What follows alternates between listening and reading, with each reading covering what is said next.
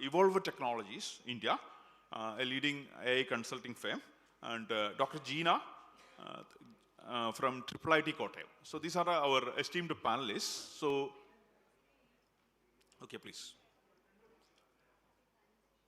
So, as I have already mentioned, the AI is a very disruptive technology, and there are many startups jumping into using this in diverse fields. So there are startups which directly do research in AI technologies, those who are running applied research using the latest LLM techniques. And many are trying to build systems, develop government solutions, and a lot of other activities in various spheres.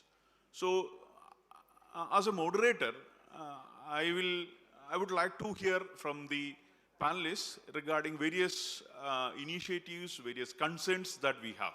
So, first of all, I would like to invite Dr. Unnikrishnan to set the context about governmental thing, how the startups should see government initiatives, what kind of problems they should solve in government, and how the innovation side should be looked after.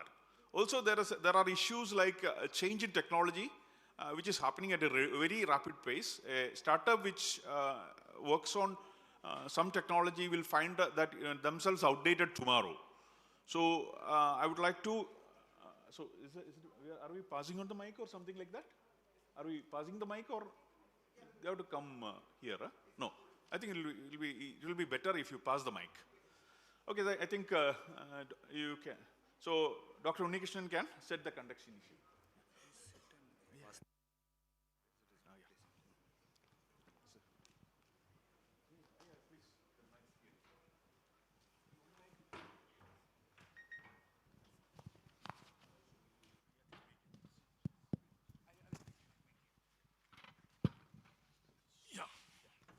Thank you, Sunil, for this opportunity. I'll start off with a small anecdotal experience of mine.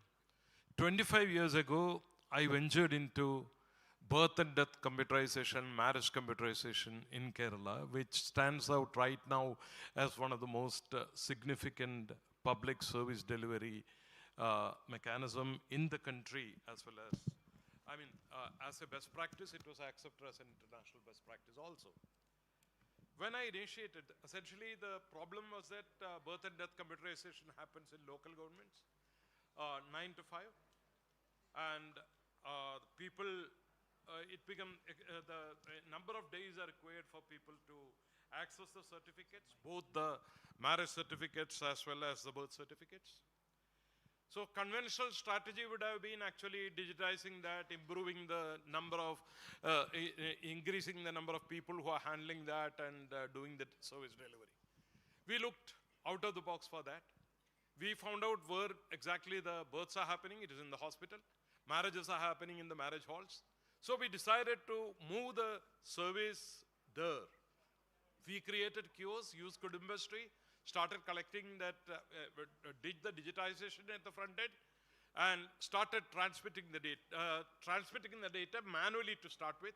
Later on, at the next stage, it was put into the data was transmitted over internet, and then digital signature was applied, and we had a beautiful solution in place.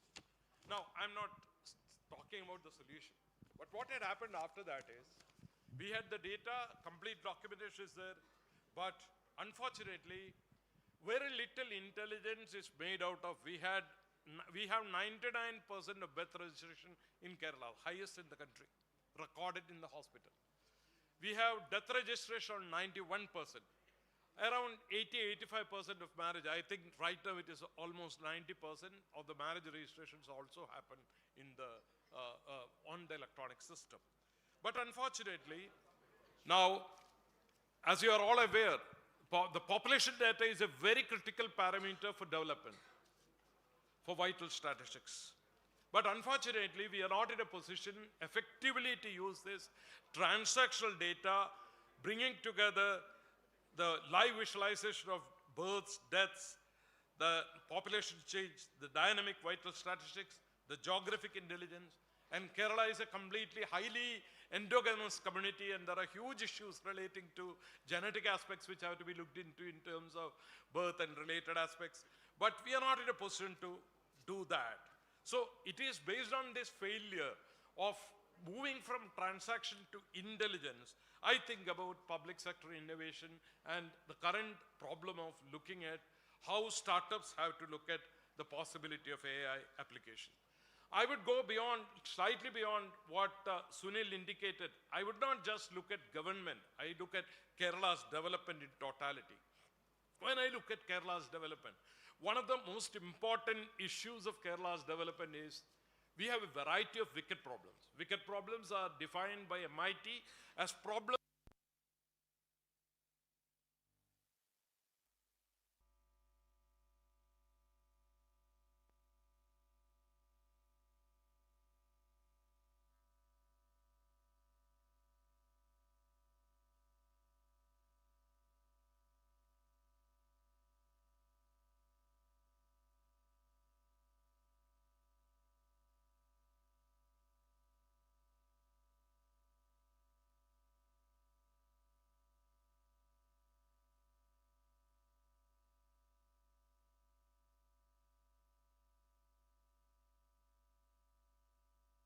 extremely agile approaches and also cross-sectoral interventions. I will not go into details of all the wicked problems which I have cited. Only one I will just talk about, human-wildlife conflict. 55 crores in compensation to 2020-24, 478 deaths, 6,452 injuries, 35,604 crop losses. Government has come up with compensation programs, but we have not been able to address the problem. Variety of issues, habitat fragmentation, forest ecology, livelihood alternatives have to be brought up, institutional coordination, climate change adaptation. There is a huge intelligence gap between the transaction data. Forest data has compensation, forest department has got corridor maps and compensation data. Agriculture extension has crop data. Climate scientists have animal behavior data, but nobody synthesizes. In a village, elephants are attracted because of the crop pattern. And we shift to agroforestry, which generates income differently. This creates more and more conflicts. And so there is a need for synthesizing, and we have to address, going beyond compensation, we have to look at prevention. So this is a classic case of a wicked problem. I will not go into the details of the other wicked problems because of the time issue. But fundamentally, if you look through all these problems, the basic issue is that there is a transactional siloing. Lot of tacit information is available with the field experts, the farmers, the wildlife managers, the artisans, the health workers, who face problems at the cutting edge. The evidence is fragmented. Policy level decisions happen across departments through task forces, sectoral approaches and things like that. I think, As an intelligence infrastructure, Unni sir, you to have to just wind look up. at digitization and look at prediction. You have to wind up. Look at digitization and look at prediction. There is an approach which has to look at a platform of working with assimilation and also a platform for looking at mediation. These are two requirements which are compulsions on the startup to address this situation. I will stop at this point and pass on to the moderator. Okay.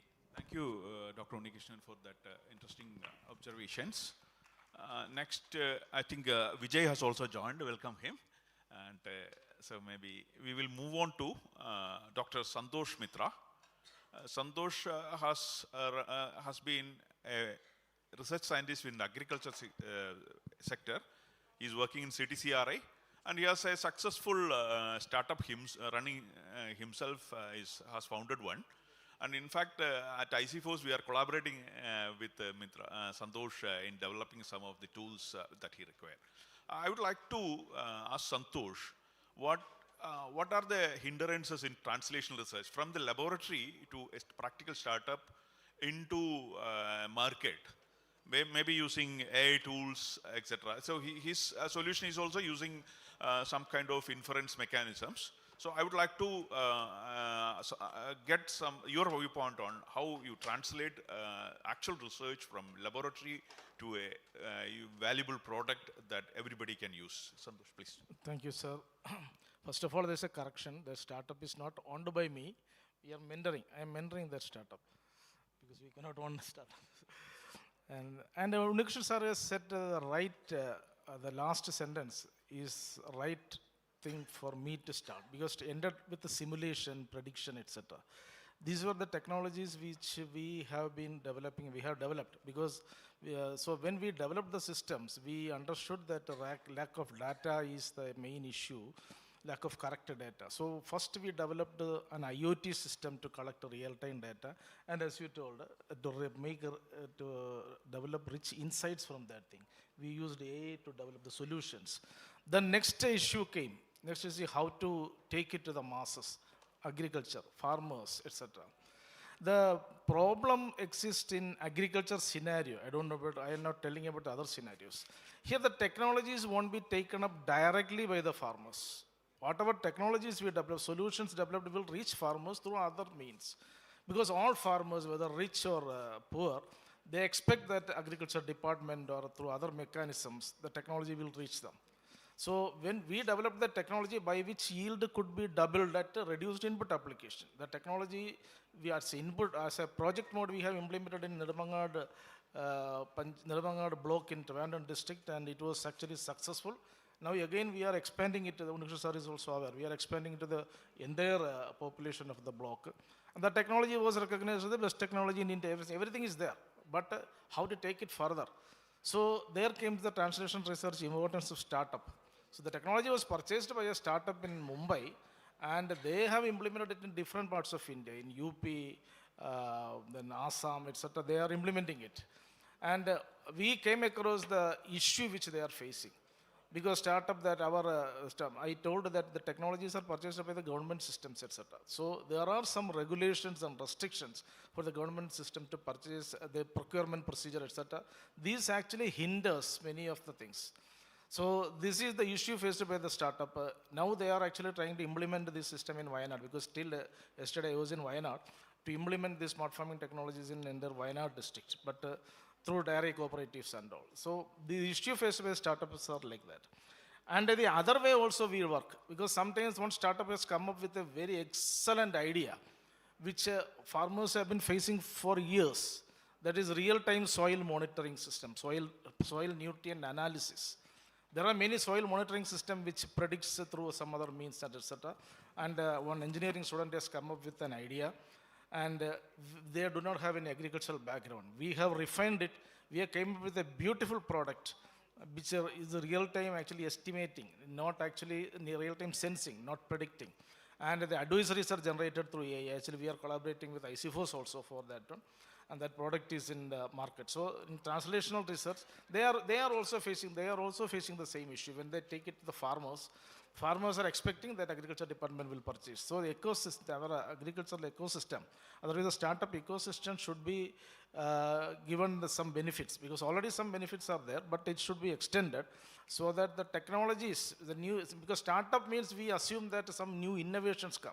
There are scope for lot of innovations in agriculture, like disease predictions, then the soil monitoring, field monitoring, market value chain, etc., market intelligence. The technologies are generated, startups and as well as our institutes are having the idea to generate, and there is scope for translating it to the public, but the startup ecosystem should be given more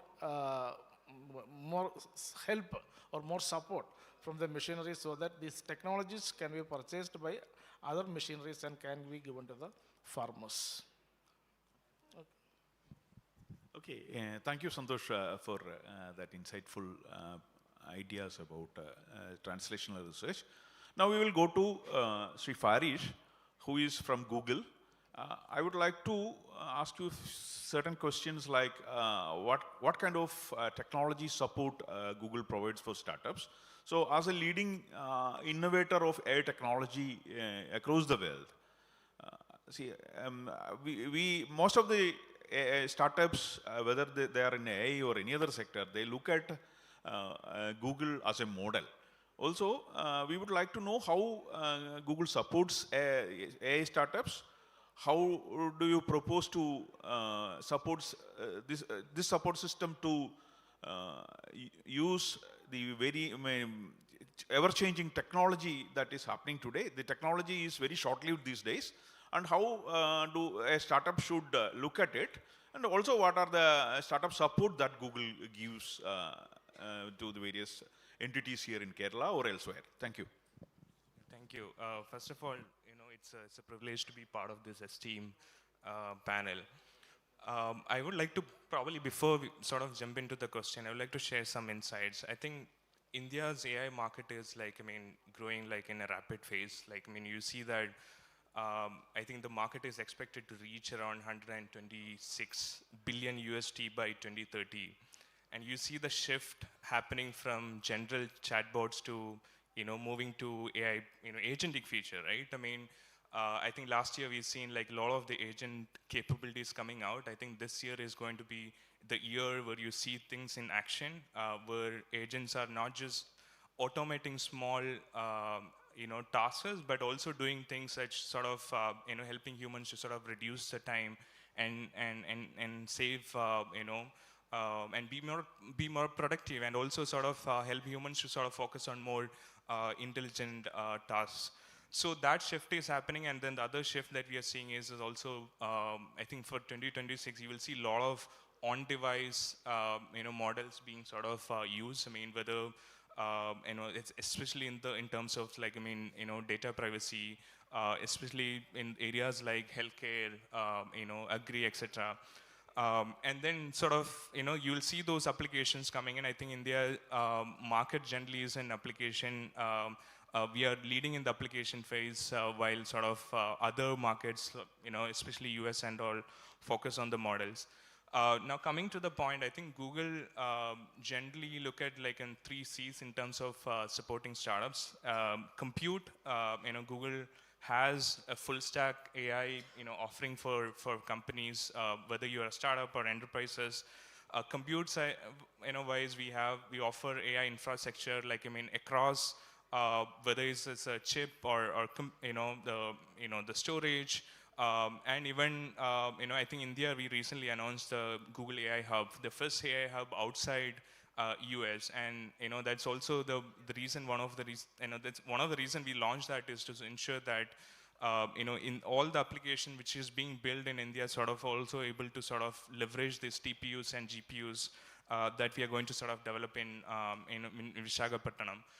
Compute is one, and the second C is the community. So we have these developer communities that we run across India, including Trivandrum, Kochi, and across the world as well. So startups and developers have access to that. I think the upskilling is a big part of, we keep talking about using AI, but how do we sort of upskill our and developers and individuals so that they sort of keep developing the latest AI technologies or build applications on top of this. So we sort of upskill developers through these initiatives, run series of events, whether it's AI Day for Startups or DevFest, which just bring the latest AI to sort of to the hands of the developers and founders on the ground. And especially in the pace of this changing, I think what you learn tomorrow, yesterday, is not necessarily relevant tomorrow. So, so making sure that sort of the developers and individuals are sort of upskilled constantly is a big part of it. That's one of the reasons we sort of focus on the community by running different initiatives, by going to not just doing it in bigger cities like Bangalore, but also doing it across India. And I think Kerala is a big focus for us. We keep doing these initiatives, in Kerala as well. And then last part is the capability. The capability side, how do we sort of, when we build, when the startups build, the application on top of any of our models, I think generally the models are sort of, my recommendation for the startups is not necessarily chase the models. Models keep changing, keep improving. Find the model that work for you, and then fine tune and make sure that you sort of go vertical focus. So you are sort of, you have a technology that is also creating unique value. So, even if you're building on models like our Gemini or Gemma, etc. So our accelerator program, we have programs like Accelerator, which support startups through mentorships, hands-on technical guidance. We bring the people from DeepMind, Google Cloud, Android, different teams, and help them to solve very specific problems that help the society eventually. There are a couple of startups from Kerala also who are part of that. Entry is one great example of that. While Entry is not, I don't know how many of you know Entry. It's an edtech platform which sort of help 15 millions users to learn and be job ready. So for you, Entry is just an app, right? But I think what they've tried doing is like they started leveraging AI into their, it's not an AI native company. They start leveraging AI that helps them to sort of save, increase their, the retention of their paid subscription by 20%. And 20% of the 15 million is huge.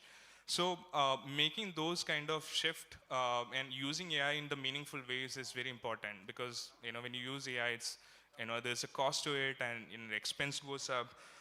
So we focus on those kind of support through our accelerator program to ensure that startups solve meaningful problem.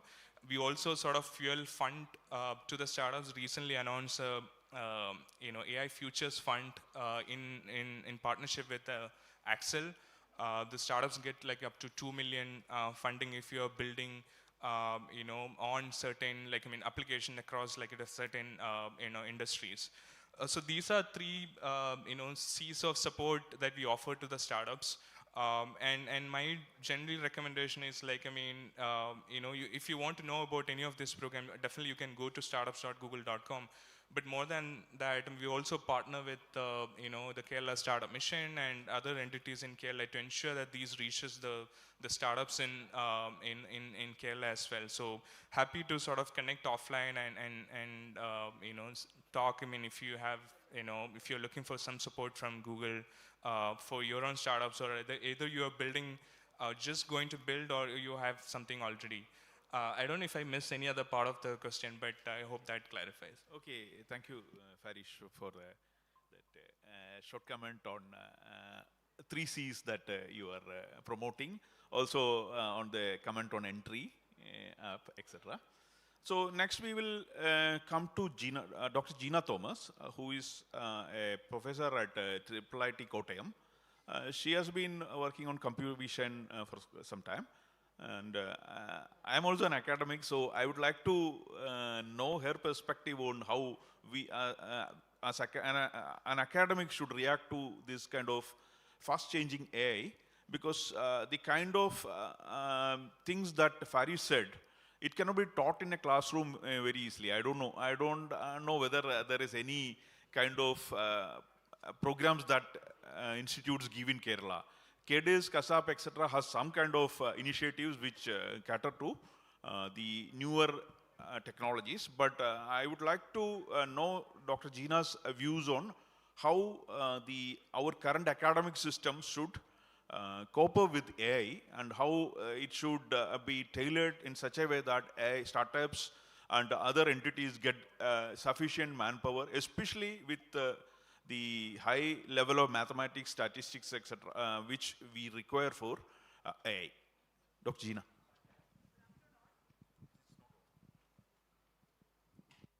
Good afternoon, all. So, current academic institutions should act as a bridging the gap between the industry as well as the government. And here, the academic institutions, there are a lot of unidentified gems. So the industry as well as the government organizations should provide an opportunity to work on certain kind of public sector solutions. And also they should provide a certain kind of funding opportunities in order to promote their entrepreneurship of technical skill as well as technical expertise. And in the case of that, this industry as well as government organizations should provide their unsolved problems as a part of their postgraduates as well as undergraduate capstone project, so that they will be getting an opportunity to work on such projects, and that eventually they will be how to utilize or to explore the startups, infrastructures, resources, and all. So these talented students should be eventually get absorbed by these startups. And also one of the change that I found should be comes to the academic level of side.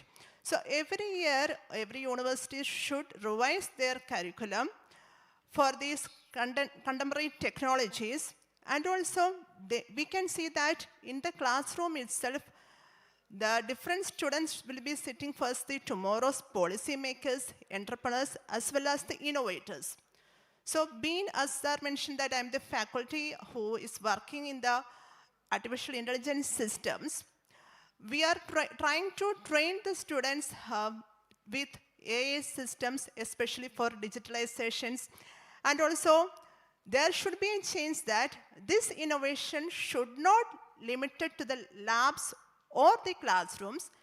There should be a translational research which can the students able to work on these projects and should market their projects to the public sector domains. Especially there are a lot of unsolved problems in our domains itself, especially certain kinds of critical domains like agriculture, healthcare industries. And as an academicians, the academic industries, the academicians should work in collaborations with the industries to promote the cutting-edge solutions to solve these problems. But the innovation is that we are not trying to make the students to blindly solve the problems. And also, as an academician, we are trying to make the students as a responsible citizens so that we are trying to build these AI systems, how to promote them, the usage more responsibly. And also, as mentioned that here, a portion of the CSR funding is utilized for promoting the UG projects. Likewise, also, we can also the governments or the public sectors or the startup also can provide certain fellowships for the startup, especially for the PhD students as well as the postgraduate students. And I think that these are the major changes that we can follow for the academic level so that the students may get motivated, so that they may get insight for how to work in the cutting edge technologies, and also how they will get also focus on how come they will work on the interdisciplinary projects. So even though we are promoting the adoption of AI, they should identify what are the key techniques, not limiting to this particular technique alone. They should able to work on different interdisciplinary projects so that they will get confident and eventually they will feel that I can build a high AI system.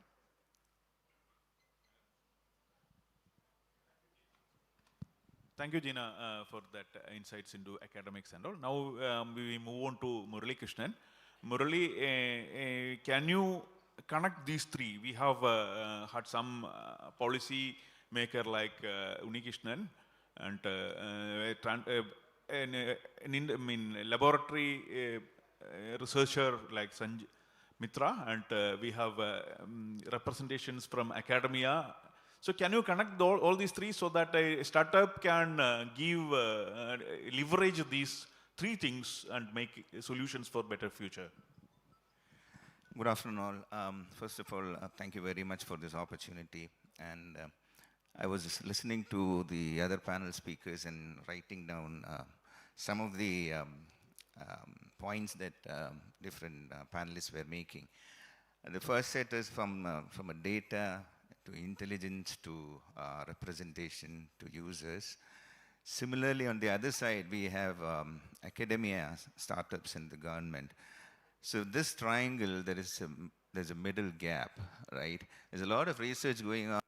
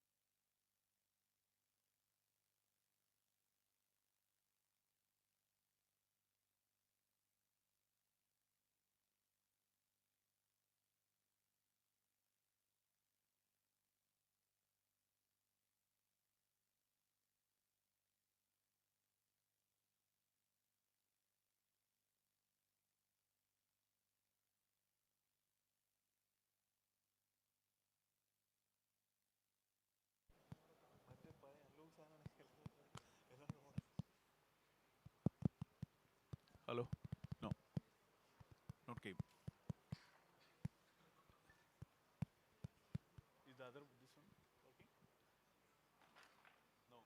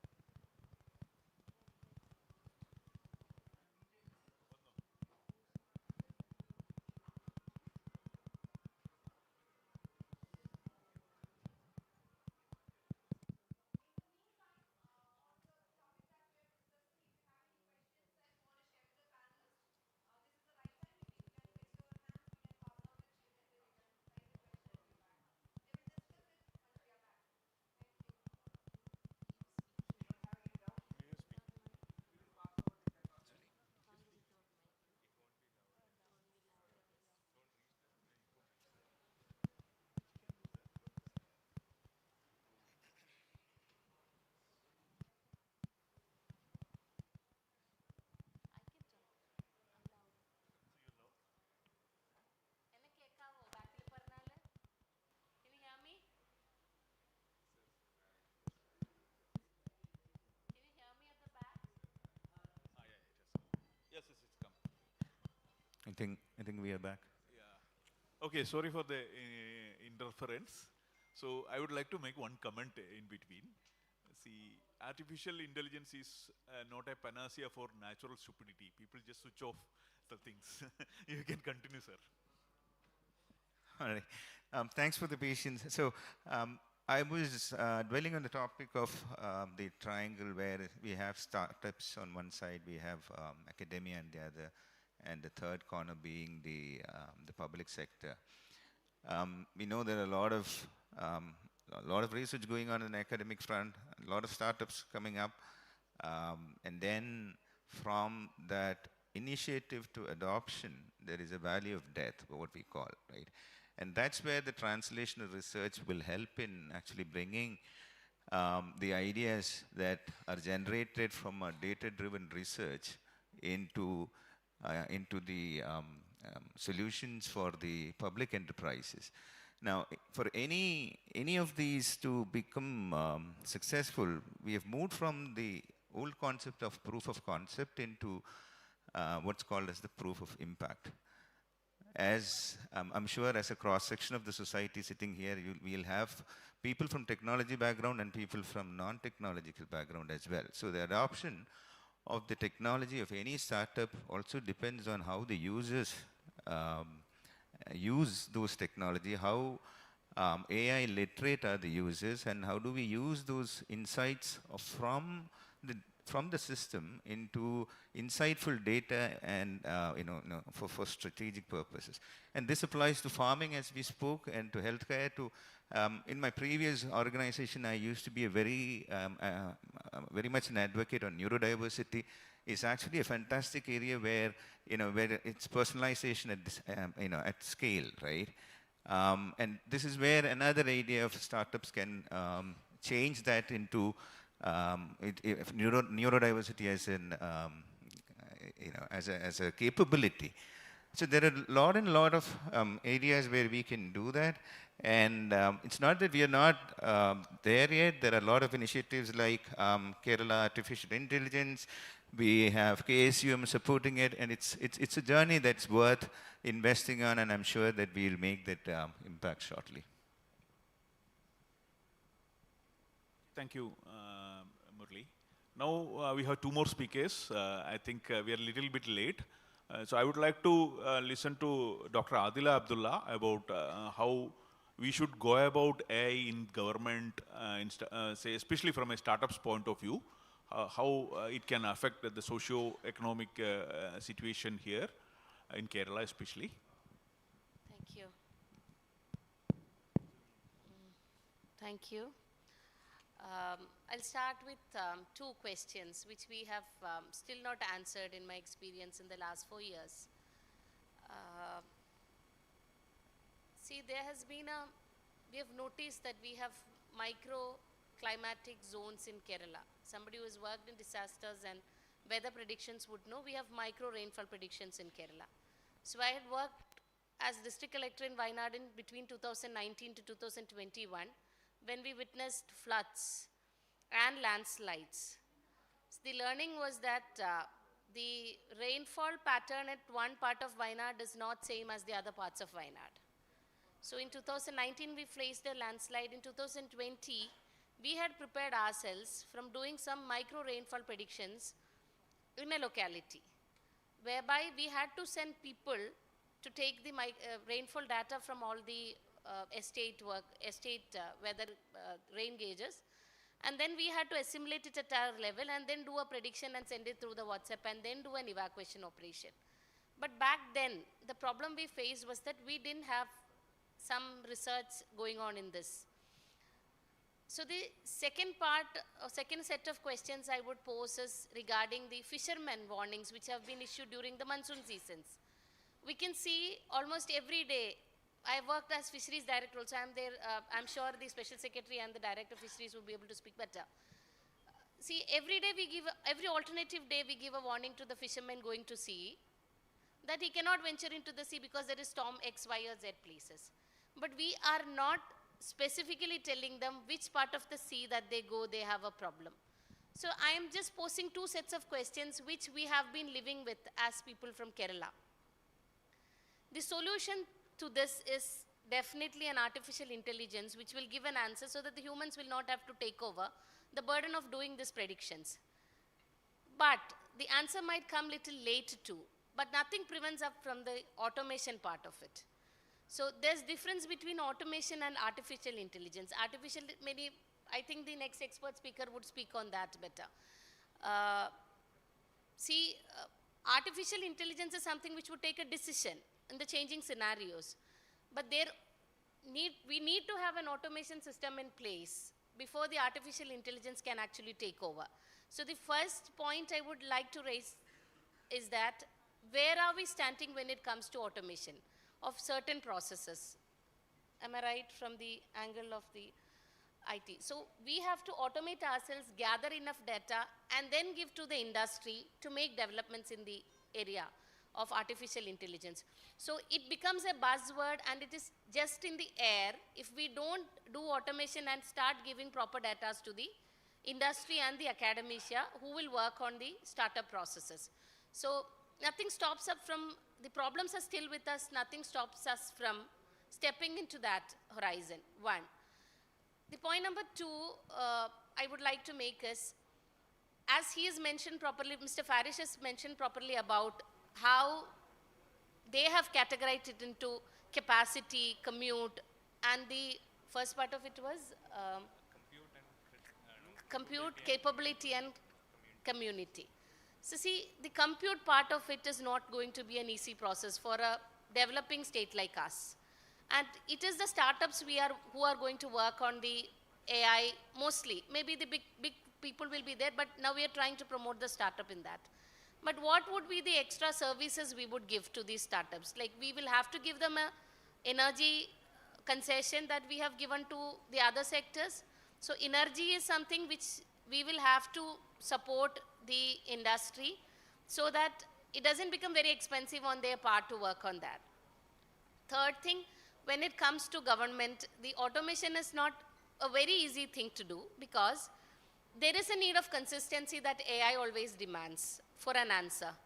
But given the set of scenarios, we have districts which speak 7 languages, certain places which speak 7 dialects.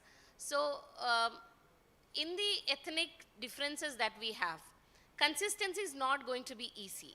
But consistency is definitely going to happen, but it's not going to be an easy thing which will be made available. But nothing stops us from making the steps to move forward. That would be, yeah, I have a minute more, so I'm done. So the fourth question I would like to give it to the thing is, how would the ethics part of it be ingrained into the research and the research process that is happening? So I can easily quote the children. See, I would have read you what my daughter, my 10-year-old daughter was asking the artificial intelligence while I was on a study purpose, while I was on another work to the place. She was not prepared for her Talents Day. So she missed her mother. The next question she's asking to the artificial intelligence, what would I perform for the Talents Day? So, so such questions children have already started asking. So we will have to reach out to the children and also see what the answers the artificial intelligence would be giving to our children and what will be the ethics which has to be managed in that. So I stop here because it's a wide subject, but there is still more processes to go. We need to work on the ethics, we need to work on the energy part of it, we need to work on the automation part of it, and I'm sure we will be able to take up with this conclaves and other collaborations which are happening. We'll be able to take the discussion forward. Thank you very much. Okay, thank you, ma'am. I just want to make one comment on the first two questions she posed. The technology for this kind of distributed data collection is already there in place. In fact, my organization, ICFOS, has an extensive network of climate stations across Kerala. After more are coming up, you can just have a look at in our stall what kind of technology we offer for startups. The technology is ready for transfer for the startups also. And next we will move on to Mr. Vijay. I would like to know, as a person who is doing AI transformation of organizations, companies, etc., I would like to know what a startup a company should look for in AI transformation, how the government should take this kind of initiatives, what are the issues that you may face while doing though, like data, ethics, etc. Can you make a quick comment on that? Sure. First of all, sorry for coming late. I was with the secretary. As punishment, I can only see this part of the audience. I cannot see this. So, do you mind if I stand up? No. I can see. I'm not able to see them. No, it's okay. Thank you for the lovely panel. It's good to be last, so I know what is already covered. Maybe I'll do a small, quick Q&A if you don't mind. Have you all heard of driverless cars in the US? Driverless cars? Is that going to be a future? At some point, somewhere in the future, all cars will be driverless? Right? Yes or no? Yes. Okay. Now, if a driverless car crashes and if a human-led car crashes, which makes more news? Driverless crash. Because it's not expected, right? It is to be rare. If you have a driverless car, same like aeroplane and cars, if aeroplane crashes, it makes more news. Why? Because it's rare. It's not supposed to crash, right? And airplanes have been using AI for many years, many generations. So when a driverless car world comes true, who is the first person to lose the job? Drivers, right? Who is the second person to lose the job?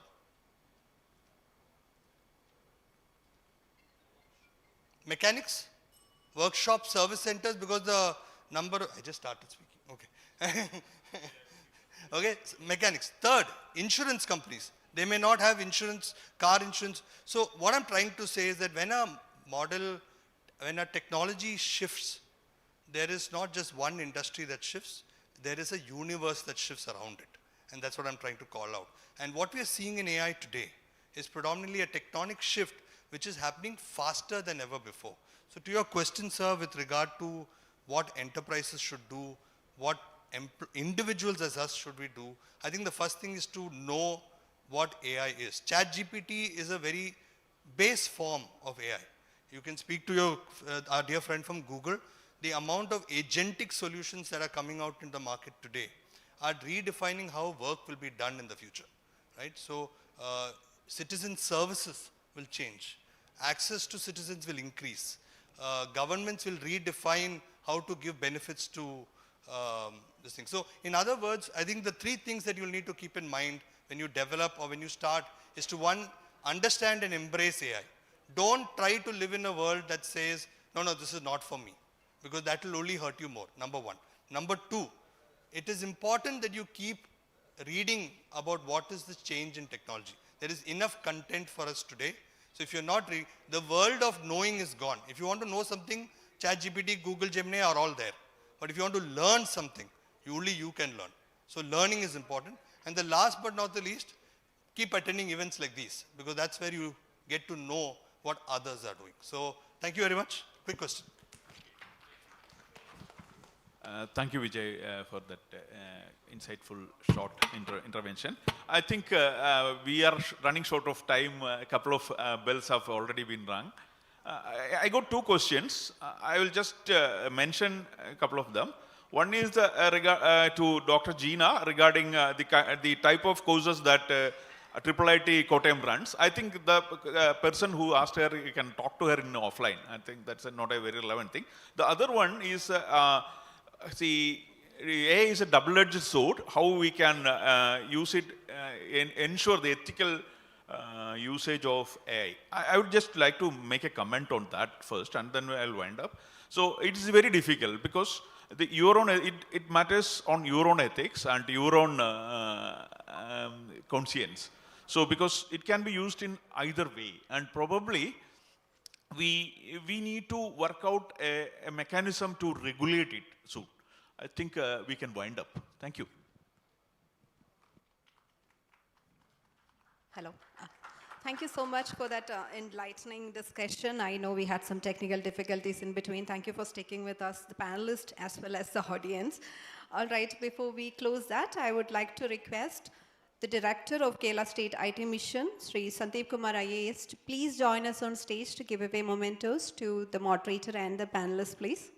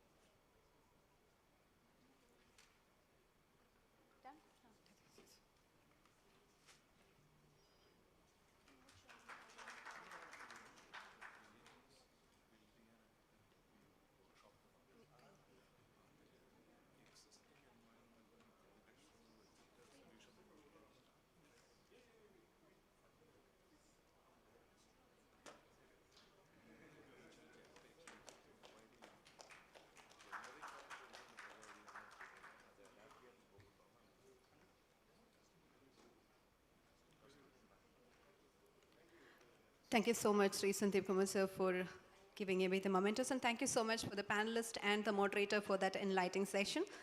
We will move on to the next part of our agenda. We are moving on to a tech talk. Even with all the technical difficulties, the person who are going to speak to us has gracefully agreed to do it even without that technical support. So thank you so much for that. So the topic that we are moving into would be AI for sustainable and resilient blue economy, Kerala's fisheries experience.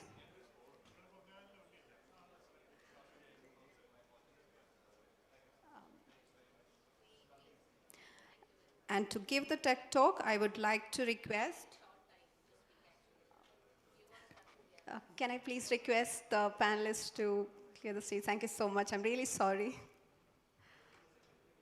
All right, let me invite Sri B. Abdul Nasir IAS, the Special Secretary for Fisheries Department, Government of Kerala, to deliver his tech talk. Welcome, sir.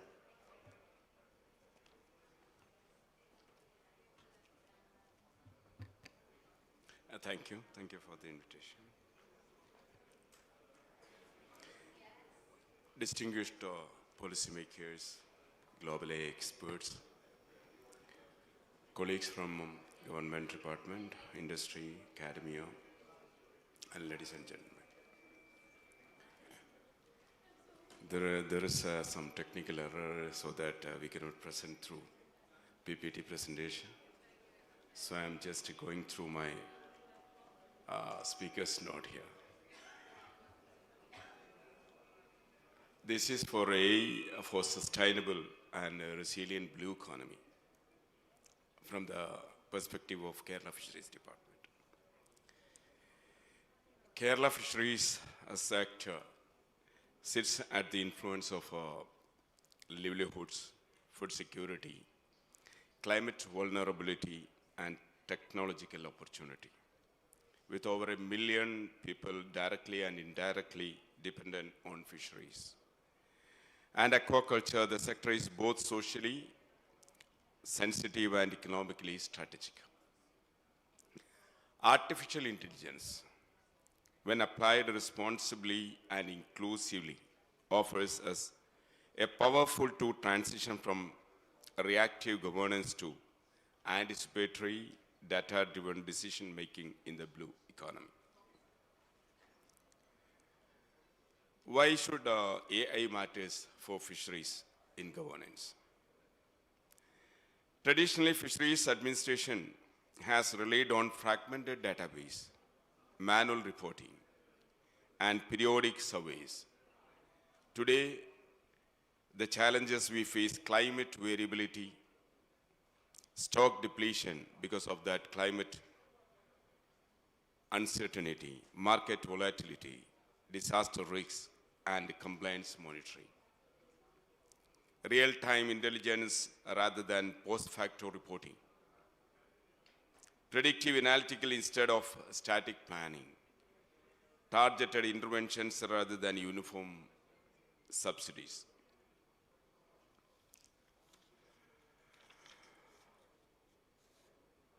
Kerala's maritime profile, I have to show in the presentation. We have more than 600 kilometer long Arabian coastline. And it is a strategic maritime access to. As already told, we have more than 1 million population here in the fishermen communities. Our annual fish production ranges between 9 to 9.5 lakh tons every year. That has been crossed the estimate by CMFRI. That is normally 8 to 8.5. We have, everybody knows, we have 44 rivers and abundance of reservoirs. We have a good market leadership in Kerala. India's highest per capita consumption, more than that of 20 kilograms per year, and strong export-oriented value chains. Our production growth, 2024-25, figures exceed all estimates, reaching 6.47 lakh tons for marine and 2.81 lakh tons for inland fisheries. We wanted to shift from the department from resource-based fisheries sector to intelligence-driven fisheries sector. And it is a shift from volume to value. There are a lot of challenges we have to address. Nearshore stock stress and the increasing impact of climate volatility on fishery incomes. We have scheduled ban from June 9th to July 31st, but at the same time, unscheduled bans are also there because of the various climate volatility. There are a lot of achievements, even though we are having a lot of challenges there. Marine Inland Success implemented 7,650 artificial reefs in our Arabian Sea. That is one of the highest in the country. We started modernizing the fleets, and it is already finished 100, and we are moving on. And vessels registered in our portal is more than 39,000. We have spent more than 100 crores, or 114.6 crores in social welfare schemes among the fisher communities. It is, apart from the expenditure we have done in Punargeham housing project. We are going to, in the process of upgrading our 26 harbors, 204 fish landing centers. And the digital transformation, that is the theme. Transition from paper to integrated system through the digitization of fisher database and GS mapping assets. We use currently potential fishing zone, PFS, advisories and early warning system, but in a nutshell. And we are also using AI for detecting illegal fishing processes. Future architecture, flagship proposals are there. Establishing Kerala Fisheries AI Mission as a cross-sectoral program.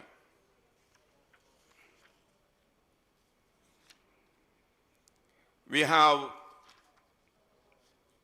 a lot of proposals, and we have a lot of projects in the artificial intelligence system now for the current development systems here in Fisheries Department.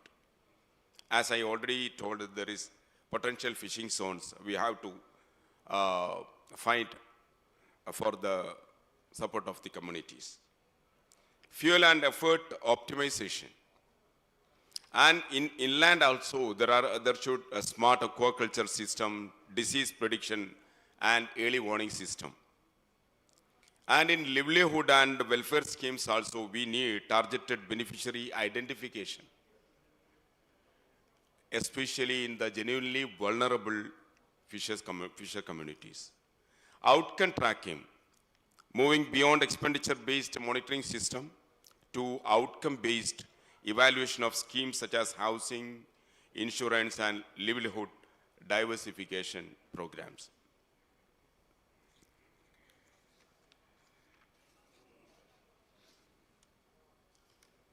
And finally, we have a digital twin.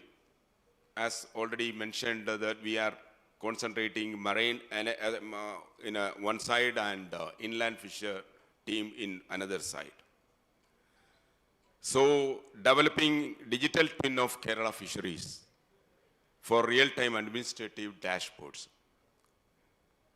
This is our testbed Kerala, because of Kerala is the ideal testbed for AI due to its high resource density, strong cooperative sector through Multifed and many other SAF-like programs, and progressive policy environment.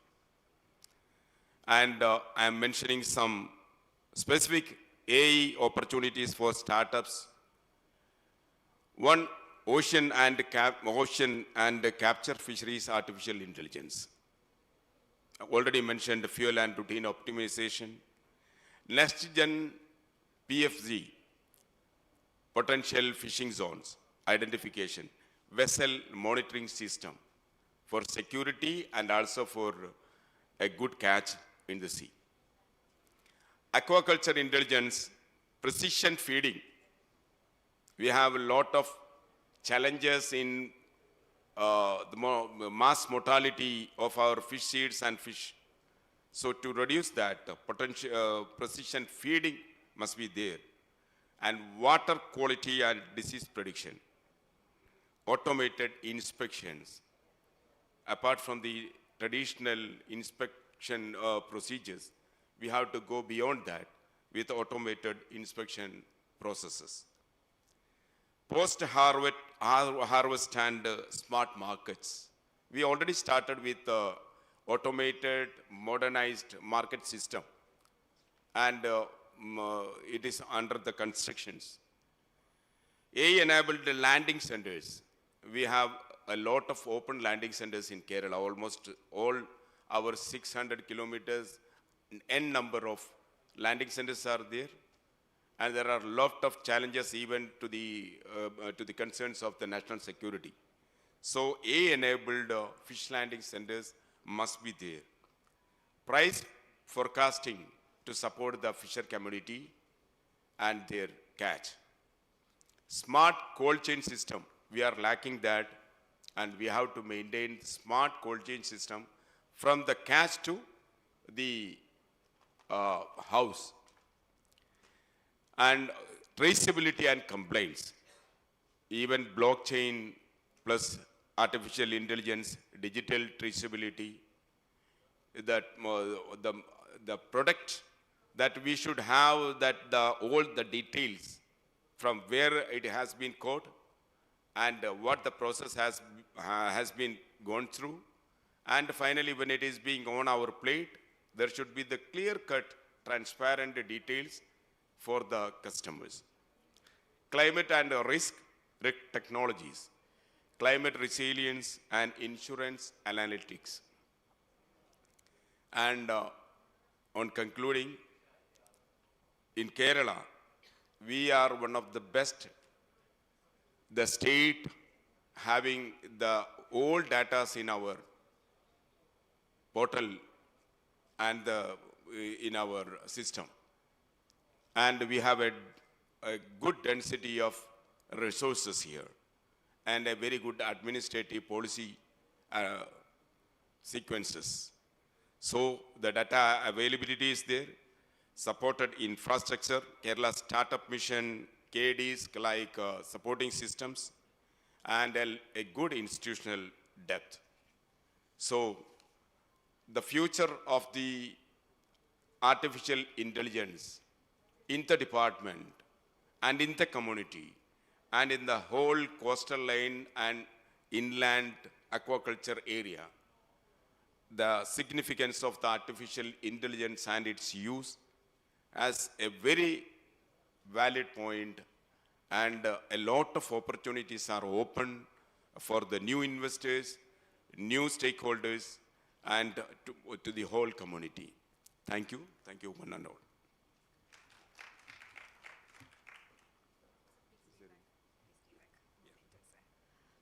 Thank you so much for that talk, sir. It's good to know about the experiences Kerala Fisheries is going through with AI. Thank you so much for that. And to give away the memento to him, I would like to request Sri Sandeep Kumar IAS, the Director of Kerala State IT Mission, to please come to the stage. Sandeep sir, can I request you to please come to the stage? Sandeep sir, please.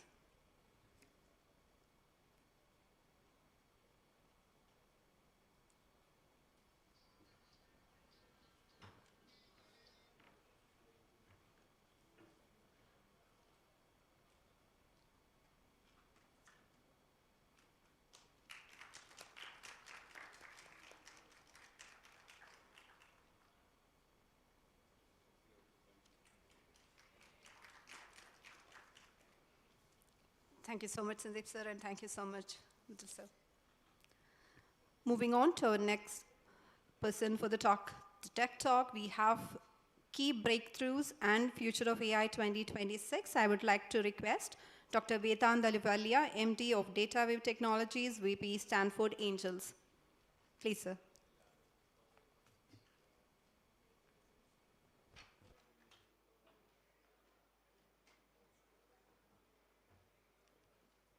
Thank you.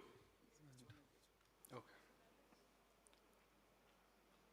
Yeah, this one, we can open that. So unfortunately, don't have the presentation to show you today. In the era of AI, we still have technical problems. But Nevertheless, would want to really elaborate and showcase what is the vision of 26 and how big this year is for AI globally. Just a quick introduction for those of you that don't know me. I've done my master's in AI from Stanford, worked in the AI lab there alongside Dr. Andrew Ng, taught CS229 and a couple of other things there, and also been instrumental in several initiatives globally in AI. So what our role in the overall landscape of AI is we want to support, we want to democratize a lot of the knowledge and ensure that people across the world all have access and opportunity to build something really great in this time, because a lot of our predecessors, key innovators, key scientists in India and globally have really hoped and dreamed of one company that changes the world coming from their country. Of course, in India, that's been a big dream, that why can't a Microsoft, Google of this level come from India and change the world? And of course, in every country, even Africa is now saying, these are the 4 revolutions that we've missed, the next revolution of AI, we want to be the leaders.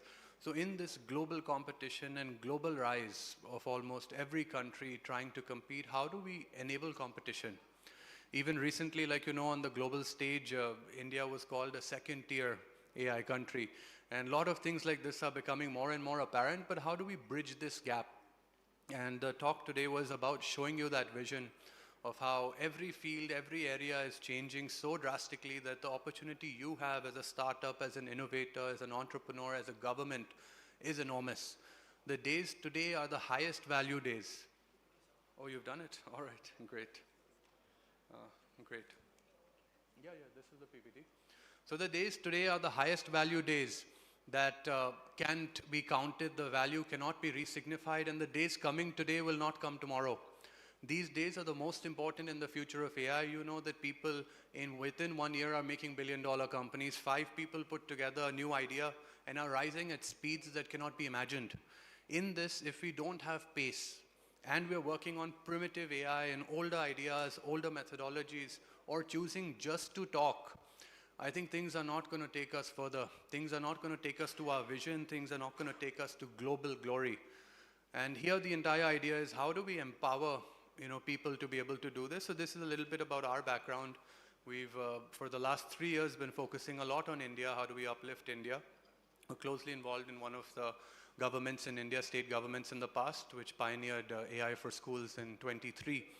This is what US, China, and other places are following in 25. And this was kind of a state-level mission. How do we compete with the Valley instead of competing within India? And pioneering work was done here. And our entire mission and vision is how do we take this now to the next level as a country, empower different states, empower different entrepreneurs to do that. Now that we have the slides just changing across, there's a little bit about our background, what we've done. And just coming to this, these are our 3 flagship initiatives that we've done in India. So we started off a lot of our endeavors by setting up one lab at Mayo College, which is a top 5 school in India, which was globally shown and pioneered as a model on how AI transformation can be achieved for school level. School kids started creating such AI that not even engineers could create. And this model even drew attention of the Stanford dean, who came by, met the kids, and he said, this is amazing, let's bring our alumni projects here. What was unique in this model was that when the principal said that the idea is, how do I create the next Google and Microsoft from India and specifically my school, we decided on an approach that was historically pioneered, an approach that Steve Jobs followed. And if you see the IT revolution, the biggest credit of success in IT is actually given to a lot of people, but mainly one man is purely responsible, and that is Steve Jobs. He is the reason you are using a computer. He is the reason you're using a phone. And that is the same revolution we chose to bring in AI by bringing this entire operating system methodology, which is already a level above what current world is talking about, where everyone's saying, let's use ChatGPT, let's use Claude, let's use these AIs. We're talking about how do we make AI yours? How do you own the IP? How do you ensure data security? Where everyone is focusing on just one thing of using AI, and India's global narrative has always been consumer. I think the next phase is where India becomes the producer. And this is something we're championing globally. So here the idea is to show you different applications and areas. If you think any area in the world is not going to change with AI, you are mistaken. Right from finance, right from every different field, there are several innovations, even in real estate, that are coming through with AI. And there are many reasons, but corely three that are driving why AI is needed in your industry. How many of you remember Kodak? Please raise your hands. Yes. How many of you ever used the BlackBerry? No one here. Okay. So these were companies that governed the space. These were the Apples, Microsofts of their time. But they don't exist because they were not able to evolve with technology. What AI is that same thing but for every field. Whether you're into making dish soap, whether you're into making primitive furniture, you too will be replaced with AI if you don't adapt. The key is that it reduces the cost so much. It brings about personalization and quality. AI is able to use robots to generate the microscriptures that India has historically on our temples and everything. Robots are now generating that. Anything you can imagine, if you put AI to it, these things are becoming reality as we speak, and not reality that we spent 10 years building it. It's a few years and it's live. In Google, the CEO has recently said that if you're working on a product and you don't build it in 7 days, you're already behind the curve. You should probably stop building it already. And this is what AI has brought us. So when you innovate, you have to think about speed. In AI, the only currency is time. If you're wasting time, you're wasting the only currency that can drive you to success. Just focus on speed and innovation. So here I'll walk you through some cases where there's ripe innovation happening and ripe innovation being adopted by large companies, where US has now focused on improving yield 3 times in agriculture and other places. How many people are affiliated with the agriculture sector? One person there. So what is the difference between yield in US and yield in India? Direct difference. And Indian agriculture output quality is one of the lowest in the world. International societies don't treat it as acceptable because the practices followed, a lot of things are not at that scale. Why? How do we change it? The answers lie in AI, bringing about that change to improve our yield, to double production. Food sufficiency, food security, some of the biggest challenges we'll face in the next few years. The solutions lie in AI. And these are small ideas, small things, but the problems are all around you. You know, one thing that really makes Stanford unique, where I studied, is that everyone doesn't become a victim. They don't think, government will come and save us, someone else should solve this problem. When they see a problem, they think, why should I not solve it? And that is what has created this entire legacy. And like Stanford started off from farmland. It was one politician, one person's vision that created one of the biggest universities in the world that has created, invented Google. Professors and students worked on Google. How many of you knew this? The Google came out of research that professors and students did together at Stanford. So did Yahoo. So did the internet. A lot of those things were invented by professors, students sitting together, imagining what could be a better world. Their commercialization was success. But in the end, why can't we replicate this? Why can't we as a country and institution and other places do this? Why does Sabir Bhatia need to go from BITS Pilani to Stanford to create Hotmail? Why doesn't he create it here?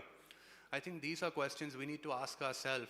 And AI is that opportunity to really unlock the historical gaps that we've had as a society. So do answer these questions, think about these. The idea is to give you food for thought and thinking so that you can move towards a different pedigree, a different legacy in AI. These are on the industrial side. Sorry. On the industrial side, there's so much happening on AI. Future of machineries are being automated to such levels that before they become sick. A machine's making a small noise. Many engineers won't know what that means, but AI does. Preventive maintenance is talk of the town in many cases. Implementation is not being done. Implementation has happened globally. We need to move forward and start doing things that change this. Next slide. In finance. Finance has truly become another driver of global success, and finance and banks are one of the fastest adopters. If you see cybersecurity concerns, attacks, do you know how much Bitcoin exchanges are losing every year because of cybersecurity attacks? What about banks and UPI transactions? I think the Cybercrime Bureau in police is having requests every minute on things going through. Where are the solutions? The solutions are all in your minds. When you bring AI to this field, you will see that the solutions lie here. What about real estate? People think it's a human-driven, industry, but achieving efficiency, if you do something in 2 months versus you do something in 2 days, That efficiency can come with AI. That's a big driver of success. Retail shopping. This is one of the projects we'd done long ago in 2016, where how do we measure if someone in a store is interested in buying a product, and how do we lay out the product so well that we maximize the conversions of the store. This is something that's happening on a daily basis. Imagine if you have a small store, you can get 5 times the revenue from the same store just by changing the organization and choosing the right products. These are applications that are happening now. Security. How many of you have heard about China's security model and social score? So this is something already deployed, computer vision at scale. In the other conference hall, we were talking about moving from pilots to deployment. China already has such deployments live from the last 2-3 years. At schools, they're already measuring EEG sensors to be able to see whether the student's concentrating or not, and ensuring success and learning in every student. While everyone's talking, some countries, some people are doing. And I think this is the biggest message of the moment, that we need to focus on doing. Doing is not a +1 innovation. No big startup, no big company has come by doing a +1 innovation. It's a +10 innovation that makes a difference.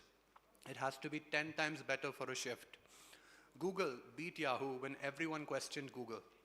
They said you cannot do better than such a big company, than such a big engine. What was better? The innovation, the technology. That was 10x better. You have to focus similarly on innovating and inventing. And that is a core skill. A lot of people say that innovation is not there in India. India has more a Jugaad mindset and other things. But I beg to differ, because originally the biggest institutions of knowledge were actually from India, Nalanda, Takshila, and a lot of these. We were the core creators of knowledge. But what happened along the way is we lost our thought, our research mindset, and a lot of things. But until you don't question, things don't get better. You have to always think, how do I improve something? How do I make it better? That's the way for the future. That's the way for the path. This is in healthcare.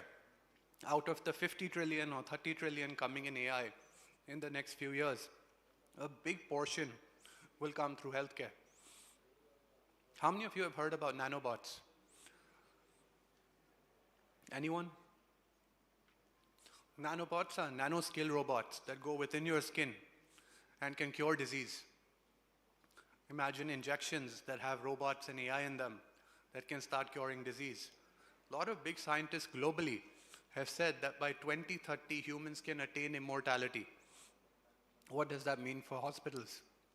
What does that mean for medical? Will we be the ones to bring it, or will we be the ones to consume it?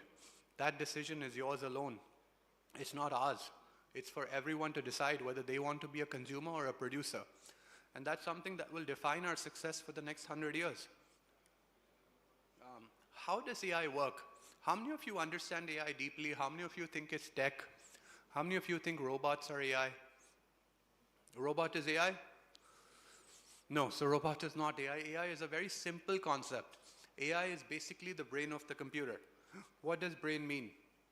Brain means bringing thinking into a computerized object.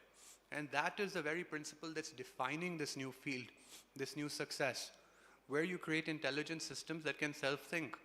One of our abilities is to see, learn, and understand. That's the ability of computer vision, our ability to see and understand. The second is on medical. If we can see people, understand if they're sitting or standing, then we can see medical images and understand if they're correct or not, having problems or not. How many of you thought that with AI coming in radiology, all radiologists would lose their jobs? But the fact is, radiologists didn't lose their jobs. There were more jobs for radiologists. New changes came because radiology became so easy to do. So a lot of people started prescribing radiology. This is an interaction AI and LLMs. This is our feature, our ability to interact with humans, which is now being recreated in AI. It's an ability of how we can talk to an AI, make it human, make it more relevant to us. And third is our skill of visualization. How many of us visualize, are creatives, and think about things deeply? This is our skill of visualizing that can be created with AI. So AI broadly broken down falls into these 3 to 4 areas that really define how the future is going and defining technologies. ChatGPT has been a big success. This is a core driver. Sorry. Yeah. So every way of working is changing. If anyone thinks that working the old way is the solution, it is not. We need to start looking at new ways of working. We need to always question if we are working optimally, or are we working and spending our time in the best way. Because the moment you start looking and spending time in an unwise way in AI, the penalty is huge. These are news and media happening around the world. Our education industry is being questioned. Thank you. People are saying that education is not relevant today. That's a big question. I think the same question was said when computers had come, whether it's making it relevant or not. And at the same side, there are not enough AI talent across the world. Every company is looking to adopt AI. Some have done it. But what extent? The reason AI is getting involved is because it improves your revenue. It allows you with the same facilities, same amount of workers to get more turnover, and allows you to reduce the costs by optimizing the operations, minimizing your risk of business by ensuring you can succeed very easily. Like I told you about Kodak and others, if you don't change, there's always someone who will change. I had met some key billionaires in Delhi, where our India headquarters is. They said that I'm scared of that one person who's thinking about how to create a better product than mine with AI. Not about other companies, not about other competition. That's the level of fear in a lot of entrepreneurs, and this is what saves you in the end, because if you think about innovation and new things, that is what disrupts. Global market is forecasted to be very large. New changes are coming. Countries, of course, will play a big role, but countries are built by people. People in the end are most important, and as long as people don't follow, people don't have their own thoughts and contribute in that way, things will not change automatically. Things will only change when people join the revolution. Being the best in AI for India is not something the government can do alone. It's only when people join the mission and race that things would happen, things would change. On that note, I welcome you all to the AI revolution. This is our chance to prove that India truly can reach its original glory, and really do question, really do think about new ways, better ways of doing things. Because just as in tech, smaller techs evolved and changed very fast, like pagers and different technologies. Similarly in AI, these technologies will change very fast. You need to pick the one that will last the test of time. Those technologies will define the future and really come in a large way to bring about a very big lasting change. So thank you all.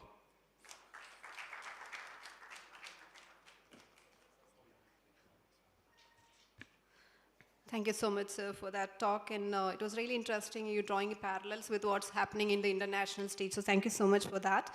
And to present Dr. Vedant Ahluwalia with Memento, can I please request the Head of Technologies, Kerala State IT Mission, Subal BS, to please come to stage.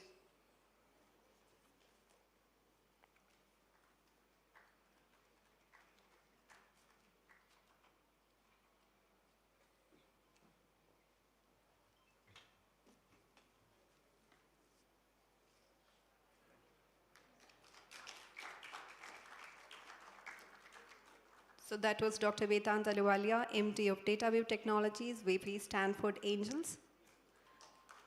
Thank you so much, sir.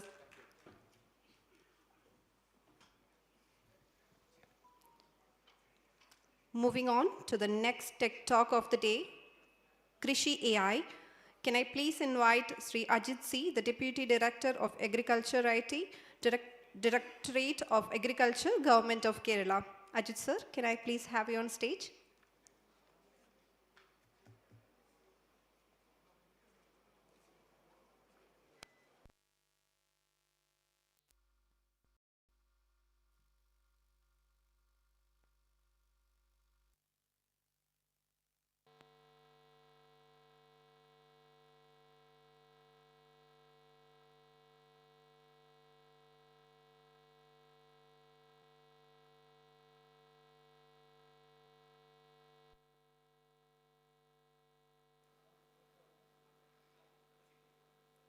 Hello?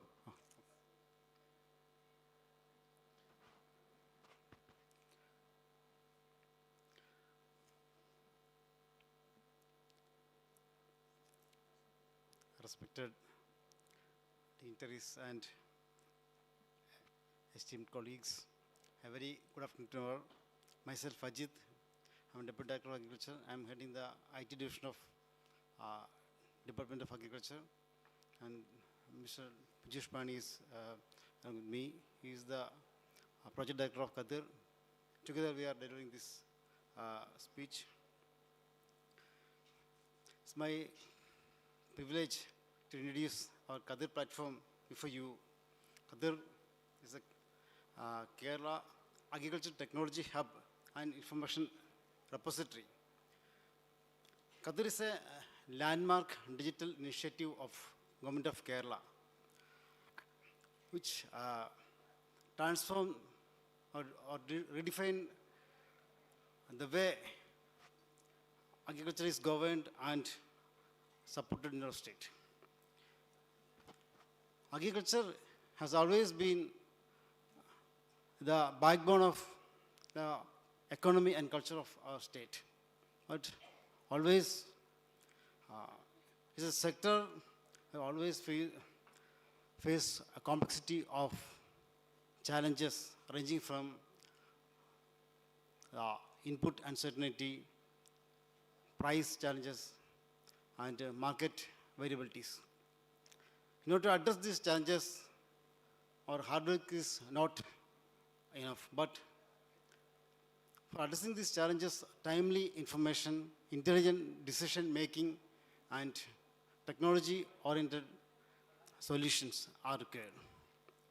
This Kadir is a platform specifically designed in order to address all these challenges faced by the agriculture sector. Kadir is not just merely a digital platform. It's a comprehensive ecosystem, comprehensive digital ecosystem developed in line with the framework of AgriStack as a part of India Digital Agriculture Mission.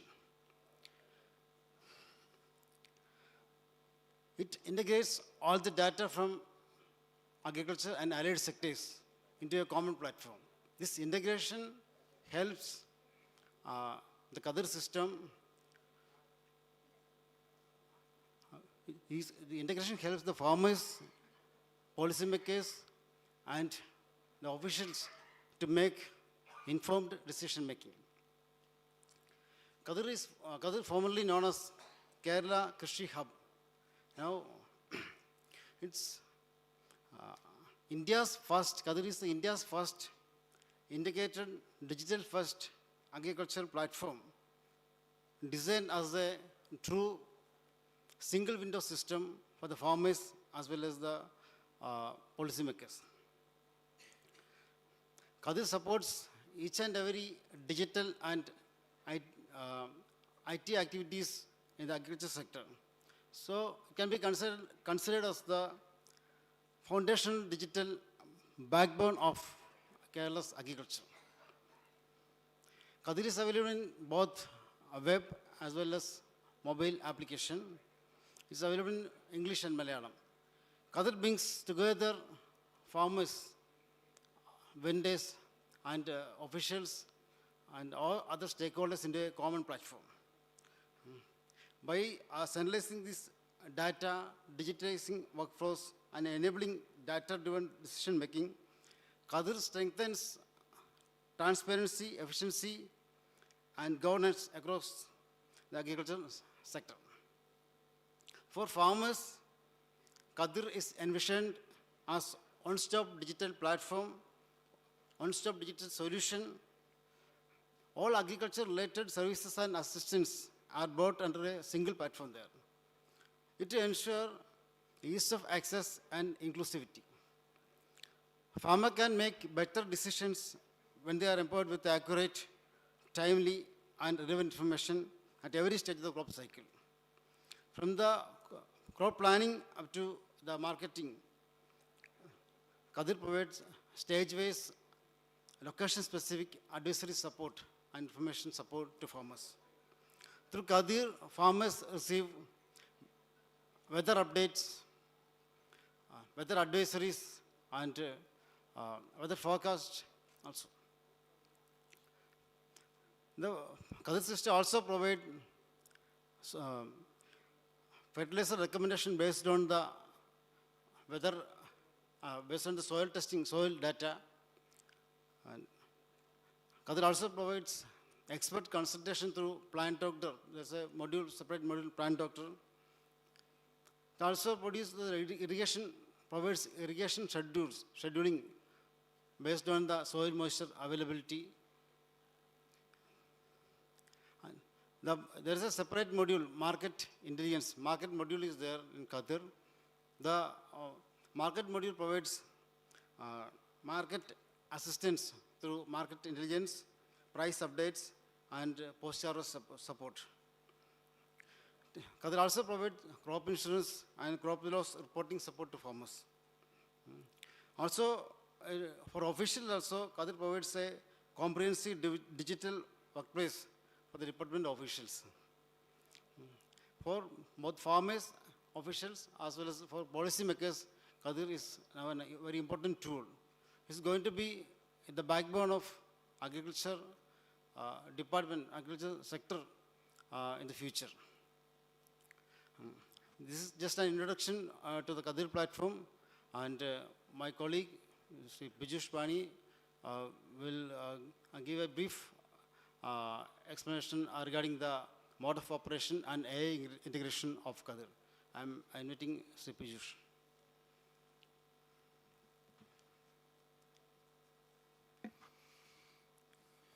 Thank you so much, Ajit sir, for giving the full introduction of what Qadir is trying to do. I will directly dig down to the AI part, what we are integrating into Qadir, how it works, and where we are trying to reach out to. From our previous discussions, we have also seen that India is being portrayed that we don't have enough yield. We are lagging behind. Up to a certain extent, we would say yes, but when it comes to Kerala, we are still ahead of other states to implement any technologies, especially AI part, into it.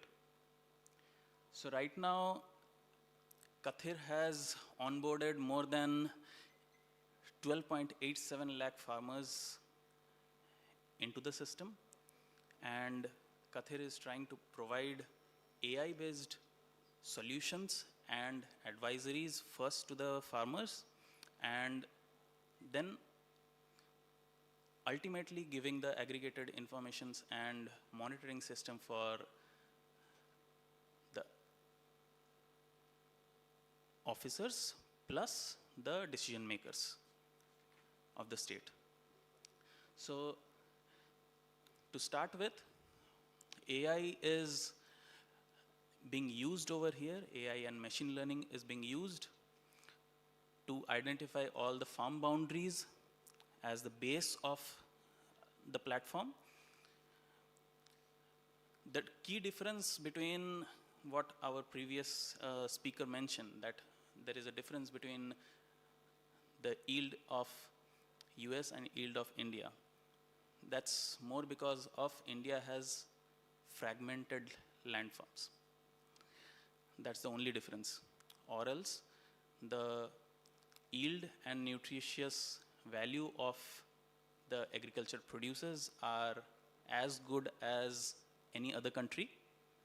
That's why most of our products are getting exported, and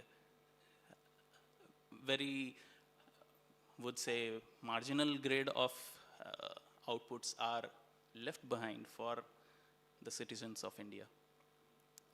So here is where those fragmented lands of the farmers, which are not possible to be monitored through any other medium till date.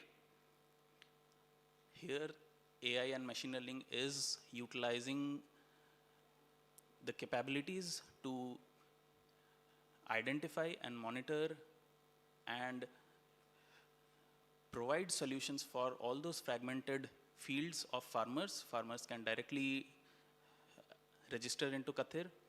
They can declare their plots, their crops, and based on that, the system provides them 8 to 10 different varieties of advisories, including pest forewarning, irrigation advisories, crop stress management. So farmers are able to get on a weekly basis how much irrigation needs to be provided if the moisture availability is comparatively less in the field for their cultivation.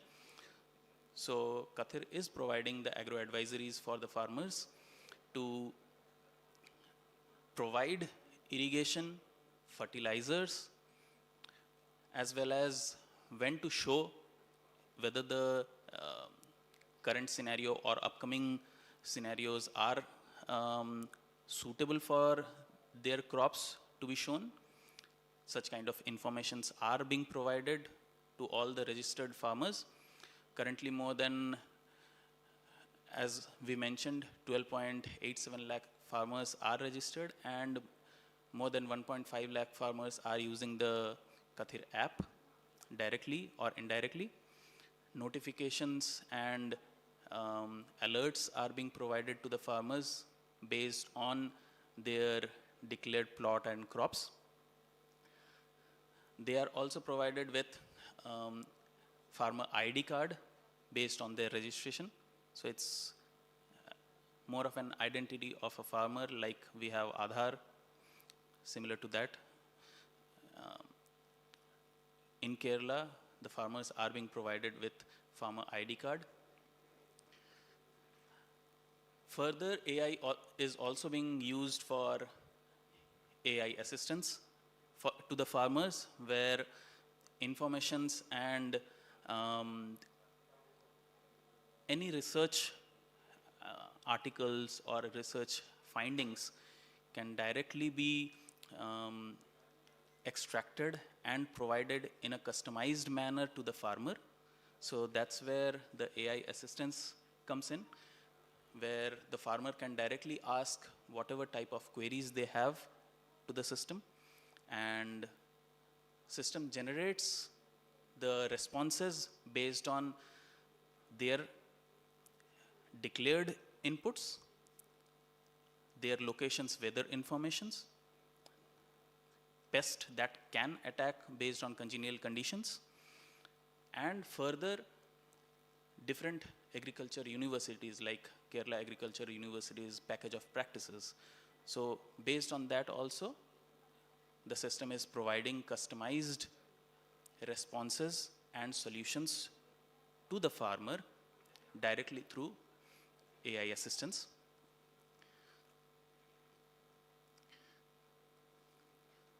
Further, the farmers can also easily apply for schemes, various schemes that the state and the central government has. So that can be directly applied through the web as well as mobile app platform without much of intervention like we used to have of entering the forms, entering the detail in the form and adding their plot detail, information then cadastral informations. Those are not required right now. They can apply for any scheme and beneficiary directly in few clicks. So these are some of the snaps which we mentioned that services are being provided to the farmers. This is the fertilizer recommendation based on the soil testing results that the farmer gets. Complete soil testing module has been involved into Kathir, where farmers can directly apply for soil testing. Soil testing labs more than 35 plus soil labs which are across Kerala are onboarded, and soil testings are happening through the system. I will take only 1 or 2 minutes more and will try to close it. Even though Kathir has more than 28 plus modules in it, it's extensive, both for farmers as well as the officer side and the decision makers. It's 15 minutes, it's too short to go through each and every one of them. But yes, we are trying to reach to that point where we can compete not just with other states of India, what complete India is trying to envisage, but also to the rest of the global platforms where AI is powering and also empowering the farmers plus the decision makers together into the system.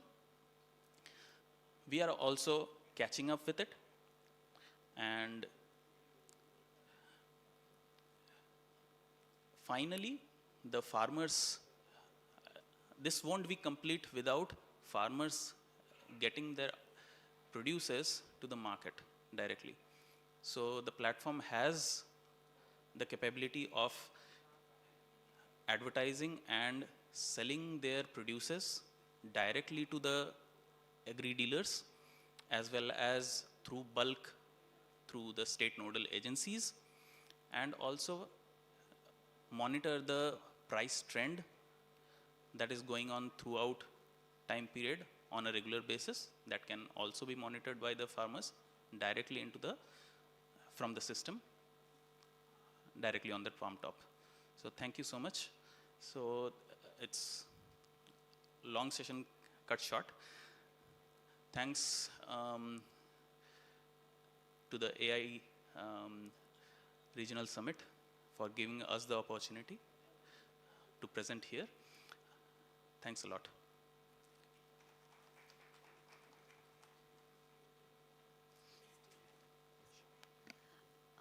So we all know the presentation that was made is a very interesting topic, certainly because it applies a lot to the Kerala environment and our agriculture, right? So I do hear that there are a couple of people who wanted to ask questions, so we will pass on the mics for that. Please do stay back, sir. So if you can raise your hands for the questions that you had, we will, yeah, yes, please.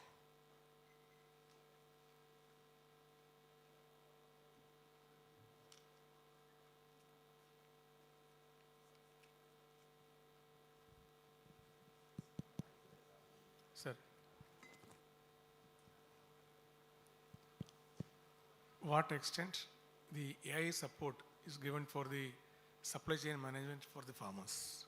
Is any pilot project in Kerala right now?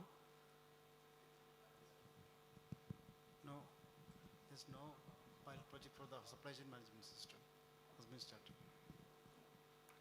One more question. Presently, is any FPOs? FPOs is linked with any warehousing? Yes, sir. So FPOs are also part of the stakeholders within Kathir. FPOs are being onboarded. More than 65 FPOs across Kerala has already been onboarded, and we are inviting other FPOs also to get onboarded and get the services through Kathir. So yes, we are trying to complete the supply chain from the farmers, FPOs, till the agribusiness dealers. So the platform gives the opportunity for all of them to get onboarded, advertise as well as demand what type of producers they want, and system has the capability to connect the supply chain. Yes, sir. Thank you. Thank you, sir. Hope that answers the question. We have one more question in the back, please.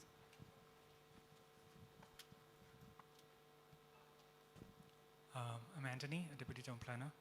So my question is, So cadastral parcel as being shown in the slide. So to what extent have you integrated cadastral parcels? I mean, it's pan state, or because there is an Enter-Bhumi initiative happening side by side. So does this capture the dynamics of land use changes? Second part of the questions, little bit louder. Does this capture the dynamics of land use change? Because anytime if land use conversion happens. Right. Yes, it does take into consideration the land use change also. So right now we are taking 2023's land use pattern currently, and on a regular basis every 2 years we are trying to upgrade and update the cadastral information based on the upgraded land use pattern. Yes, we are. Do you also happen to have the legacy data, like from 2008? Because 2008 is a landmark as far as the agriculture. Right. We are having from 2015 onwards, to be specific, the land use changes that has happened, and also we are considering all the agricultural producers that has happened from 2008 onwards. So the system has an archive and makes the decision based on the historical information, both the multi source data sets like satellite information, cadastral and land use information, the yield and productivity informations, and the demographic information. So based on all four, the system does modeling based on the complete archive data sets. Thank you. Thanks a lot. So any other questions, or we will we'll move on to the demo submission for Sri Biju and Ajit for this wonderful section and telling us more about Qatar. So let me invite Surya, the finance officer of Akshaya, to please come to the stage and give the memento.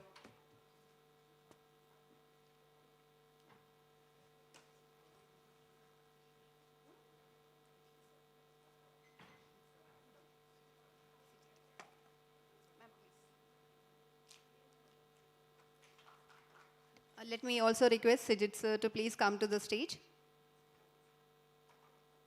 Sijit sir, please.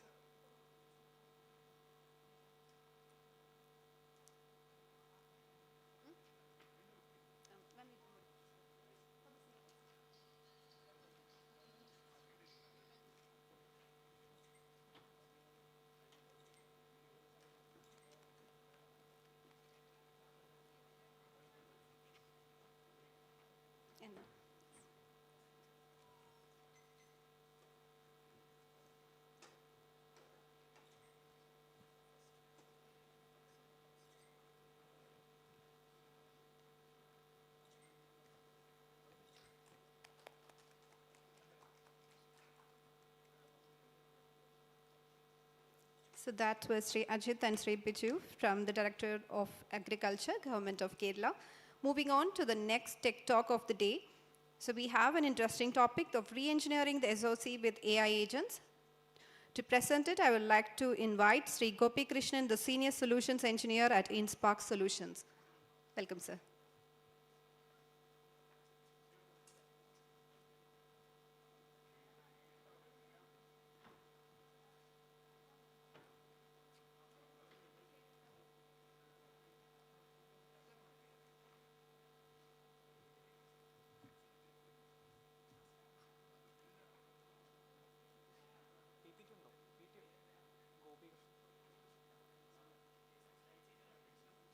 changer illa.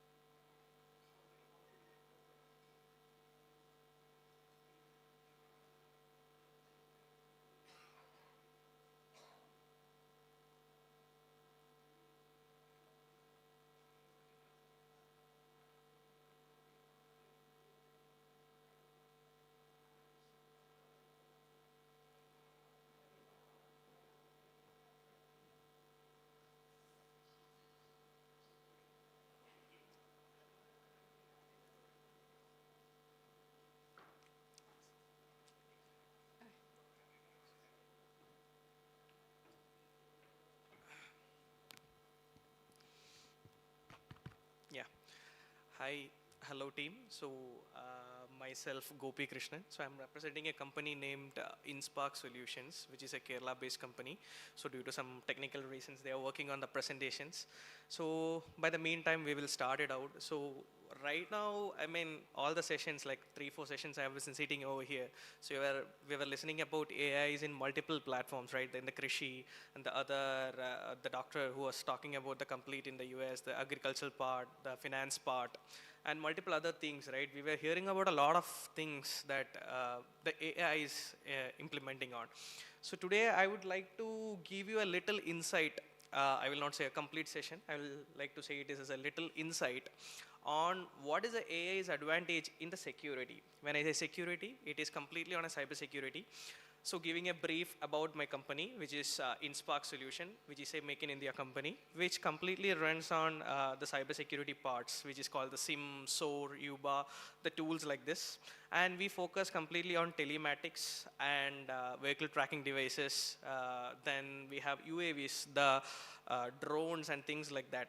So I would like to give you a little understanding about the cybersecurity part. Like now everyone is hearing about the cyber crimes, right? Morning you say phishing mail, the money is gone. The second day you say that you clicked on a link, the amount is gone. The phishing mails, the attacks, the lot of things that we are coming to know on day-to-day basis, right? So today I would like to give you a little more visibility on that from a cybersecurity point of view, not from a personal point of view, but from a organizational point of view, right? So let's say you are everyone, so I don't want to go into technical terms and all those things, so I would like to take it in a layman terms where, it's coming, okay, all right. Okay, so I would like to take it to a layman terms where I would like to take it into a storytelling mode so that you will completely come to understand what exactly is the tools, what exactly is the things that you're trying to do it. So let's say an organization, everyone will be working in an organization, right? Let's say it be a government organization, let it be a private organization, or let it be anything. So in that case, in that case, you always, now it is a digital era, right? At the end of the day, everyone is working in the systems, right? So now the question is, how secure is your system? How secure is your, okay, all right, that's good.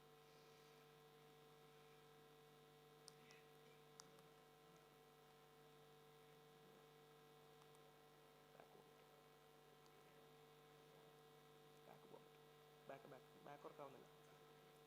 Switch avanilla, black screen avanilla. Okay. Yeah. So, so we're talking about like how secure is one of your system inside your office. Let it be a system which is inside your office, or let it be a system which is inside your home. So how confident are you is that system is secure? That is my question. So we cannot say that, right? All the systems which is sitting over there is completely secure. So to make sure that, so let's say you are having an organization of 100 people, 200 people, or let's say 10 people inside your organization working with 10 systems, and there are sensitive data of each and every state governments or the private companies or entities, whoever is sitting over there, all the data which is sitting over there is completely sensitive, right? So what is a guarantee that all the data sitting inside your systems are completely stable, safe and all? What is the measures that everyone take it? At the end of the day, you will say that, okay, I have an antivirus, I have an EDR agents and things like that. But at the end of the day, will that solve the problem, or will that stop the complete attack from happening is my question. And I would like to say as a no there. Why? Because now we are sitting in 2026, which is the era of agentic AIs and AIs, artificial intelligence. So wherever you go, you hear the word that it is AI. We are integrating AI. So that's the so-called terms, right, everywhere. So yeah, we should move with the trend. I think the last slide the doctor was saying, you need to move with the trend. Whoever used BlackBerry, now no one is using the BlackBerry, right? You move the trend or you're out of the market, like the Nokia went out. So the same thing. So now everyone is going with the marketing like AI. So let's talk about AI. What is AI? So let's say in an organization, you have an n number of systems, and all the n number of systems are getting monitored. Let's say, for example, with the help of multiple tools like SIM, SOAR, UBA, NBAD, NDR, IDS, WAF, IPS, whatever the tool you say, n number of security tools are there in the organization. Will that suffice the thing? That is a question. Yes, because right now, till 2025 end, it is completely on human. It is called the humans are the doers. I will say that humans are the doers right now. But in 2026, we are talking about AI agent. So there, humans are not doers anymore. Humans are the supervisors of that. That is what I would like to say. So here, what you're seeing right now, this is just a small example which is showing. Let's say you found an attack inside your organization saying that one of the system is compromised at the end of the day, and finding that organization's attack point and understanding what is the issue, what is the point, where did it started, where did it ended, how to stop that thing, and reviewing that thing takes a lot of time, right? There is a lot of time to understand that and do it. So now currently you take it to completely understand an alert and to take an action on that one, it hardly takes a 20 minute of time. So let's say an attack happened on midnight or early morning, 2 o'clock.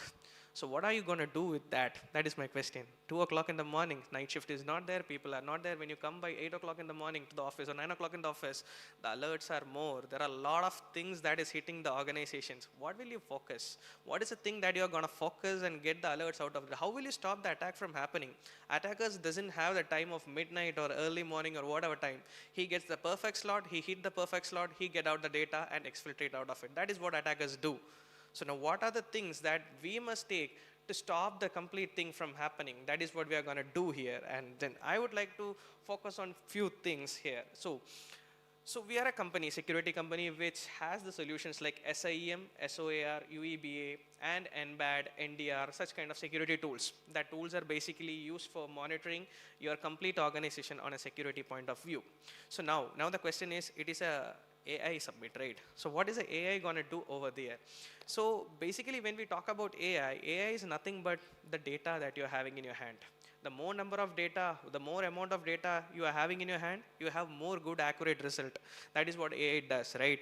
So now the thing is, usually like till date, what I will say is like till 2025 end or 2026, till this time, the data or the automation that a SOC, Security Operations Center, that is a place where it takes care of whole accounts, I mean, the whole organization security point of view.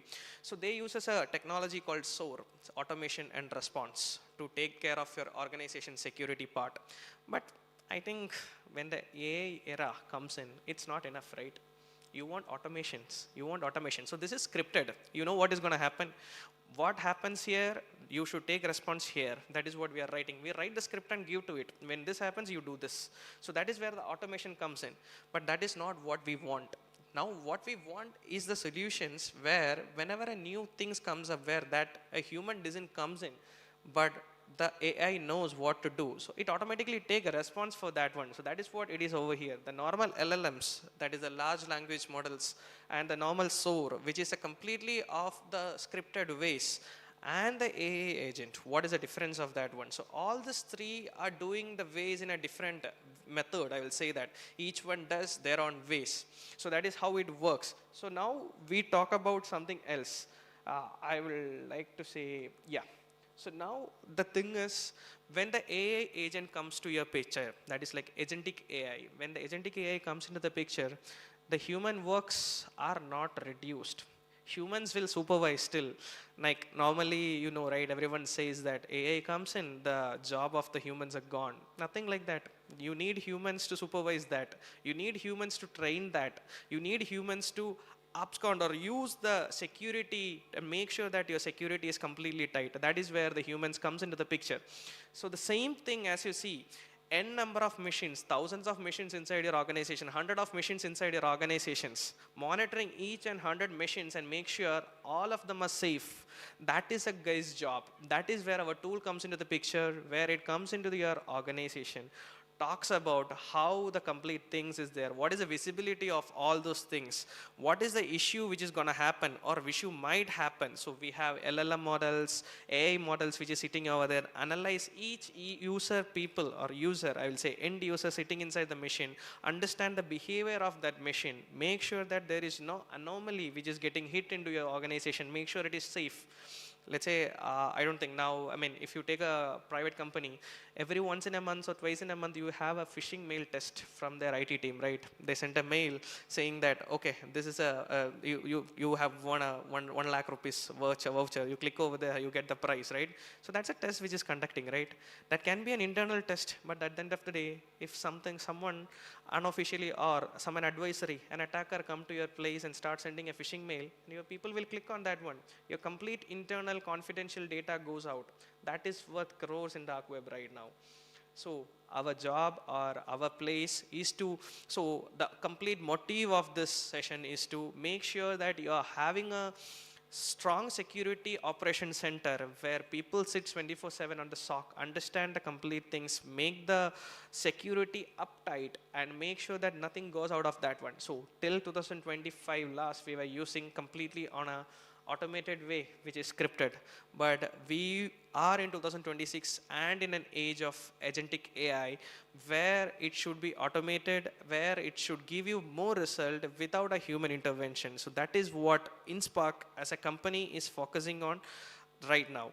And just, I want to give that one more point. So now in the initial slide, which I showed, you saw that, right?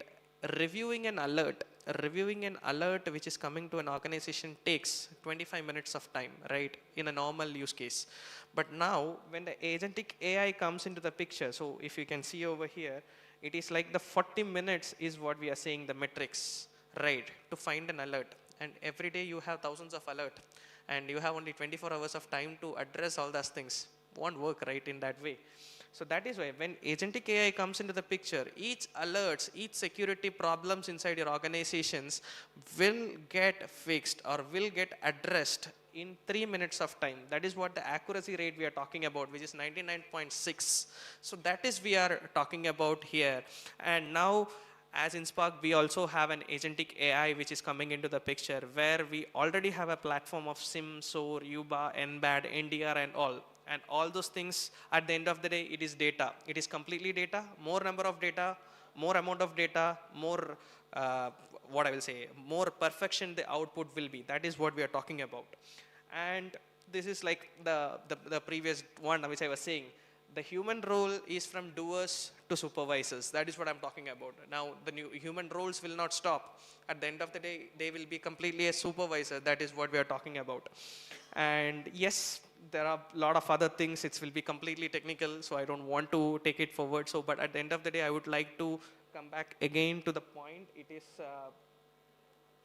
It is completely, you have a system, you have the system. You want to make sure that your systems, your phones, your iPads, or whatever it is, at the end of the day, to be safe, not to be any of the phishing links, not to go with any of the things that is one of the other part.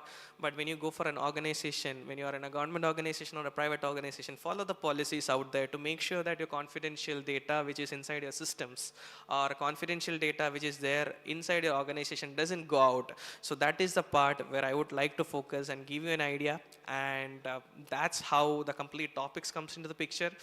And yes, that's all. And I am Gopi Krishnan signing out, and I will be there in stall number 3 if you have any queries out of that one.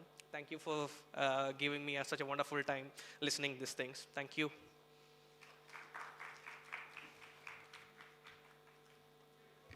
Thank you so much, sir. And please do stay back. Anyone has any questions on the topic that was discussed here? Please feel free to let us know. Yeah, we do have a question there. Can we please pass on a mic to the audience?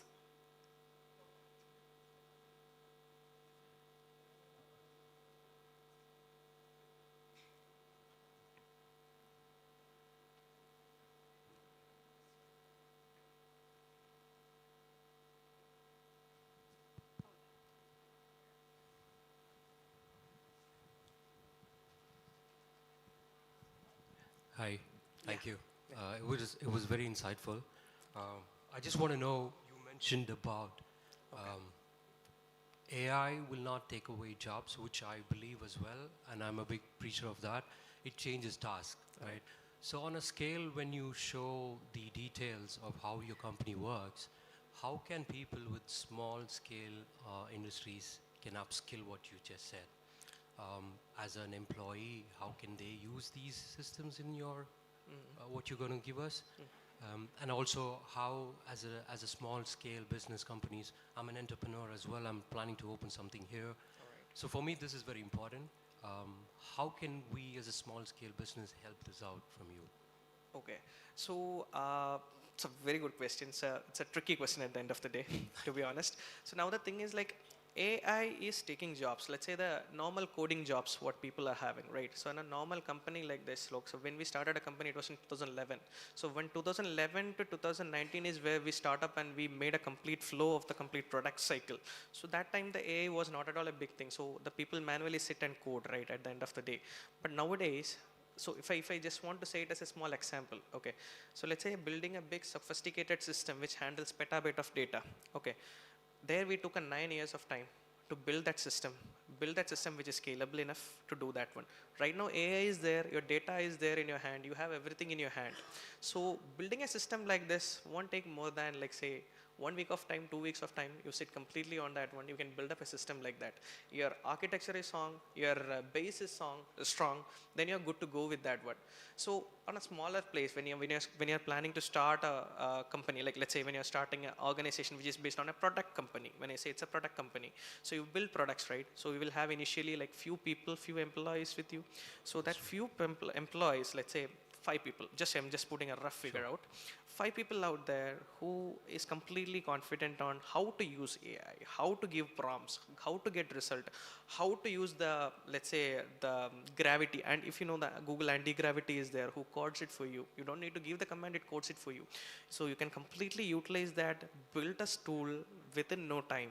So whatever the old, let's say the legacy company built it over 10 years, 9 years of time, hardly takes a month right now to build. But you want the resources in the sense the hardware resources you want, the cloud resources you want, but you have the data, plenty of data is here in your hand. So you can make sure of that one on a development perspective. But on a security perspective, you need someone who need to guide you through what is right and what is wrong, what to build, what is not to build. When you build a network, what should be there, what should not be there, MFA, zero trust, a lot of things. So a number of things are there, but right now AI is there, you have a number of information in front of you, just a prompt away. Make use of that, build the tools, which is gonna help you. Thank you, appreciate it, man. Thank you. Anyone else would like to have a question? Sure. Thank you. Thank you so much. And like he was saying, he do have a stall, so please do visit if you have further questions. Let me please invite Sri Rahul, Head of State E-Governance Mission Team, to please come to the stage to give away the memento.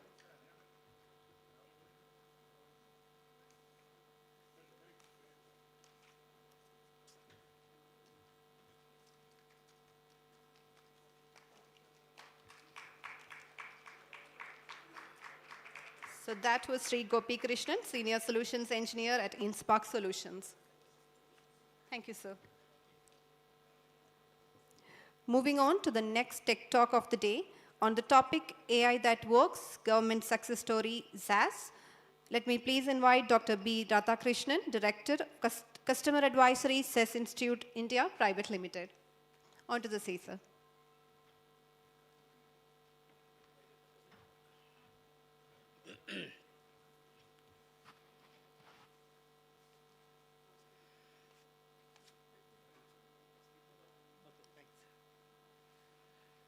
So good afternoon, everyone. I'm sure you must have had some assumptions lunch. At least I had seen quite a bit of spread over there. Okay, I think one of the major themes of this entire summit is innovation and impact. I thought the best thing to reflect that innovation and impact could be in terms of reflecting the on-ground stories, on-ground success stories, the implementations which are done by various government departments. And that's where I'm going to talk about a few successful implementations where there's a tremendous adoption of AI, ML, right from data to dissemination of the intelligence so that government departments are taking decision. The most important failure, what we typically see with any AI implementations is they get excited with the results, but they don't use those results for decision making. The examples what I'm going to talk about are the implementations where government departments, the officials are taking decisions which is impacting the revenue for the government, which is impacting in terms of saving lives, which is impacting in terms of improving the productivity, okay? So we just recently did a survey, end of 2025, surveying specifically the various government officials across the globe. We had some sample from Indian government officials also in terms of understanding what are the key trends with respect to government, okay, in terms of adoption of AI. As what is the case, you can easily guess.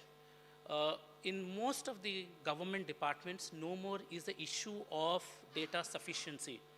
It is the issue of data abundance. The explosion of digital infrastructure, what we created in last 10 to 15 years, has created sufficient data. But the way it happened was, it created a lot of silos or islands of data. So no more is the issue around data availability. It is an issue of abundance of data and data silos. This is one theme which has been echoed by most of the officials in government departments. Second, increasingly, the government officials are wanting to automate as much as possible. I would not mimic the excitement what you typically see in private enterprises, but there is change in direction with respect to government offices where they can automate as much as possible. This is a second theme, which means that this thinking process has definitely changed with respect to adoption of some of these technologies. Third, of course, is not many government departments have reached the maturity with respect to understanding the kind of models, the adoption of LLMs, right? What is it resulting in, and what kind of infrastructure framework that need to be put in place to ensure that the excitement what they had with respect to creating these models should also sustain with monitoring these models or sustaining these models. So I will speak quite a bit around this particular topic, which is one of the emerging themes in the Indian context also. I don't need to emphasize the next one. India has created immense capacity on digital infrastructure, which I think most of the governments across the globe are trying to do at this point of time, so that their AI policy, their respective governments' innovation purely happens on the national digital infrastructure rather than it getting out of their boundaries. That is again one of the important things. Last one, I think, very closely related to the first one, edge computing. Edge computing, to put in very simple terms, can we essentially utilize the data instead of taking it from the source to different places and modify it and then use it for analytics, versus can we use the data where it is generated actually. That is what we called as edge computing. And increasingly, there is a lot of interest emerging with respect to edge computing. The first one is more around gathering the data, managing the silos of data, creating a data repositories, cleansing it, and so on. But at the same time, one more way of getting results faster is looking at edge computing with AI. Now, these being the broad themes, what I wanted to cover based on our experience in government, having worked, we just into the 50 years of our existence. We started way back in 1975. Not many companies in this space either have survived or prevailed providing these solutions. So the first use case which I wanted to share, where is a clear impact, is one of the state government healthcare schemes. I'm sure you must have heard about central government Ayushman Bharat scheme. So is where multiple states are running their own healthcare schemes, primarily to benefit its citizens below the poverty line, providing multiple packages for inpatient and outpatient treatments. That's the background of this particular scheme. Now, here is a state we are talking about with 2.7 crore beneficiaries, around 1436 hospitals, 800 claims per day, and roughly the claim outlay, which essentially gets spent, is roughly 3,000 crores, not a small amount, right? When you see such kind of scheme with so much of magnitude, on one side you will see the benefit being passed on to the citizens, but at the same time, there will be some actors in the society, there are actors in the society who would abuse this particular scheme. Now, here is an example where we are seeing application of AI or deployment of AI, usage of AI in live. So some of the issues what we typically see when there is, which results in fraud, waste, and abuse is the treatment documents, the diagnostic documents of the patients get recycled. I'll put it in simple terms. So I went to a hospital, I got X-ray done, I got some tests done. It so happens that that treatment documents, diagnostic documents, get recycled for a different patient so that they can claim the amount for a fictitious or a bogus patient. Now, here is a case where we observed a lot of hospitals have recycled these documents with respect to diagnosis, treatment documents, CT scan reports, with small changes. In the past, owing to the fact that somebody has to look at 800 claims multiplied by at least 5 documents, 9,000 documents on a daily basis is impossible for somebody to monitor these documents, right? So here is where this department, health department, has managed to look into each of these dimensions across treatment and diagnostic documents and evaluate whether the claim is genuine or not. By virtue of this, they are able to save at least 100 to 150 crores annually. Okay, so this is one example where the impact is straight away in terms of saving, and also one of the important aspects is right benefit to the right beneficiary is ensured through this particular process. Now, as an extension of health example, this is slightly technical, but I'll try to make it simplified. So here is a case, one of the sustainable development goals as part of health is to ensure the minimal or reduce the pregnant women or maternal deaths and infant mortality or infant deaths. Right? This is one of the sustainable development goals. In one of the states where we did this pilot, the averages or the percentages with respect to both the metrics were very, very high. Right? Now, the question that was asked is, to understand what is leading to this particular deaths, is there some behavior, some pattern which could be detected to identify so that the necessary interventions can be made to save the lives? The most important theme here is the save the lives. Now, based on the model what we have built with respect to this state in this department, we have identified multiple factors. Okay, I'll not get into each one of them, but the factors, the significant factors being antenatal care. So government provides antenatal care 4 times during the life cycle of the pregnancy, and it is defined at what points of time this care need to be administered, right? Now, what we observed is the mortality or death is maximum where pregnant woman misses on the either 3rd or 4th antenatal care intervention. Okay, that has been observed the most. And also it is closely related to either late grada, which means that late pregnancy, or early pregnancy. Depending upon late or early pregnancy, and also with respect to this antenatal care intervention, the probability of the mortality multiplies it. Okay, so this is a critical insight for the government to ensure that there are some specific efforts that are taken during these important times so that the lives can be saved. So this is again the second example where the impact has been created on the ground. Right? Let me take the third example. I'll just switch into the law enforcement. Law enforcement, I'm sure each of the states you heard about an emergency dial number where citizens in case of insurgency or in case of distress can call this number so that they can get support from the respective agency, in this case 112, okay, the police agency of 112. Now, the biggest issue or a constraint in this department will be you will not have unlimited resources with respect to personnel, with respect to emergency response vehicles, right? One of the issues is also where do we place these emergency response vehicles given the diversity, concentration, and the crime locations, right? So based on the research, what we did with multiple research papers across globe, whether it is in China, whether it is 911 US, So we went through all these things and tried localizing it to the Indian context, given the factors within a particular city, rural, urban, and so on.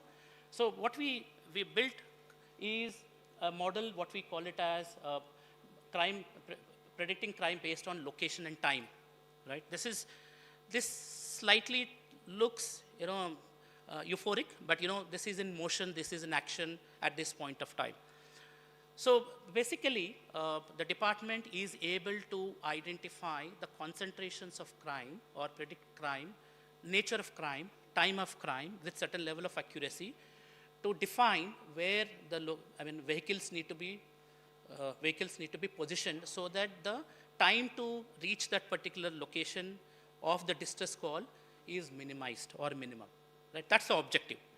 Now, here are the results. Before this model was put in production, what you see here is that the average urban response time is in 2022 was around 14 minutes, which translated into 5 minutes. The rural response time got reduced from 18 minutes to 11 minutes. And specifically the sensitive aspect of crimes related or where the woman is a victim, it moved from 16 minutes to 7 minutes. Just imagine the kind of impact, what it has created with respect to this particular deployment. Okay, I am not getting into the background science of it. Whether it was a neural network model, whether it is a logistic regression model, or it could be combination of these models. I think that could be too technical conversation. But what I'm trying to get to you is the analytics in motion, or what we call it as analytics-powered deployments, which have created the results. I'll take one more example. Here is where I'm talking about a GST, a state GST department, which is primarily targeted to maximize the revenue, keeping the taxpayer in consideration. Right? No more you find taxpayers chasing no more you find the department chasing the taxpayers. They want to collaborate with the taxpayers as much as possible so that the information can be exchanged and the liability can be established with data-driven process. Now, so what we see here is in this particular state where there are 18 lakh taxpayers and 2.6 crores returns with 21 crore e-way bills that are generated annually. So the objective was, how do we identify the evasion or leakage with minimal impact to the taxpayers? In this case, it could be dealers or it could be various business entities and so on. And the impact is such that the demand, the first year of the implementation, the demand with respect to evasion of almost 2,100 crores was identified, and the recovery was almost 1,100 crores. Just look at the impact. By the way, all of this goes into funding the various schemes of the government, which otherwise would have been in the hands of wrong people, right? I will take the last example. I think there was, all through this conference, there is a lot of discussion around LLMs. Now, I just want to give one example where LLMs can be deployed in a tax department or have been deployed in tax department. I will give good and bad example where the demand notices can be automatically generated based on the evasions that are identified.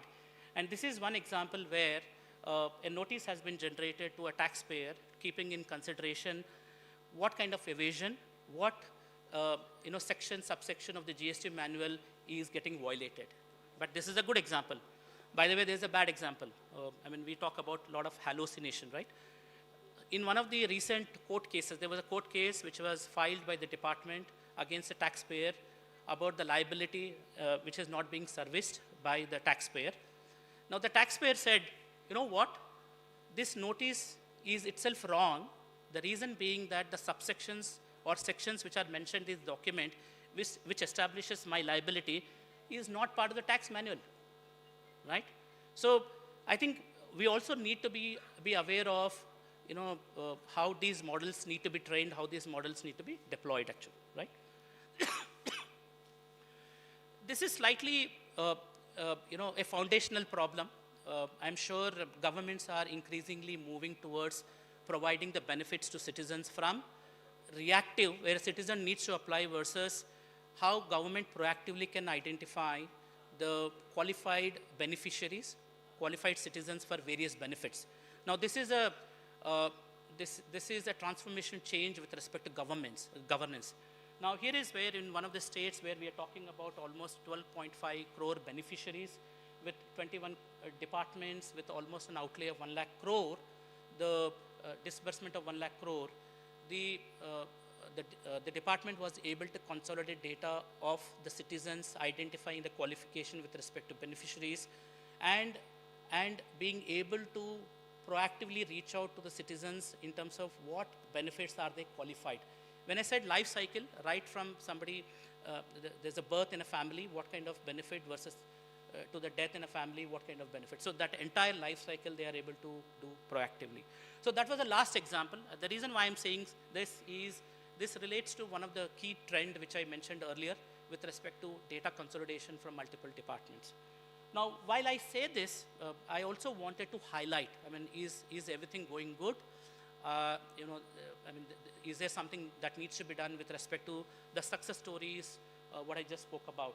In India, there are, with respect to AI regulations or AI governance, there's a lot of action around this particular topic. Now, if you see here, various regulatory agencies, including RBI, MITI, of course, is a government entity, SEBI, and other regulatory agencies, including IRDAI and ICMR, have issued guidelines or draft guidelines with respect to the expectation from the participants in their respective ecosystems as what they expect. You must have heard about the guardrails. At the same time, ensuring that there's an innovation with respect to the AI initiatives. I just want to, and this is particularly important in the context of the Global AI Summit, what Indian government is organizing this. And the last slide, okay. Now, if you look at the India AI governance or India governance document or RBI free AI guidelines or any other regulatory agencies, broadly they are talking about this 7 principles. And the most important, the most important aspect specifically for government, I'm not emphasizing, I'm not saying the others are not important, but the most important for government is safety, resilience, and sustainability. Now, because anything what government does has got implication to its citizens across the sections of the society, it is very, very important that any AI initiative needs to take into consideration with respect to bias, skewness, all those aspects, transparency, with respect to the principles which are mentioned in AI governance document, okay? And one last thing which I wanted to share, how does SAS help in this? We essentially take care of this governance aspect through the life cycle, right from data to the deployment of the model, which is very, very critical cycle. So one signal technology takes care of the entire life cycle with respect to data to model deployment and decision making, right? Where do we operate? All the examples which I spoke about are the SAS deployments across multiple departments, tax, of course, social benefits, healthcare example which I mentioned, law enforcement, transport, utilities, and agriculture. Again, that is one theme which is emerging, water with respect to Jal Jeevan Mission. Thanks a lot. Thanks for your patience. If you have any questions, I can take it. Owing to the paucity of time, I can take it after this session. Thanks a lot. Thanks for your time.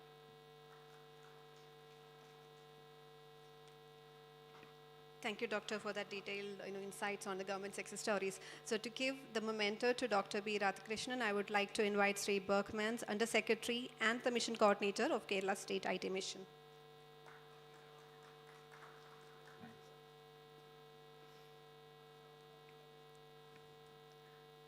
So that was Dr. B. Radhakrishnan, Director, Customer Advisory, SAS Institute India Private Limited. Thank you so much, sir. Thank you. Next, we are moving back to the schedule. We had a panel discussion schedule, so I would like to request the panelist and the moderator to the stage. Let me start with the panelists. We have Dr. Deepak Mishra, Professor, Indian Institute of Space Science and Technology, Trivandrum. So please join us on the stage. Dr. Vikas Prasad, President and Managing Director, WebAstrorup Systems India. So please come to the stage. Sri Anub Rajagopal, CTO, GXP Technologies.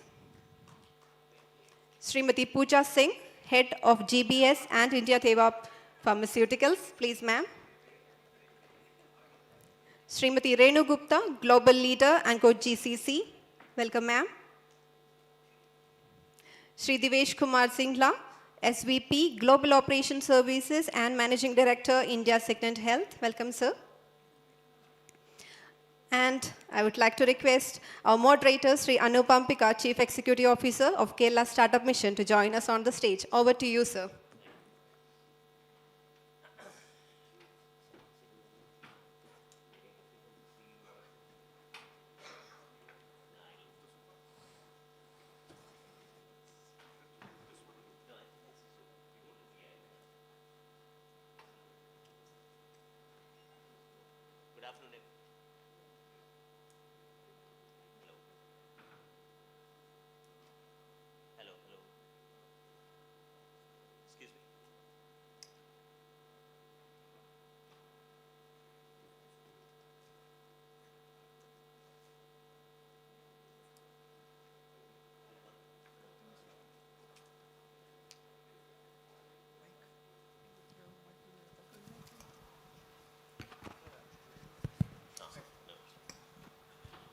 Thank you. Good afternoon, everyone, and I think welcome to a very interesting session. We just had a very long discussion right before this, so kind of gives me a little bit of familiarity with all of you guys. Just to give an introduction, my name is Anup Ambika. I'm the CEO of Kerala Startup Mission. I think we will do one round of introduction of all of you guys rather than me introducing. I think you can also say a little bit about yourself. I would suggest that keep it to 2 to 3 minutes of an introduction, and then we'll get into the questions. 2 to 3 minutes, no much. It is a lot, or then I should bring it down to 2 then. Yeah, it's quite a bit. I think 2 is good. Okay. Hi, everyone. My name is Divesh Singla. I am the former Senior Vice President, Chief Data Analytics Officer, and Managing Director in Philippines for Signant Health. I'm currently enjoying my career break and trying to normalize that career breaks are fine to be taken, but at the same point in time, I'm working with few startups, advising them on their AI and analytics agenda from a healthcare and life sciences perspective. So that's about myself. I'll pass it on. So hello everyone, this is Renu Gupta. I work in a GCC called ENCO, which is based on Australia, Kmart. I head the technology there globally, and my teams are divided in India and Melbourne. And I also mentor people who wants to get into leadership from technology to managers. I am Pooja. I'm the country CEO for Teva. I double hat in my role. I am also responsible for the GCCs that we have in India and Croatia. Along with that, I have the country responsibility for, for a variety of different things that we do: R&D, formulation, manufacturing, supply chain, and a lot of other things. Thank you. Hello, everyone. My name is Anup Rajagopal. I work for a company called GXP Technologies. It's a Japanese organization, and we have set up our Indian subsidiary here. And my main background is automotive. I used to work for most of the GCC for automotive companies, actually. Yeah. Hello, everyone. Very good afternoon. My name is Dr. Vikas Prasad. I heads the Vibhasarup Systems in India, and responsible for the manufacturing side, responsible for the GCC. Happy to be here. I think there is a lot of transformation is going to happen, and we would like to be part of it. Good afternoon, everybody. My name is Dr. Deepak Mishra. I am faculty in the Department of Avionics, Indian Institute of Space Science and Technology, Trivandrum. It is the institute under Department of Space. And I work primarily in the area of computer vision, deep learning, model development for various space application, medical, as well as for various intelligent robotics aspect. And in my institute, we also focus on giving undergraduate, postgraduate, and PhD degrees in different area of science and technology. So I'm representing my institute and myself. Thank you. Thank you so much. I think we'll go with a round of questions, and I really want, it looks like a very sleepy afternoon, you know. Everybody had their lunch, and I'm pretty sure that people are a little lethargic and sleepy. But I think we need to also start thinking about questions, because we want to raise some questions that you have about GCCs or about AI, and we should make this a little bit of an online discussion. But I think I'll start with you. Forgive me, you know, I'm not well versed with the names yet. But Devesh, I'll start with you. Basically, you know, you talked about building a medtech ecosystem, if I remember right. You know, you work very closely with the medtech GCC. Did you say that, or? So healthcare and life sciences, medtech is part of it. Part of it. Yeah. So healthcare and life sciences is one area that you're focusing on. And Kerala, you know, has got a traditional strength in the sector. We pretty much run very advanced protocols, all the way from our primary health centers to the super specialty hospitals. Recently, very interestingly, we had some huge PE investments. Blackstone came and invested into 2 hospitals. KKR came and invested into another hospital. So there were some huge investments that has been coming into the state of Kerala. In your opinion, we want to make use of this to create a AI-powered GCC ecosystem around healthcare and life sciences. And what are some of the opportunities that you see? So I think you've sort of given the answer in your question itself, Anup. So since you mentioned about the prowess of Kerala's healthcare system, I think the biggest benefit that I'm assuming, I'm not very well versed with the Kerala healthcare system, but given the focus that we have at a country level, especially when we talk about schemes like Ayushman and ABHA, you know, creating a federated healthcare data ecosystem is going to be very important, and that's going to be sort of a gold mine. And the reason I say that is, if I look at the global healthcare organizations, you know, these are the organizations who typically would run trials across the different parts of, you know, of the globe. And the reason that they do that is because they would want to take into consideration the diversity of the patient population into the trial considerations. Now, since we have 1.2 billion people in this country, spread across 29, 30 states, different genetic pool from a diversity perspective.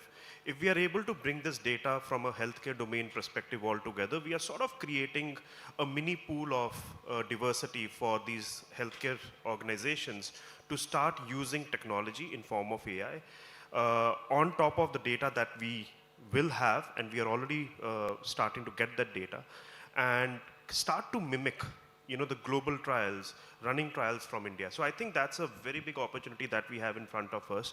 The reason why American healthcare system, or, you know, a lot of companies from a health tech perspective have invested in America's healthcare system is because of the data prowess that they had. And that's the kind of data prowess that we are building. Again, Ayushman and ABHA are definitely the 2 big ones that we have.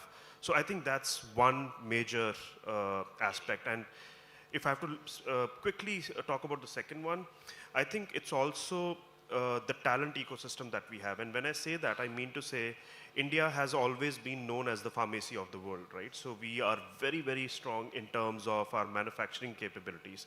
We have very strong regulatory skill set in this country. So if we club that regulatory skill set alongside with the data science and AI skill set, I think we are sitting on a gold mine at this point in time. Fantastic. I think I'll go to Professor before I come to you, Renu. What is stopping us from creating this healthcare? Because one of the problems that I see in the AI scenario right now is that every piece of data that we generate is going to US.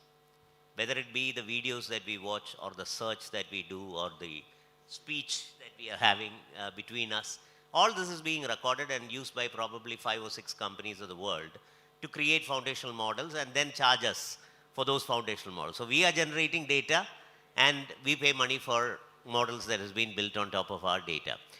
Isn't it about a high time that India has started to accumulate or aggregate data and create our own models and start charging money for that data? Your thoughts on that, Professor? It's more of an academic question, which is why I wanted to. So thank you very much for your question.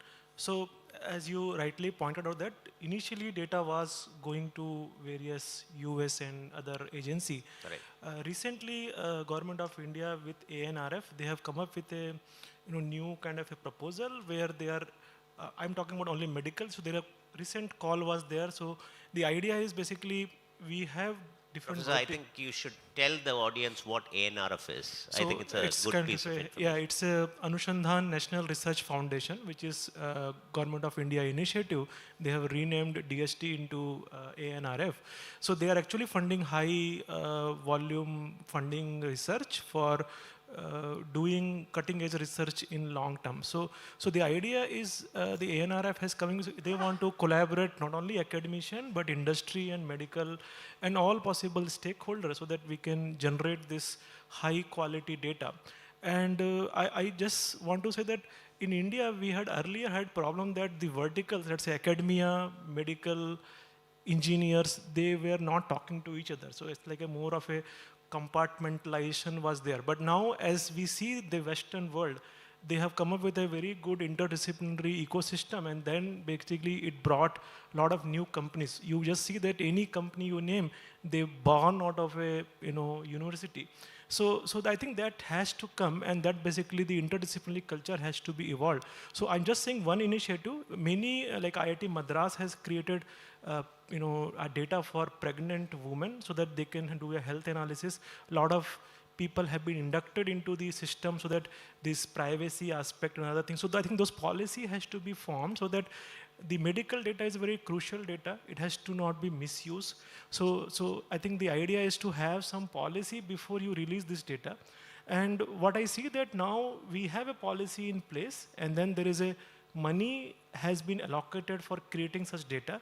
Like recently, there are a lot of data has been available in the MOSDoc, so that Indian satellite data is all available in the Bhuvan portal. Anybody can download any data from any sheet, just have to register and request. So I think this has been a bottleneck earlier, but now because of good data center, good availability of various resources, we are able to share this data. So you're saying that India has started its own efforts in creating these curated data sets, which can be used by us to develop the foundational models. Renu, I'll come back to you now. You have worked across the globe, multiple geographies, and so in Kerala, we want this to be a destination of GCCs who's working in healthcare AI. I'm just making a statement. We want people who are working on AI in healthcare to consider Kerala as their prime destination, right? What should we do?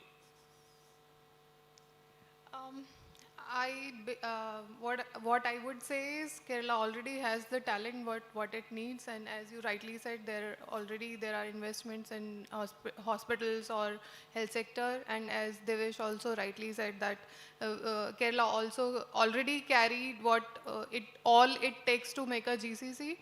Right now what I am looking at in my GCC, it is technology and it is infrastructure. Infrastructure Kerala already had. It is just, we need to put together, as Sir also rightly said, that academic and industry, when they come together at the platform. So training platform is there, everything is there. It just need to, people have to know that what and how they can do.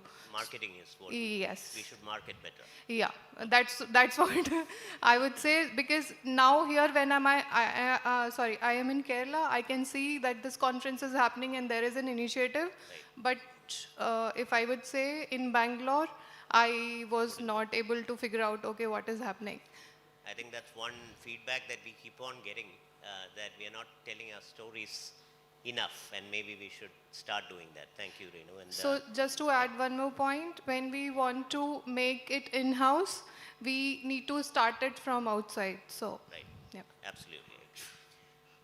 Pooja, you head one of the largest pharma companies in the world. Teva is a Israeli pharma company, right. and pretty big for that matter, right? I mean, all across the globe. We are still seen as a generic pharma producer, India, right? I mean, we produce paracetamols and saridons and things like that, but we don't find a new drug for Alzheimer's or oncology or things like that, right?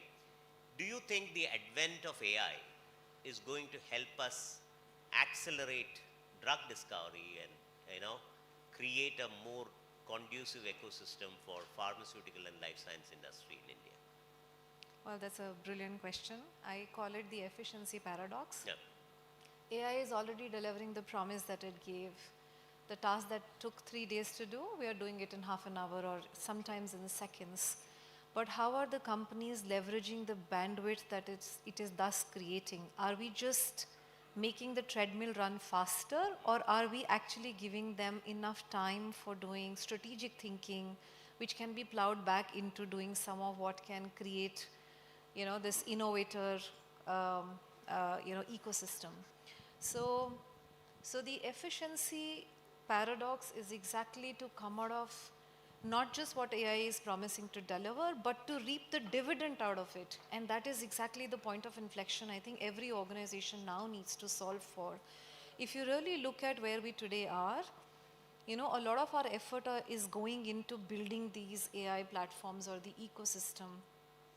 What we are already thinking is, how do we utilize that bandwidth that gets thus created into doing something more meaningful, which in this context could be, maybe doing more drug development, which is complex generics and which is possibly even innovator drugs. India has the right talent, the right ecosystem. I think we just need to start thinking and evaluating those opportunities to see what would it take us to get there. So, I agree, because if you look at the largest pharma companies of the world, outside India, a lot of the science R&D comes from India, and it has always been a wonder about why is it that we are not able to do it in-house. And is there anything specific that you would like to add to that? I'll come to you, Vikash. Right. Yeah, surely. I mean, I can pass it on to Devesh, but I would say that the technology or the know-how or the R&D, the research or the formulation comes from India, but commercial viability of the product may not be to our advantage. If you really look at Teva, 95% of our clinical trials for the company happens in India. We do a lot of, formulation, drug development, but do we sell any of it in India? The answer is no. I think that is where the answer lies, that commercially, do we have a market that has the appetite for it? And when the generics can be made available for a cheaper price, maybe the innovator drug doesn't find its feet. Devesh, I can...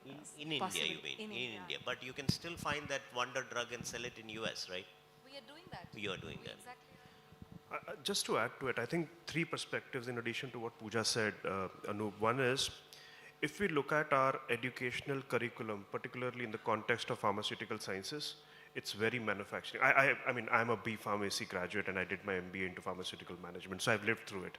So it's a very manufacturing-oriented curriculum that we have, and it is changing. Pharmacy Council of India is working on it to make it a bit more research-based. Now, to your comment that you made, that if you look at the clinical research labs of some of the biggest pharmaceutical companies, most of the faces that you will find out there are Indian faces. And the reason why that is happening is most of these folks are pursuing their higher studies, whether it's PhDs and the postdocs outside of India.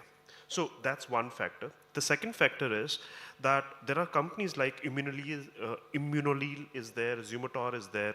These are Indian companies based in India. They're working on new molecules.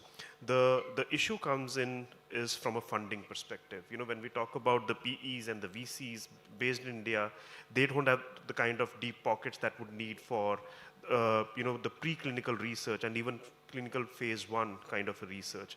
Most of these PEs who are investing in biotech companies are based in the Boston area of the US. So I think those are the...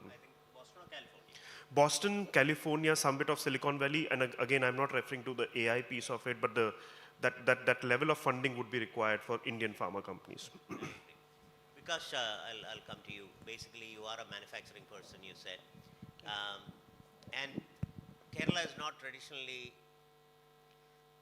I would say, known in a nice way for manufacturing. We have been branded as a place where manufacturing will not thrive, whereas our neighbors would do nice manufacturing like Pinia or Sri Perumbudur or things like that. But we believe that there is an opportunity with the IR 4.0 as they call it, with the robotics and the automated revolution of manufacturing, we believe that Kerala can actually get into the foray of manufacturing, okay?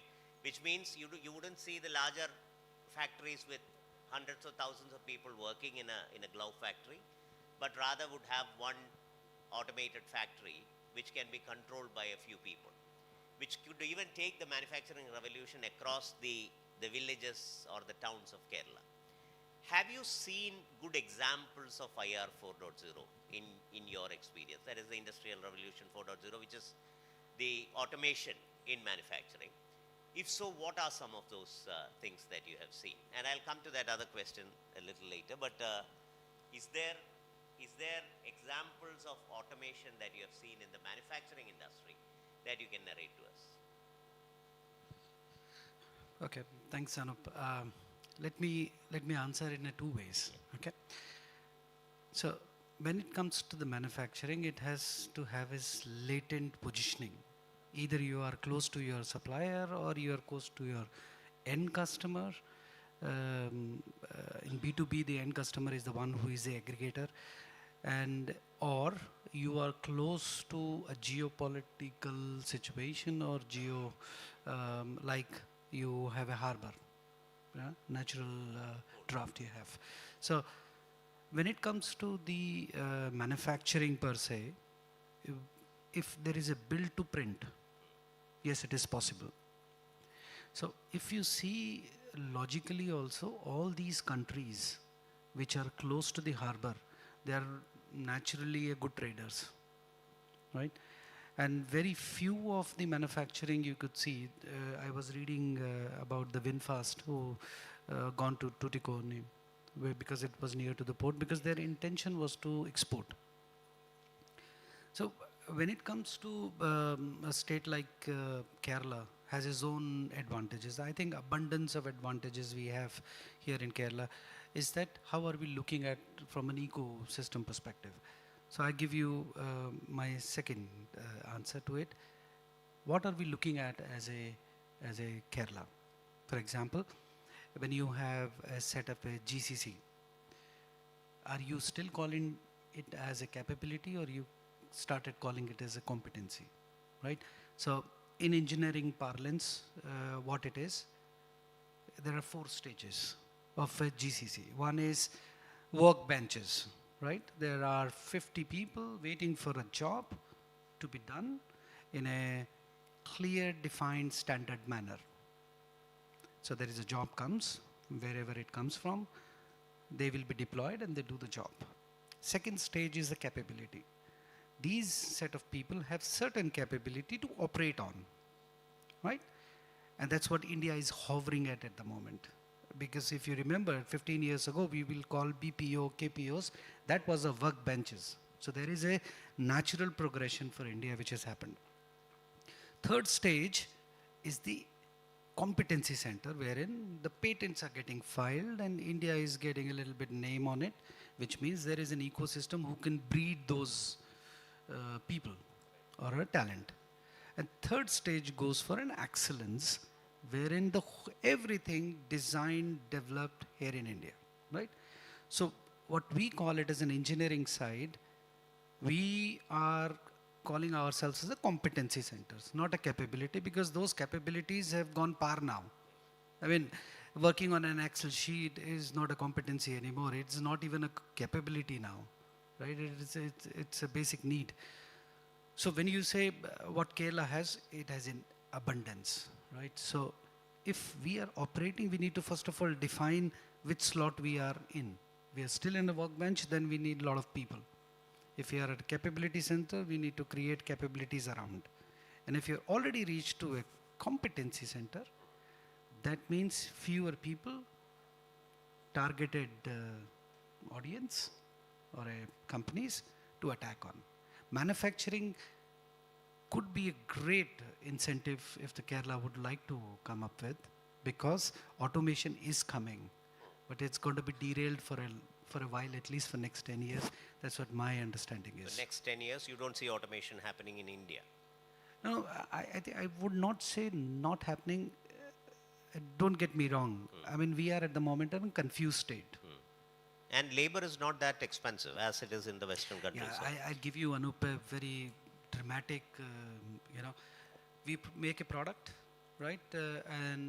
If you call it, Germany has in a BOM, bill of material, has close to 11% of a labor.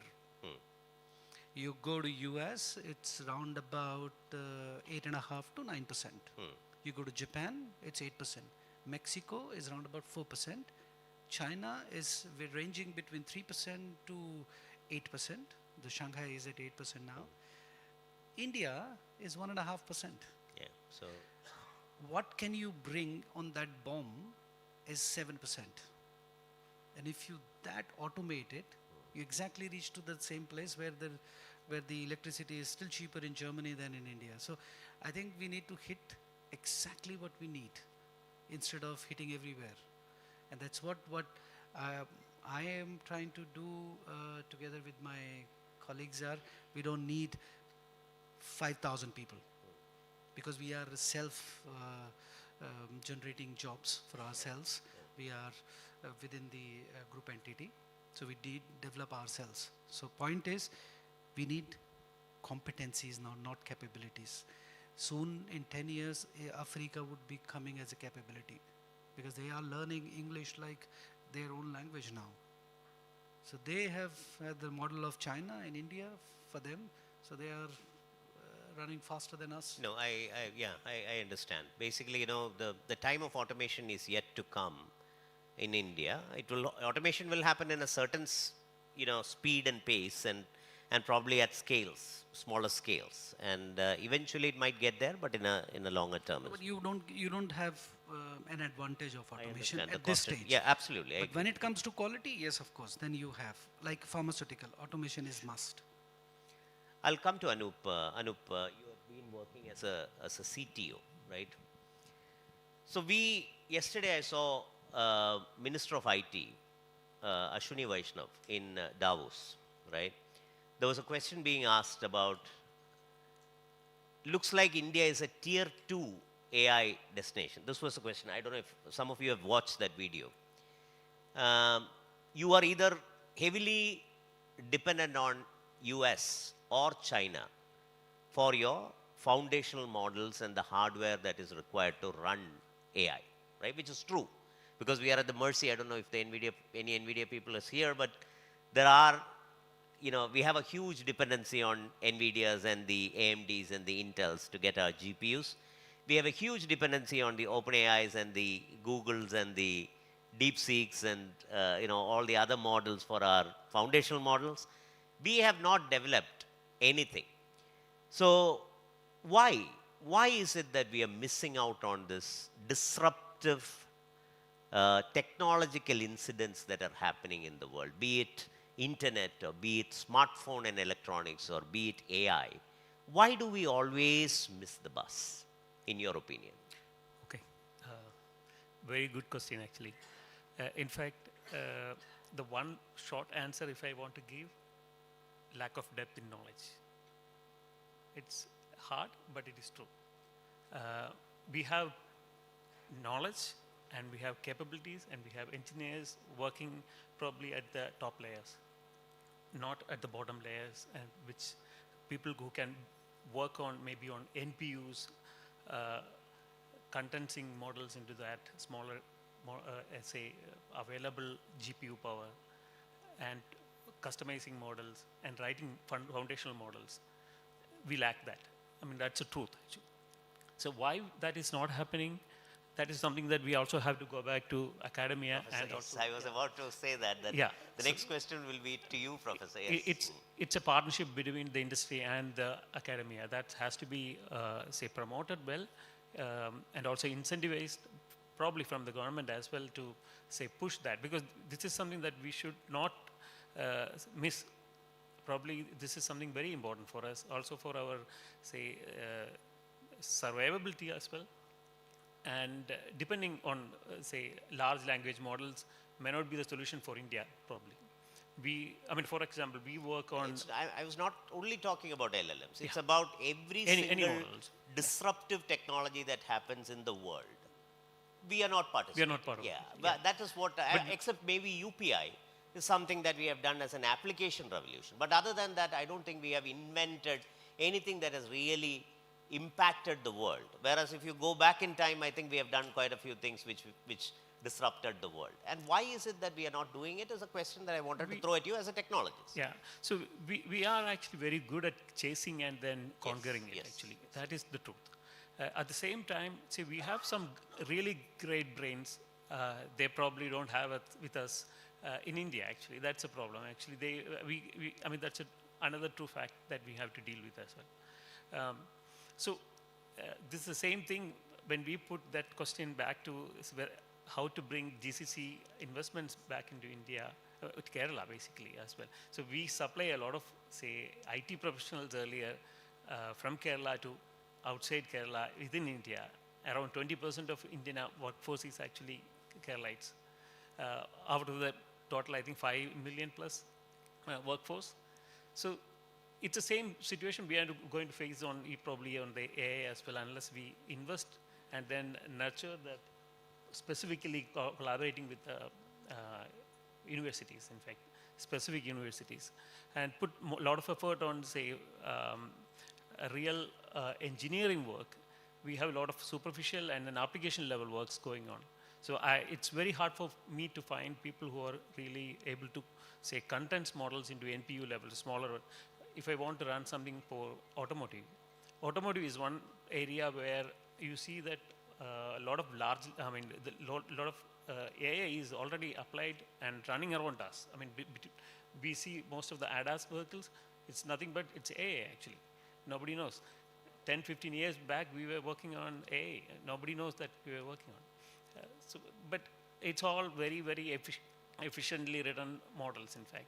Now that's a hype actually, and bubble going to burst probably in application. Going to burst, that is a word that application level maybe, yeah, but still the foundational things will still persist, I think.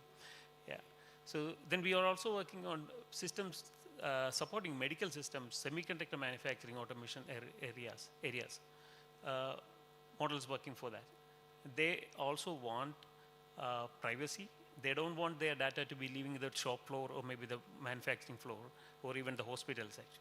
So privacy is very important when we are dealing with the models as well.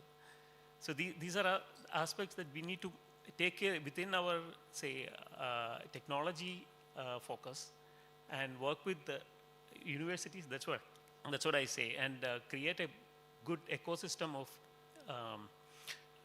startups probably, because that's something very much required for these model developments as well. Because cost effectively, if we want to develop, we really need to focus on that as well. Startups who can work on large language models, supporting that as well actually. Yeah. Thank you, Anup.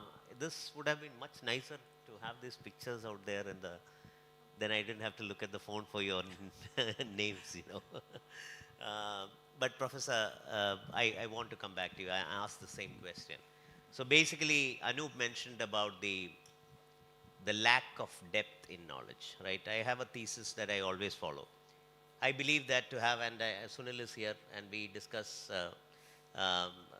this quite often, is you need mathematicians and statisticians to be brought onto the mainstream to build excellent AI and machine learning models. Is that happening in India?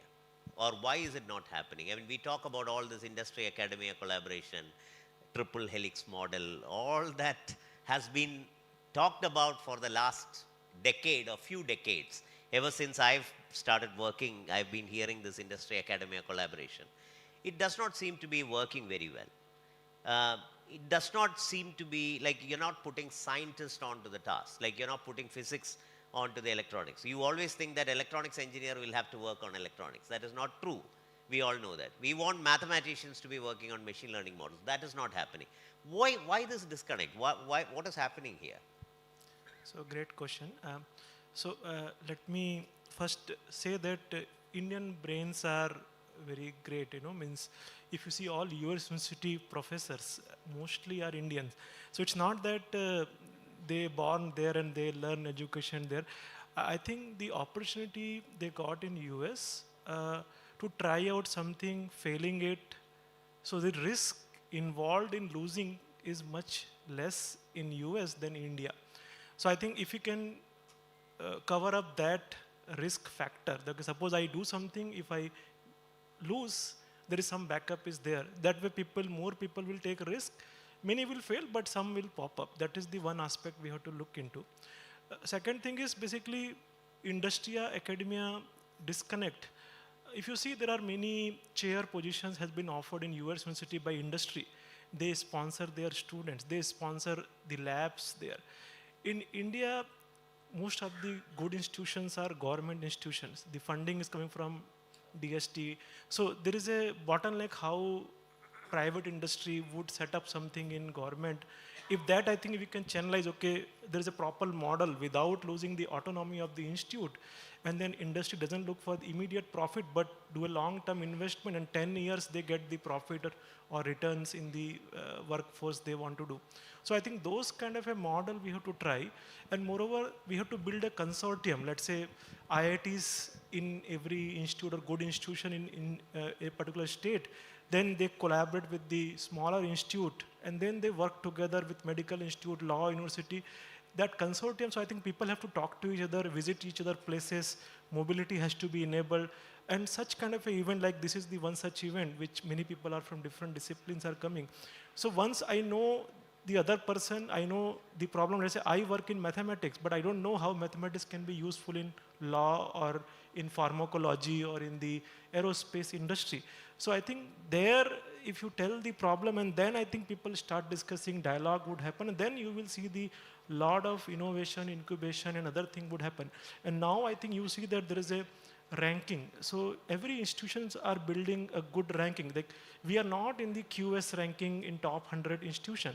So why people would prefer to study, even Indian would like to study in good institute. He will be a bright person, he will have a good score, he will go US and study there.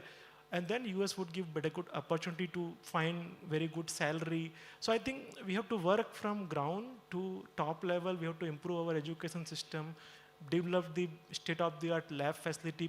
Faculty should be given autonomy to interact with industry without much of a interruption, visit frequent to different places, and that I think would bring a transformational, cultural difference in the mindset. And then I think you will see that there is a person who works 6 months in my lab would work another 6 months in the industry, and then finally something good product would come out. And also one more thing I want to do that we have to visit India. We are solving most of the time US problem, Europe problem. We don't solve Indian problem. We have a lot of problems in India within itself.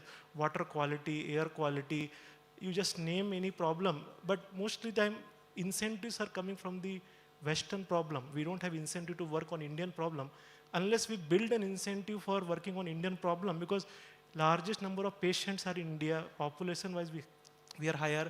So many people are going abroad and studying and paying a lot of hard-earned money into the US university. If we imagine those monies come to India, it would transform our education system. So I think we have to work in all aspects. Absolutely, Doctor. But this, I mean, I still believe that, I think things are changing slowly, because one of the reasons is teacher used to be the single source of truth. I was telling this today morning to someone. Now that is not. GPT is the primary source of truth for all of us. So even if the teacher is saying something, the kids will actually check it out on Gemini or GPT, and that suddenly teacher is challenged, right? So that kind of a challenge between the student and the teacher might create a more competitive ecosystem in India. But I think we are slowly closing in on our time, and I would like to take one last round with each one of you about one area that is going to get disrupted with AI, in your opinion, in the next 5 years. And just give a sentence of what is it that you think will change. Okay.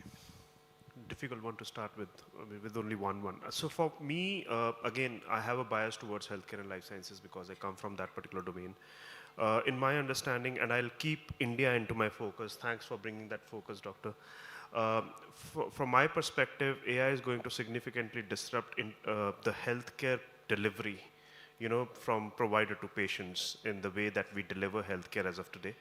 that's going to be significantly disrupted. How do you see that happening? How do you envision that happening? So I think I get a fever. What will happen? Yeah, so no, so what will happen is, so I was attending a presentation by SAS earlier, right? So number one, we are talking about the accuracy of diagnosis. So if we talk about the country as a whole, I don't know if you have these, if someone has, ever heard this metric. We have 11% of deaths, in-clinic deaths happen because of misdiagnosis. And so I'm talking about AI coming into the play and helping us with more accurate diagnosis. That's number one. I can go through the entire life cycle of healthcare and life sciences. I think So we'll stick with yeah, this I'll leave one, it to but there. Renu, what do you think is going to change in your life in the next 5 years with AI? I don't know about my life, but then because I come from retail right now, what I can say is retail is definitely going to change. So proactively we'll be working on what product is selling more, which SKU, and proactively which store, where, and we proactively will be having that stock and channels to supply that and everything. And apart from that, I would say that in education, so I am an engineering graduate, so I can relate to what more is that the curriculum which we have. So tier 2 colleges and tier 3 colleges, the curriculum which we have is not relevant at all. So what they are, studying is very theoretical, and what we are implementing is, we are talking about models, and they are just talking about the theory. So that will disrupt, and that has to change, I would say. Nice.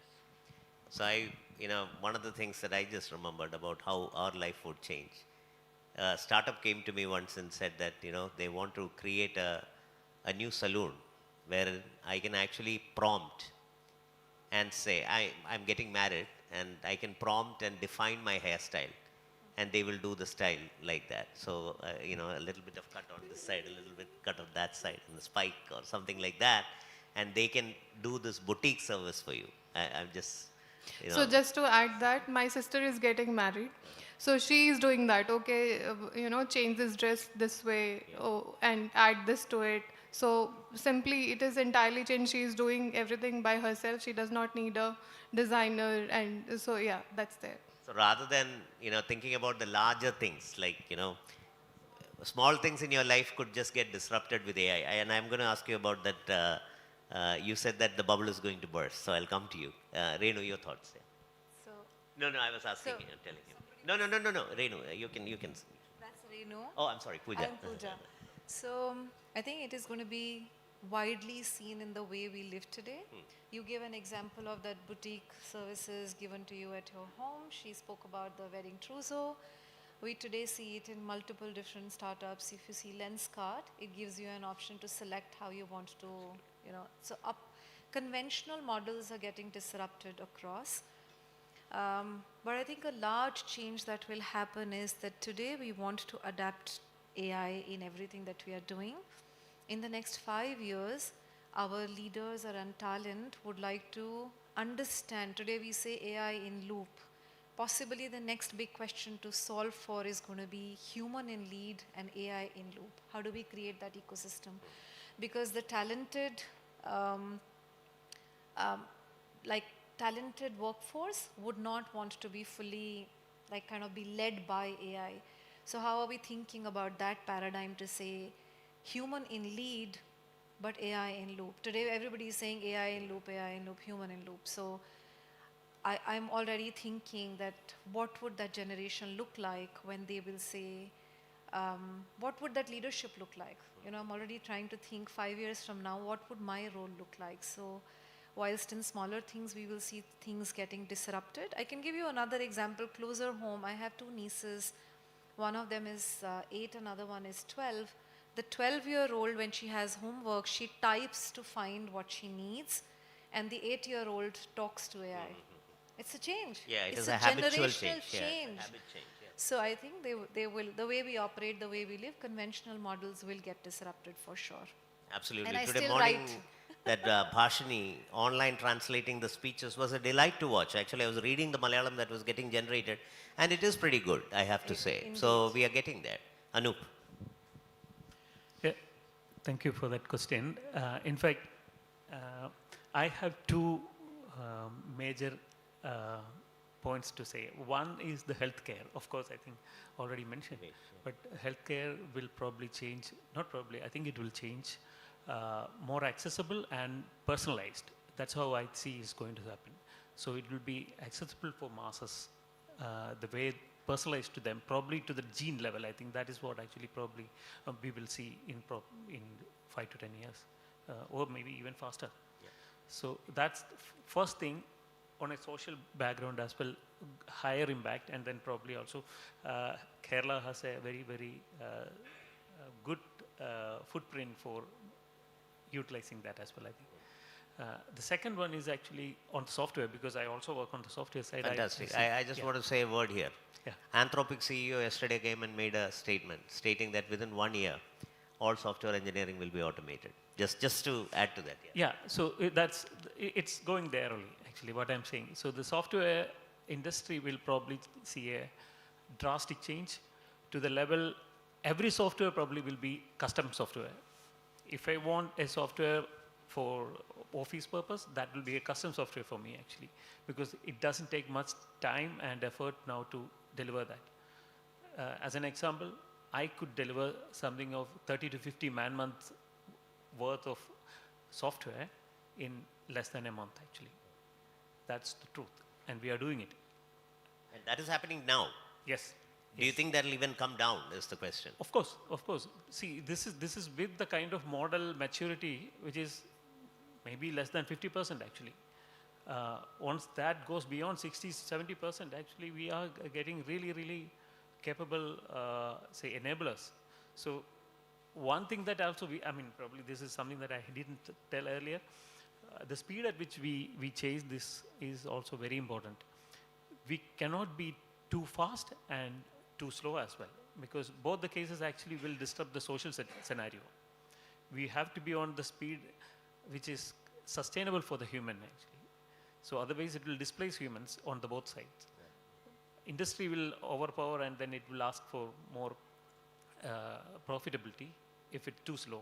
Humans are not trained well and not catching up. And if you are moving fast, that is also a problem, actually. Yeah. So 2 areas, software engineering and healthcare. Yes, Vikas.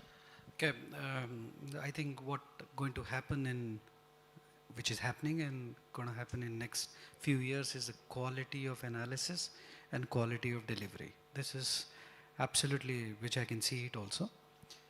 What we're going to happen in next 5 years is a prediction.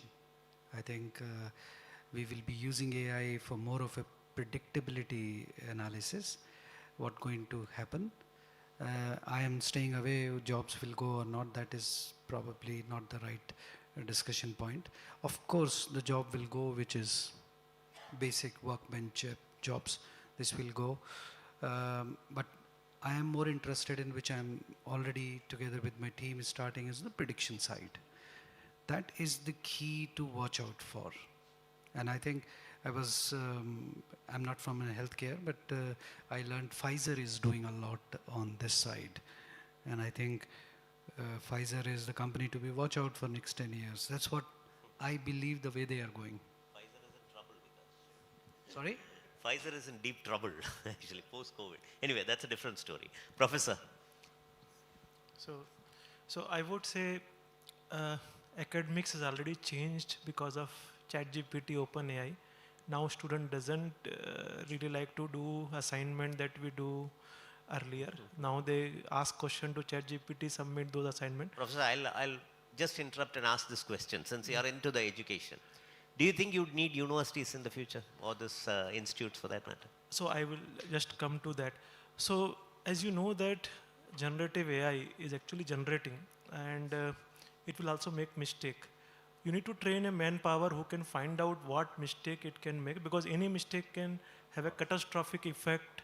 You use in healthcare, one wrong medicine can kill a lot of people. So you need to educate people to discover what problems AI can generate. And that is where I think we have to now orient ourselves and train people to understand what is AI, learn AI, and then find out what mistake it can do so that you can create better AI which doesn't do those mistakes. That is where you have to teach AI. And then I think it's like it cannot be taught itself. Another thing which I want to say that the education system, I think you have to focus on basic STEM. Unless they know fundamentals, if they only know the tool, let's say PyTorch or maybe some library, you cannot be creative. So why we are missing the boat? Because we have to be creative. We have to think through what could be the problem in 5 years. And that is where I think we have to ensure that we preserve our humanity and the culture by bringing a lot of other enablers which will allow us to think beyond just like writing a code or generating an image or generating a music. So I think that is where faculty and industry and government has to come together. And then only you can see disruptive technology from India, because that is the strength we have. We have very big, diverse culture. We have a lot of languages. We have different scenarios, people, food habit, everything is so different. We don't want to be identical. We have to preserve that uniqueness that we have and then use that for creating new businesses. I think that is where I think the AI should be used, and that's how it can be useful in future. Absolutely. Thank you, Doctor. Any questions? If there are no questions from audience, then we can safely assume that all we did was a futile exercise. Thank you. Thank you for whoever has raised their hand. Yes, yes.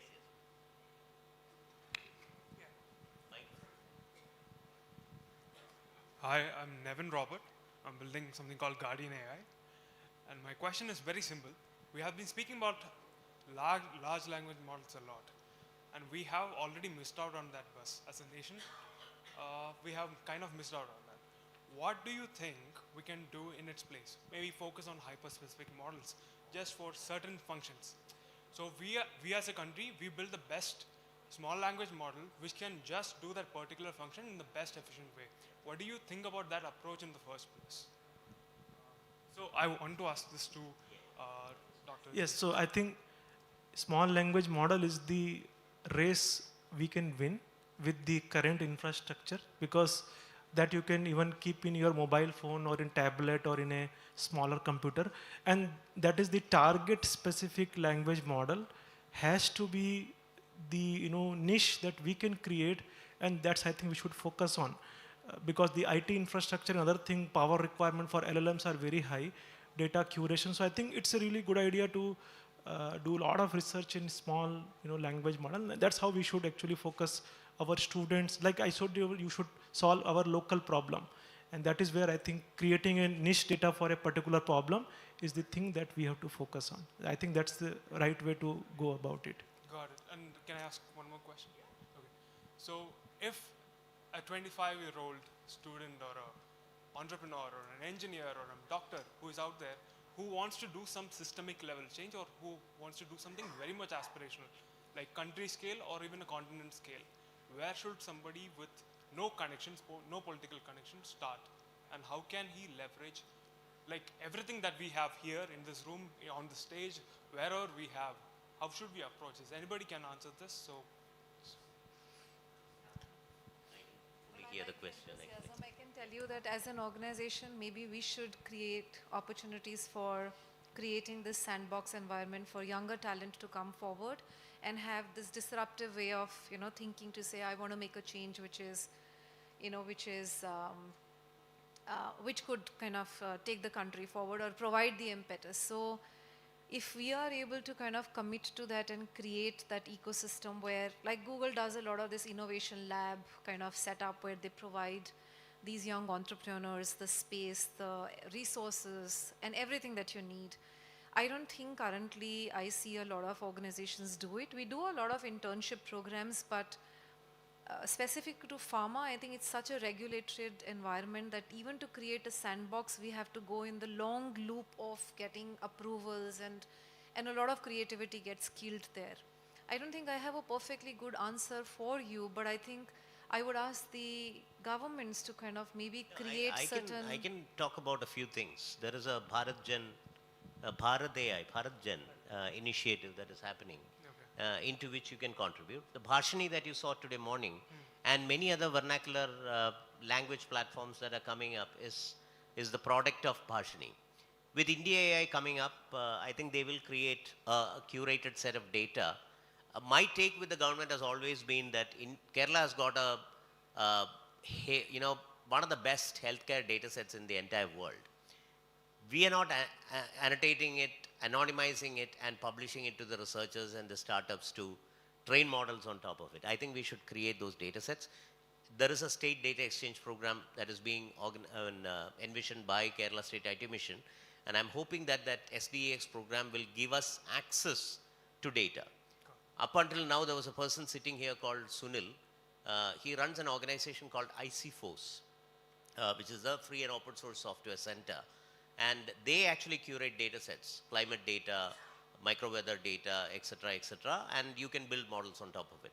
ISRO has opened up a certain amount of data that is coming from the space stations, which you can access and start training models on. So, if not anything, you can go to Kaggle and get your data sets and start training models on. So, basically, there are data sets that are available wherein you can start building or training models, but I think we need to have an incremental training mechanism which we need to build, which I'm hoping that with the India AI mission in place will happen.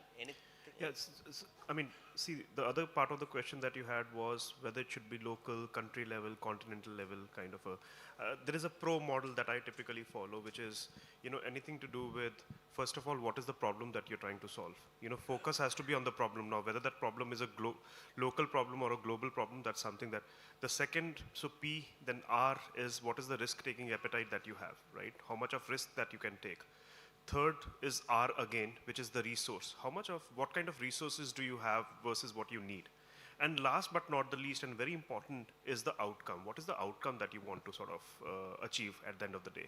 So whether it's a state level issue that we are resolving, to Doctor's point earlier, or a country level issue that we are resolving, at the end of the day, it has to be a problem statement that needs to be defined. And if I have to sum it up, that's what we call as entrepreneurship, right? Yeah. So that's how it comes. Thank you. Thank you, everyone. And another point would be, so let's say you have the idea, you know the outcome, but maybe there may be one more point which you are not able to tell. Maybe, I don't know. You may be looking for a mentorship which you don't know how to get it, what to do it. So probably LinkedIn is the best place to put in your look out for the help. Got it. Any other questions from anyone? Yes? Did I open a Pandora's box? Yes, I did.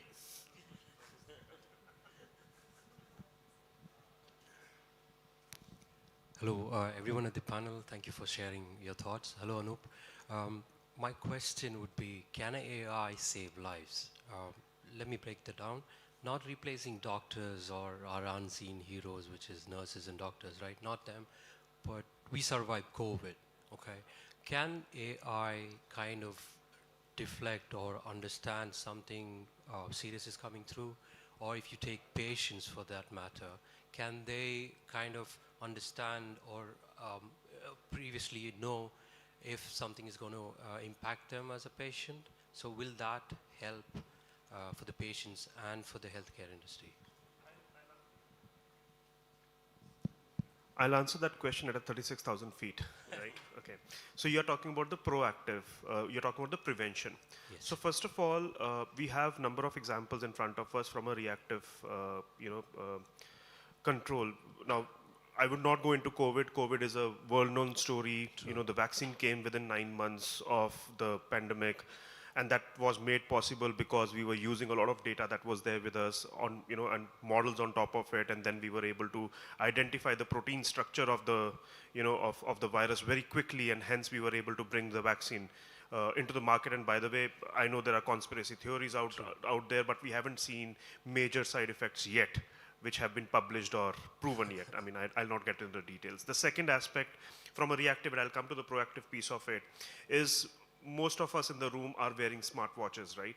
And the technologies and the algorithms and the models that we use, the fall.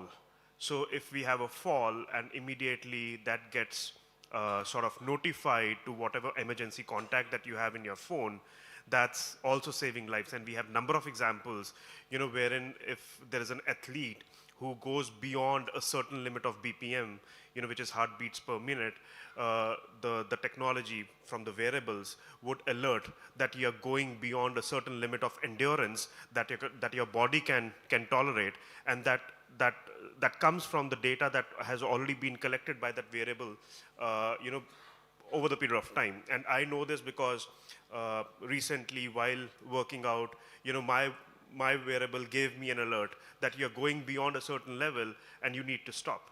True. And so those are the kind of examples. Now, the other example is we've learned as a medical fraternity, as a healthcare fraternity, from the pandemic that we just had. So what is happening now is we are actually reading and analyzing a lot of disease patterns across the different parts of the globe and trying to predict the next pandemic. So what is the possibility of the next pandemic that would come in, and what kind of pandemic that would be? Again, there's a lot to be done in that zone yet, but there are numerous examples, in terms of how technology, how AI is preventing lives, and I'm using the term preventing lives. Thank you very much. One last thing, if I may. So when you have AI in the healthcare system, right? So on the left-hand side, you have the doctors, nurses, and the entire faculty, which is going to use them. On the right-hand side, you have the actual patients who's actually going to probably get use of it. Now, when you put AI in the middle, how are they upskilling the doctors and nurses? How can they be upskilled? Because obviously, this is going to disrupt their day-to-day workflow. And how can patient be used as well in this? Anyone can answer this? Professor gave a very good answer to that, to say we will continue to need human intelligence to validate till such time AI starts giving us compliant, reliable results.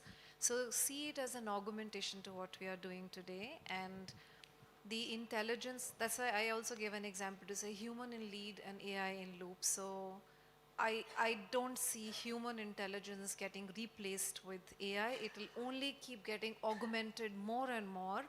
So to give you an example, earlier they used to say if you need, let's say there's a knee pain, oh, there is a best doctor in AIIMS, you go there. What is that doctor's, why that reference? Because that doctor has years of experience of seeing certain images, and that is his intelligence. Now all of that is centered in an AI tool, and a doctor can further supplement to the existing data. So I would say it's augmenting what we are doing and not replacing.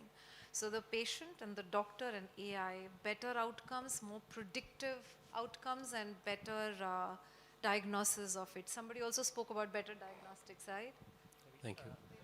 I just wanted to add to what was just said now. See, when you consider doctors and nurses getting replaced, I think it is not that way. They are getting co-pilots basically.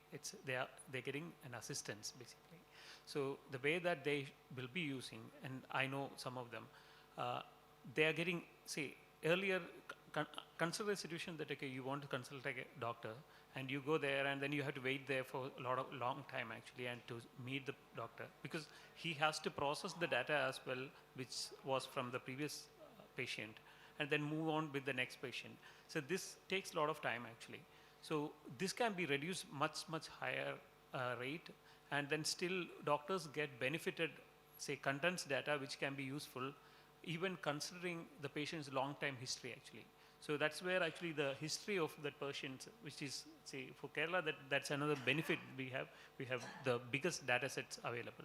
So if I go meet one doctor, say my entire history is with him, and he can quickly come to a conclusion with the current situation, and then advise the right medicines actually. And I'm happy with that, and doctor will be able to move on to the next patient, and he will be able to serve probably another, say, 50% or 100% more patients on the same day actually.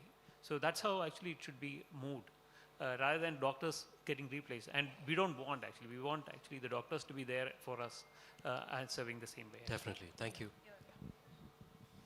So just to add one more example. So when we talk about good surgeons, so people take months to get the appointment from good surgeons. But at the moment with robotic arms, surgeons are doing like 400% more surgeries in a day. So it is already there, already getting executed. So this is how AI will impact on healthcare, I would say. Appreciate it. Thank you. I think we have one more question, and I think we'll take that and close the session. Yes, sir. Myself, Dr. Srirag. I'm working as a veterinary surgeon of Trivandrum Municipal Corporation. So earlier the question was how this AA would be useful for doctors.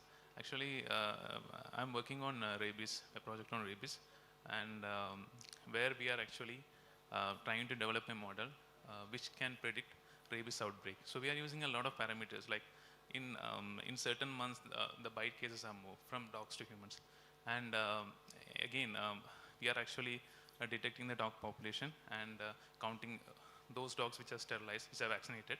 So I think, and again we are taking the data of waste accumulated in each area. So everything is connected with rabies. So around 10 to 12 parameters are there. Based on that, we are actually formulating a model. So its work is going on.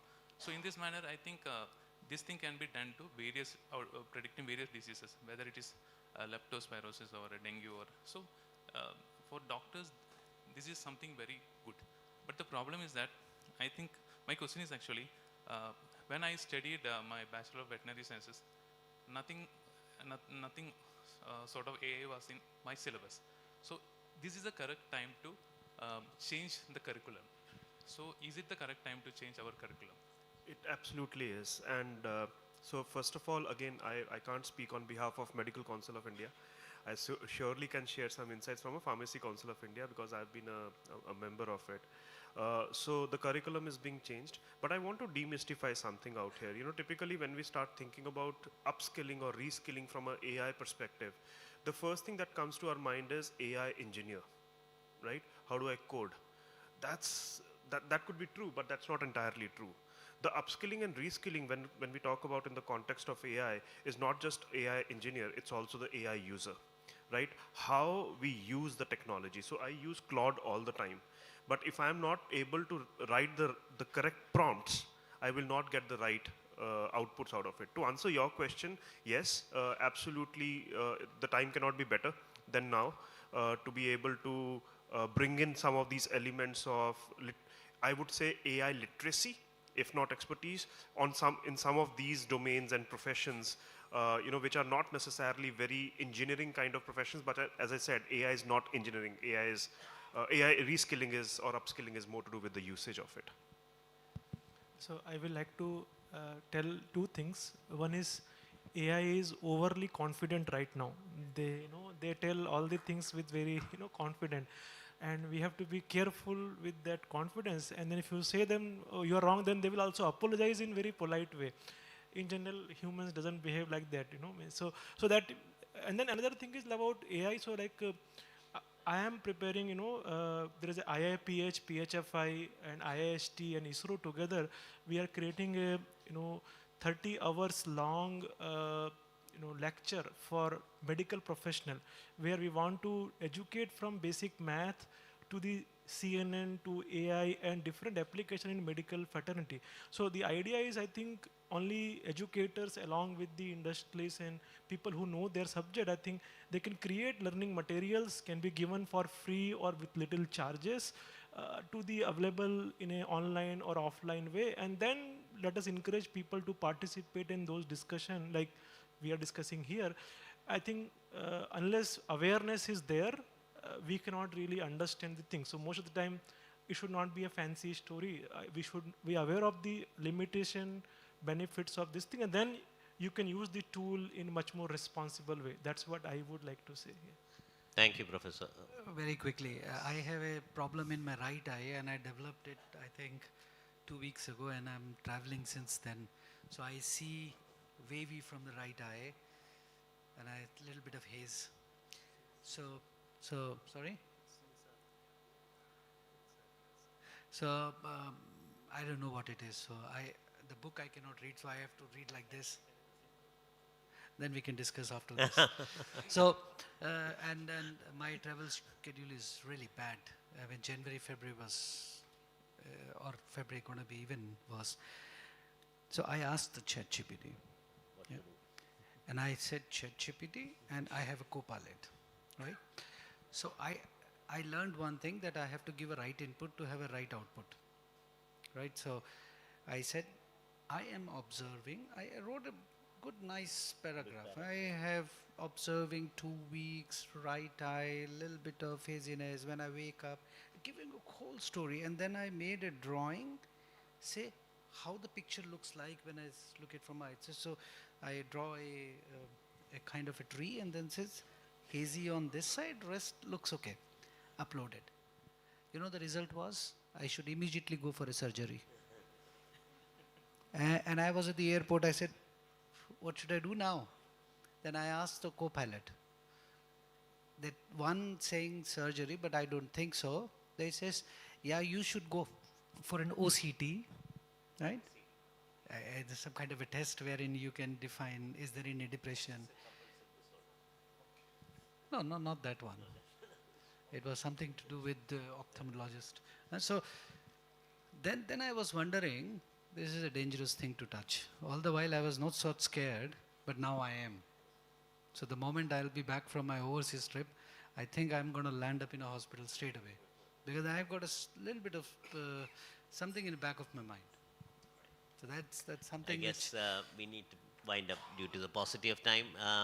Yeah, I mean, ending on that note, I think AI has been promoting suicides among youngsters. We have heard stories about adolescents committing suicide, taking counseling from ChatGPT. So I think it's a very, very dangerous plane that we are, riding. And we need to be very careful about how this is going to change our world. But at the same time, I can tell a proposal that I would take probably a week to write can now be done in, 2 hours if you put your mind to it. So there is definitely some productivity improvements that has happened.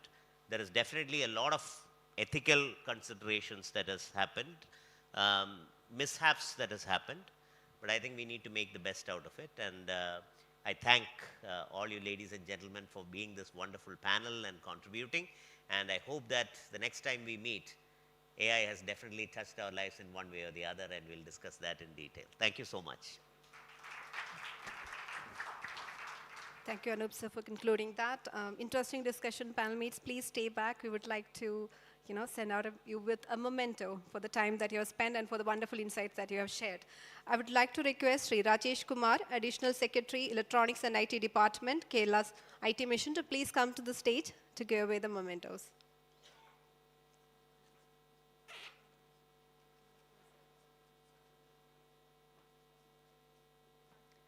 We would like to start with Sri Anup Ampika, Chief Executive Officer, Kerala Startup Mission, for wonderfully moderating this session.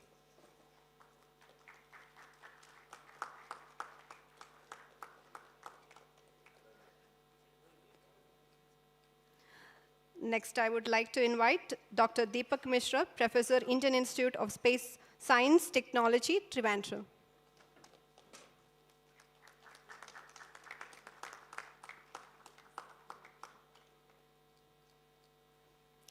I would like to invite Dr. Vikas Prasad, President and Managing Director, Webasto Roof Systems India.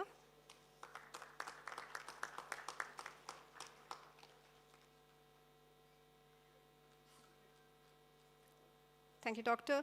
Sri Anup Rajagopal, CTO, GXP Technologies.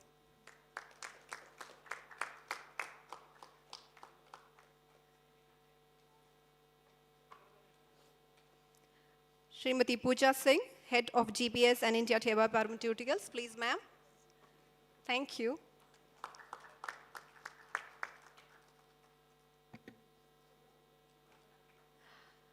Srimati Renu Gupta, Global Leader, Ankuji and GCC. Thank you so much for the insightful talks.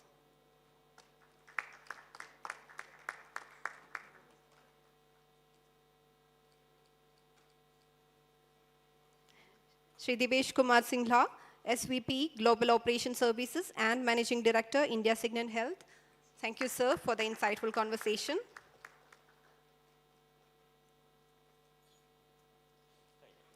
Thank you, panelists. Thank you so much for that insightful talk. And we do hope the discussion on AI's impact goes beyond this panel and more into the future. So yes, that's it. Thank you so much, panelists, for joining us today.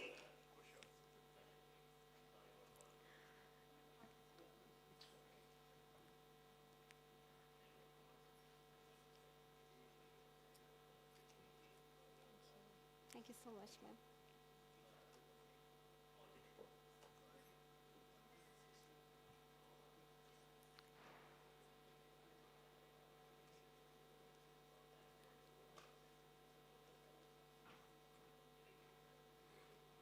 Thank you, sir.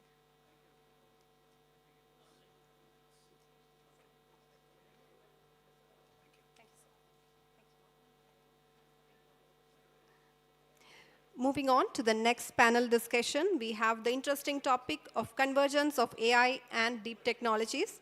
I would like to invite the panelists to the stage. We will start with Professor Penan Chinnaswamy, faculty, IIT Mumbai, and Director, Rural Data Research and Analytics Labs, IITB. Professor, can we have you on stage, please?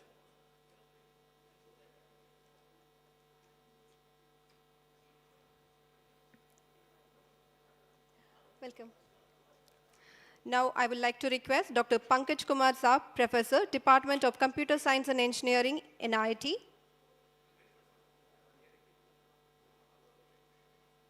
Welcome, sir. Dr. Shekhar L. Kuriakose, Member Secretary, KSDMA. So can we please have you on stage? Dr. Deepthi K., Associate Professor, Central University, Kerala. Welcome, ma'am. Sri Nitish Ampuj, Head AI and Intelligent Automation, Ericsson. Welcome, sir. Sri Alok Vidya, Head of Pre-Sales India Public Sector Business, AWS.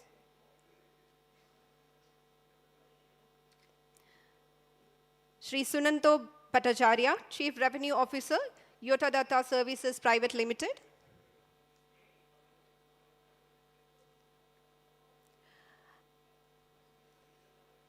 And our moderator, Dr. V. Raghava Muttaraju, Associate Professor, IIT Palakkad. Over to you, Professor.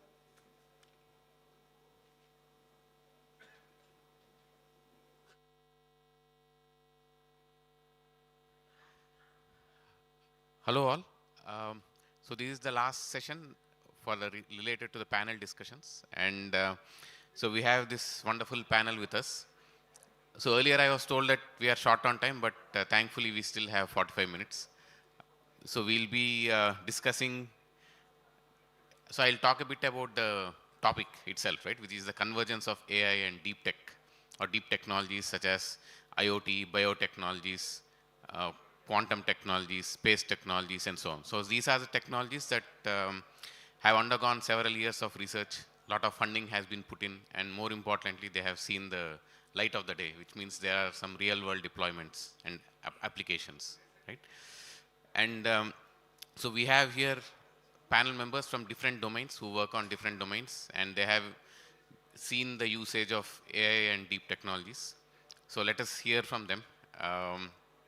So I would request each panel member to perhaps take the first 3 minutes to for the opening remarks. So this can include maybe half minute of introducing themselves, the domain in which they work, and another 1.5 minute for the usage of AI and deep technologies in their respective domains, and another 1.5 minute or so for the challenges of the real-world deployments. So this could be non-technical challenges as well as technical challenges.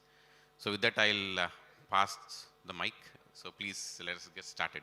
Right? Thank you. Thank you. Thank you, Professor. I'm Nitesh Ambuj, as it was just introduced. I'm heading AI and Intelligent Automation for Ericsson. I also head innovation.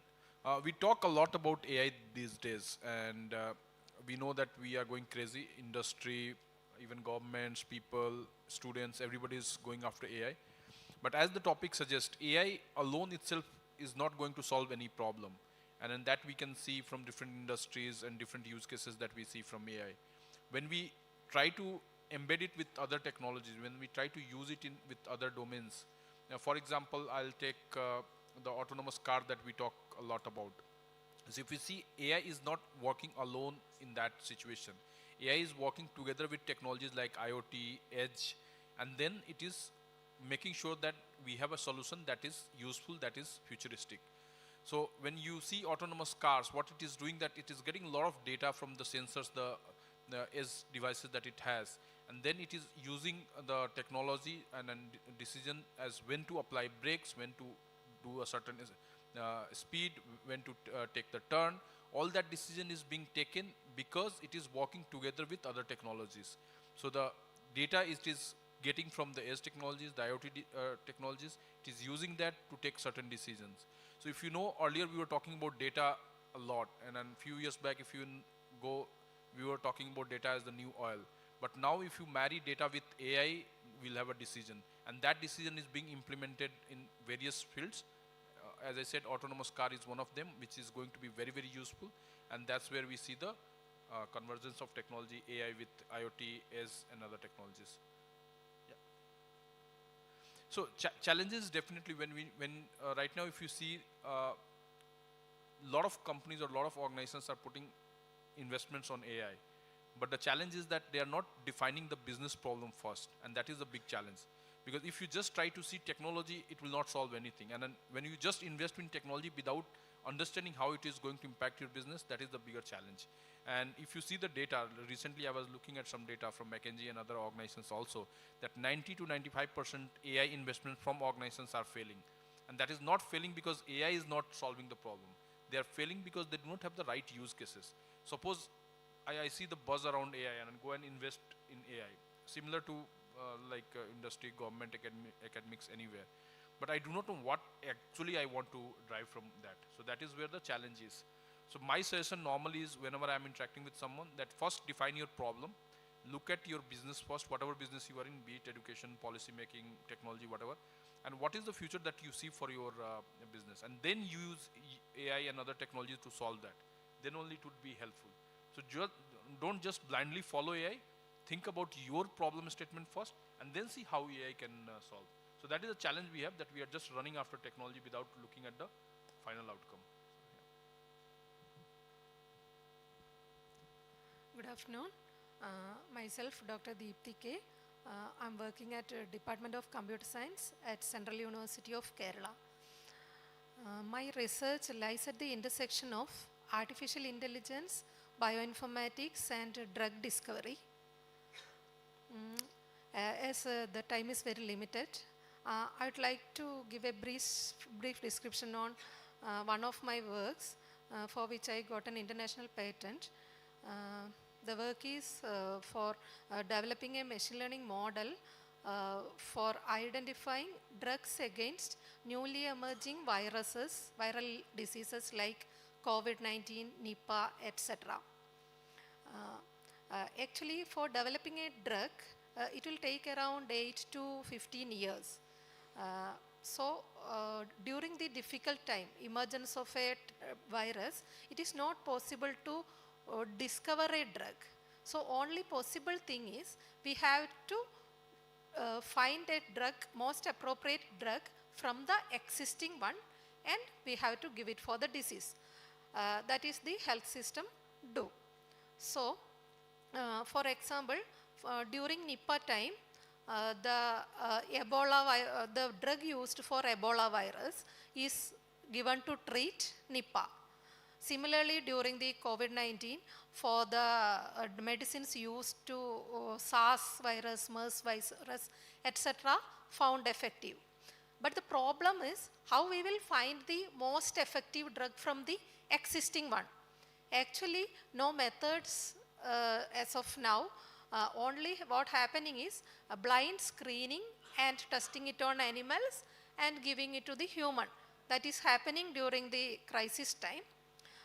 We have developed a method that integrates virus genomic structures and chemical structures of drugs, and which selects, which finds the most effective drug against a virus. For this, we need genomic sequence structure of the viruses. So we have to wait till we get the genomic sequence structure of the newly emerging viruses. For our research, we got it from NCBI, National Center for Biotechnology Information, works at US. They have extracted the sequence information, and we have to convert it to the numerical data. And what we want is, we have to find the most similar viruses previously emerged.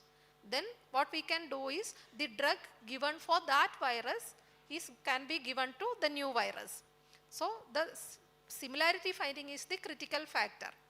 Similarly, we have to find most similar drugs also.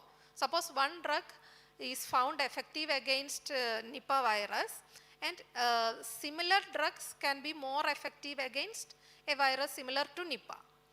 For that, we have created a method for creating feature vectors based on virus genomic sequences and drug chemical structures, and based on the existing experimentally confirmed drug virus data, means which medicine suitable for which viruses. Some data we have available for us. Based on that, we have created labels, and like that we created some machine learning models which predicts most effective drug from the existing one. We can give it for testing in the further biological tests, wet lab experiments, and after that we can give it to try it to human. So what our model do is, it find most effective drug for a newly emerging virus based on the existing from the existing antivirals. The key challenge for this is the availability of data. First, we need virus genomics data of new virus. It will take some time to get it, and there can be less quality, noisy data, like that problem. And for a machine learning model, we need vast amount of data. Of course, the virus data is very limited for the study, but still we can go with that. Similarly, available drugs also, around 300 antiviral drugs available today. We have to use that. From that, we have to choose which one is the most suitable. And another challenge is the rapidly mutating viruses. Viruses will mutate quickly. That is, its genomic structure will change. Once we identify the structure and once we develop the drug, during that time it will change its structure to something else. So drug resistance will come and drug effectiveness will be minimized. These are the challenges. Thank you. I'll start with a challenge that is pertinently around us. Myself, Dr. Shekhar, I'm Member Secretary to Kerala State Disaster Management Authority. If there was an AI which could actually look at the uncomfortness of the air condition of this room and balance it to the conditionalities of everybody who's sitting around, that would be the most ideal use of AI without disrupting anybody's job, right? So what she said and what he was telling could disrupt many jobs, but this wouldn't. This would only make us more happier in this room. Now, coming to what I do as my core business, I'll narrate to you 3 instances where State Disaster Management Authority resorted to the use of AI. One, some of you knew about a couple of ships trying to fathom the depths of Arabian Sea just across, right? Some of you would have known it. MSC Elsa.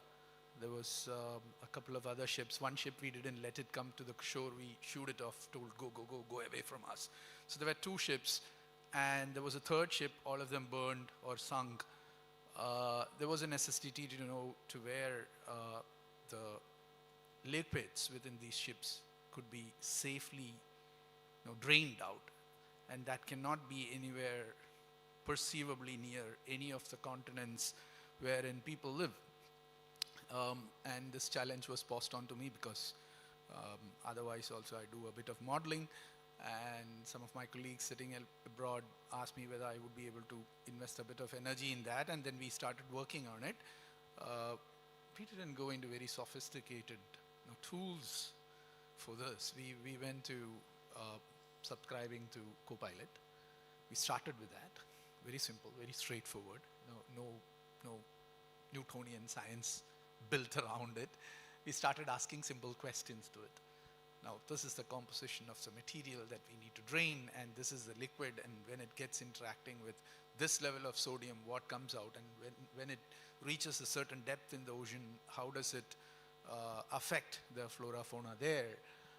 So all these questions were asked, and slowly, over a period of a month, it was able to give us reasonable, validatable, and compliant results. So results that will fit to the compliance standards of maritime organization.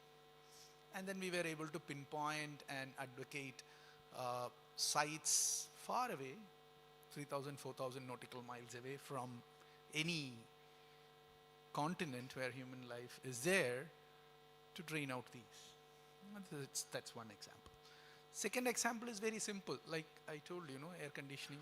So we have to do a lot of annual reports every year.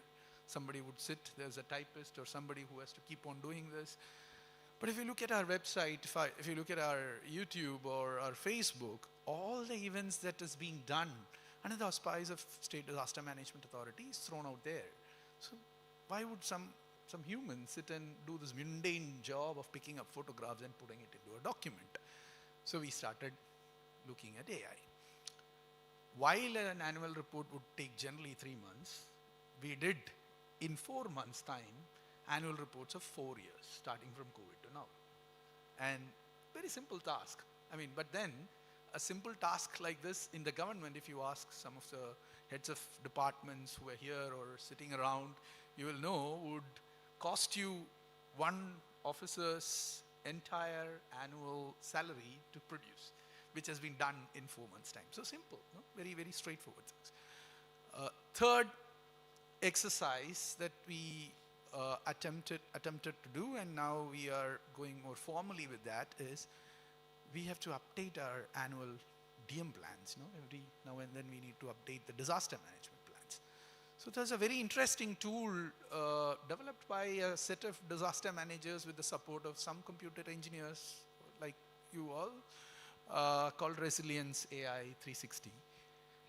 And they came up with a tool which could generate DM plans and update it with concurrent information, not only available in public domain, but also that is fed to it through tangential databases that are available.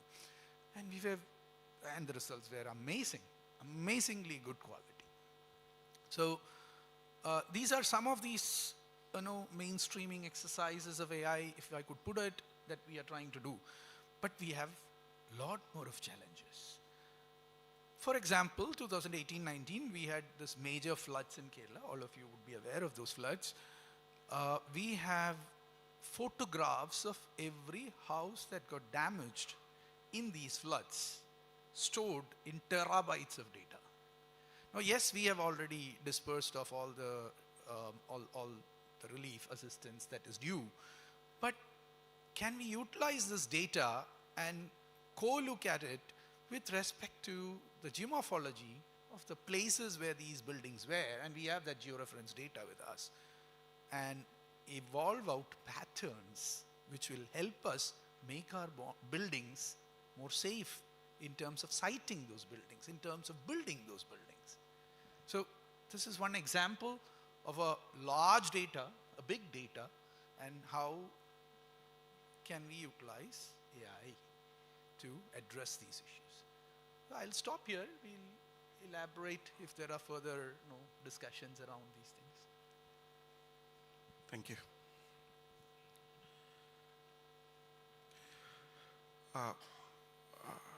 Very good afternoon. This is Pankaj from NIT Rourkela.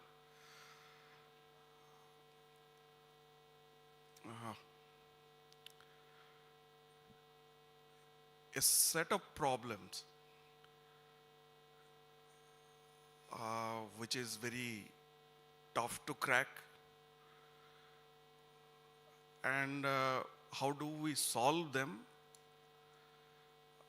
Perhaps this is something related to this AI and deep technologies. Basically speaking, it's like a technology or a set of technology, maybe which is it's not at all easy to solve with the kind of technologies that we have, specifically shallow technology. And when a set of interdisciplinary kind of problem comes and they work together to solve such a kind of problem, it's actually known as deep technology.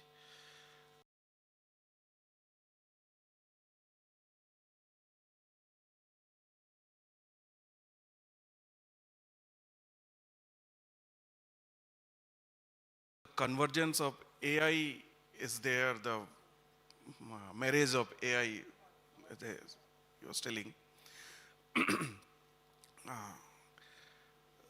Just to give you an example, like I do work in computer vision a lot. I'll give you a healthcare example. In the previous session also, healthcare was dominating. So it's like given your MRI images, your CT scan images, if somehow it can be predicted what would happen 10 years down the line or 20 years down the line, that would be much more beneficial for every individual to save lot many lives.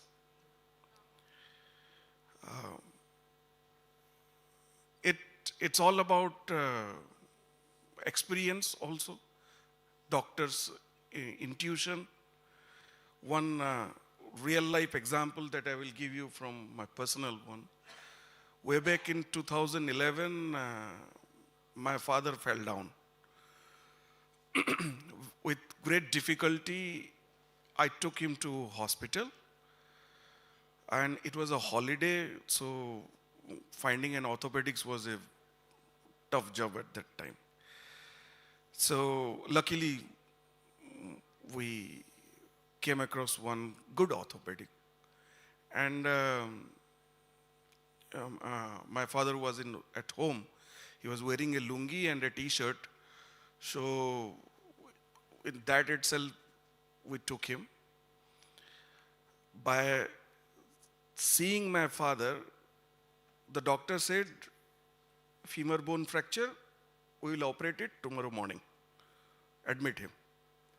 He didn't touch my father, he didn't do any x-ray. I was furious. Like an ordinary common son would be furious, I was furious. But my father was having enough confidence on the doctor, on the doctor's wisdom, doctor's intuition. He was calming me down, but I was furious. I went to doctor and confronted him. The doctor replied, what do you want? Do you want your father to suffer more? He is already in immense pain. If I go and make an x-ray of femur bone, that would be much more painful for him. With my experience, I'm telling it's a femur bone fracture. Tomorrow I'm going to operate. Just shut your mouth. I came down. Just imagine the same thing if it can be translated to a technology. The kind of knowledge that particular doctor is having, the experience that doctor is having, if somehow it can be translated.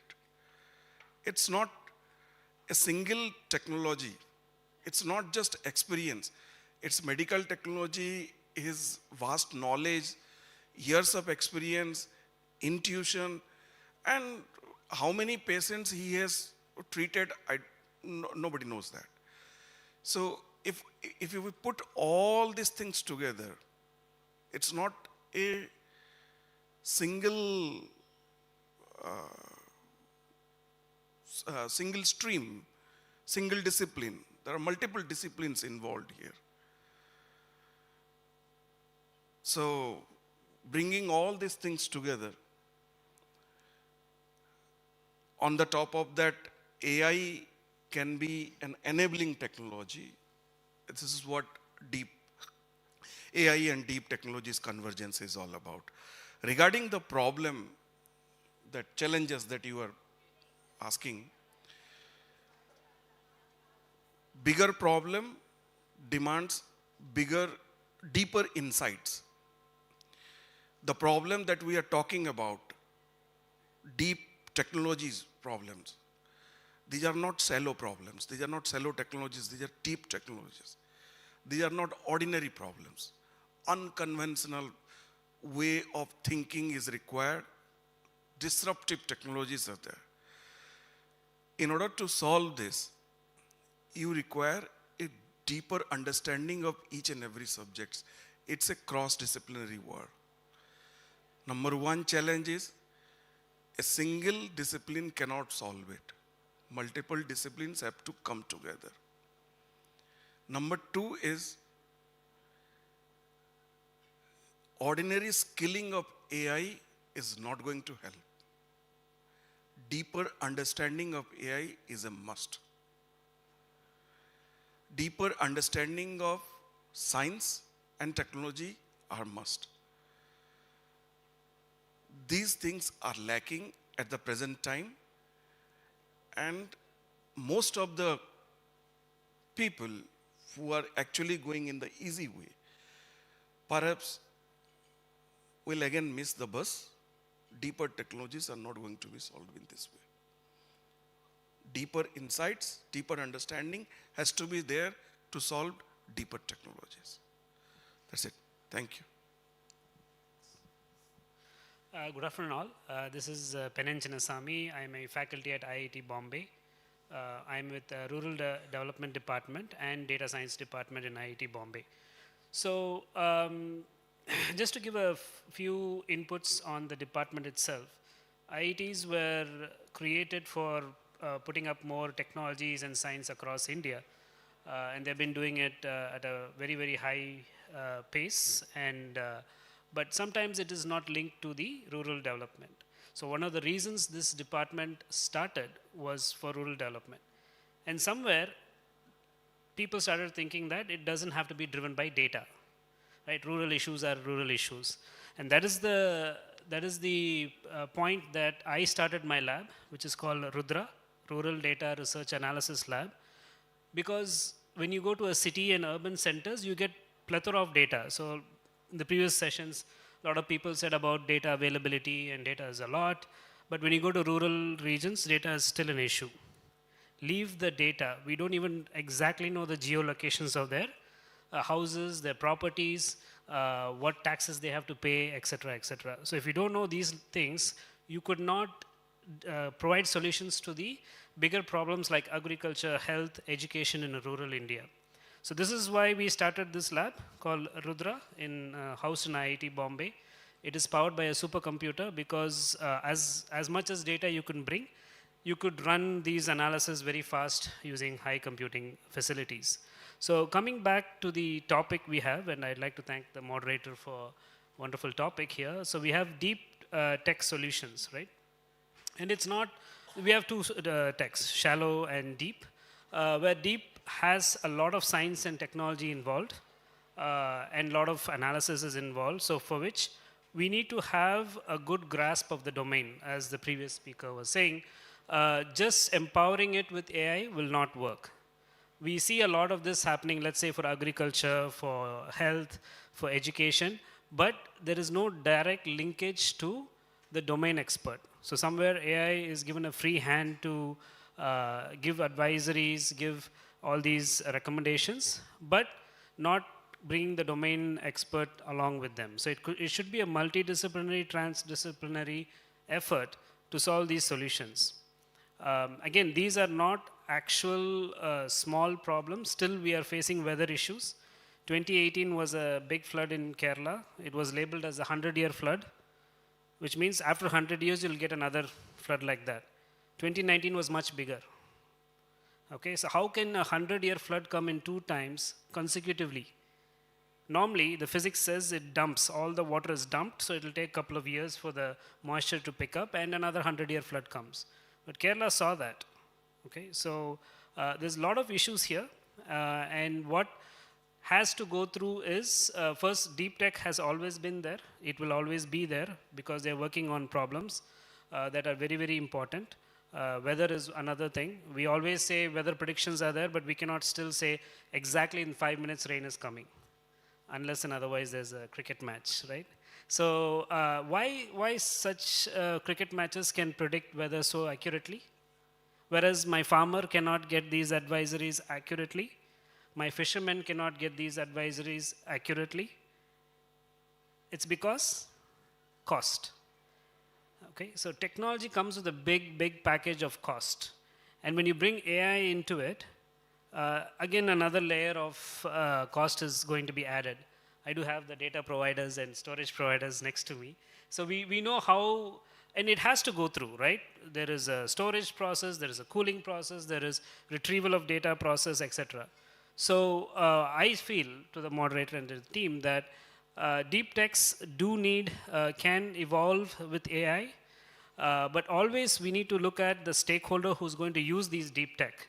And if bringing such solutions is going to not empower them but burden them more on cost, it's going to be an issue.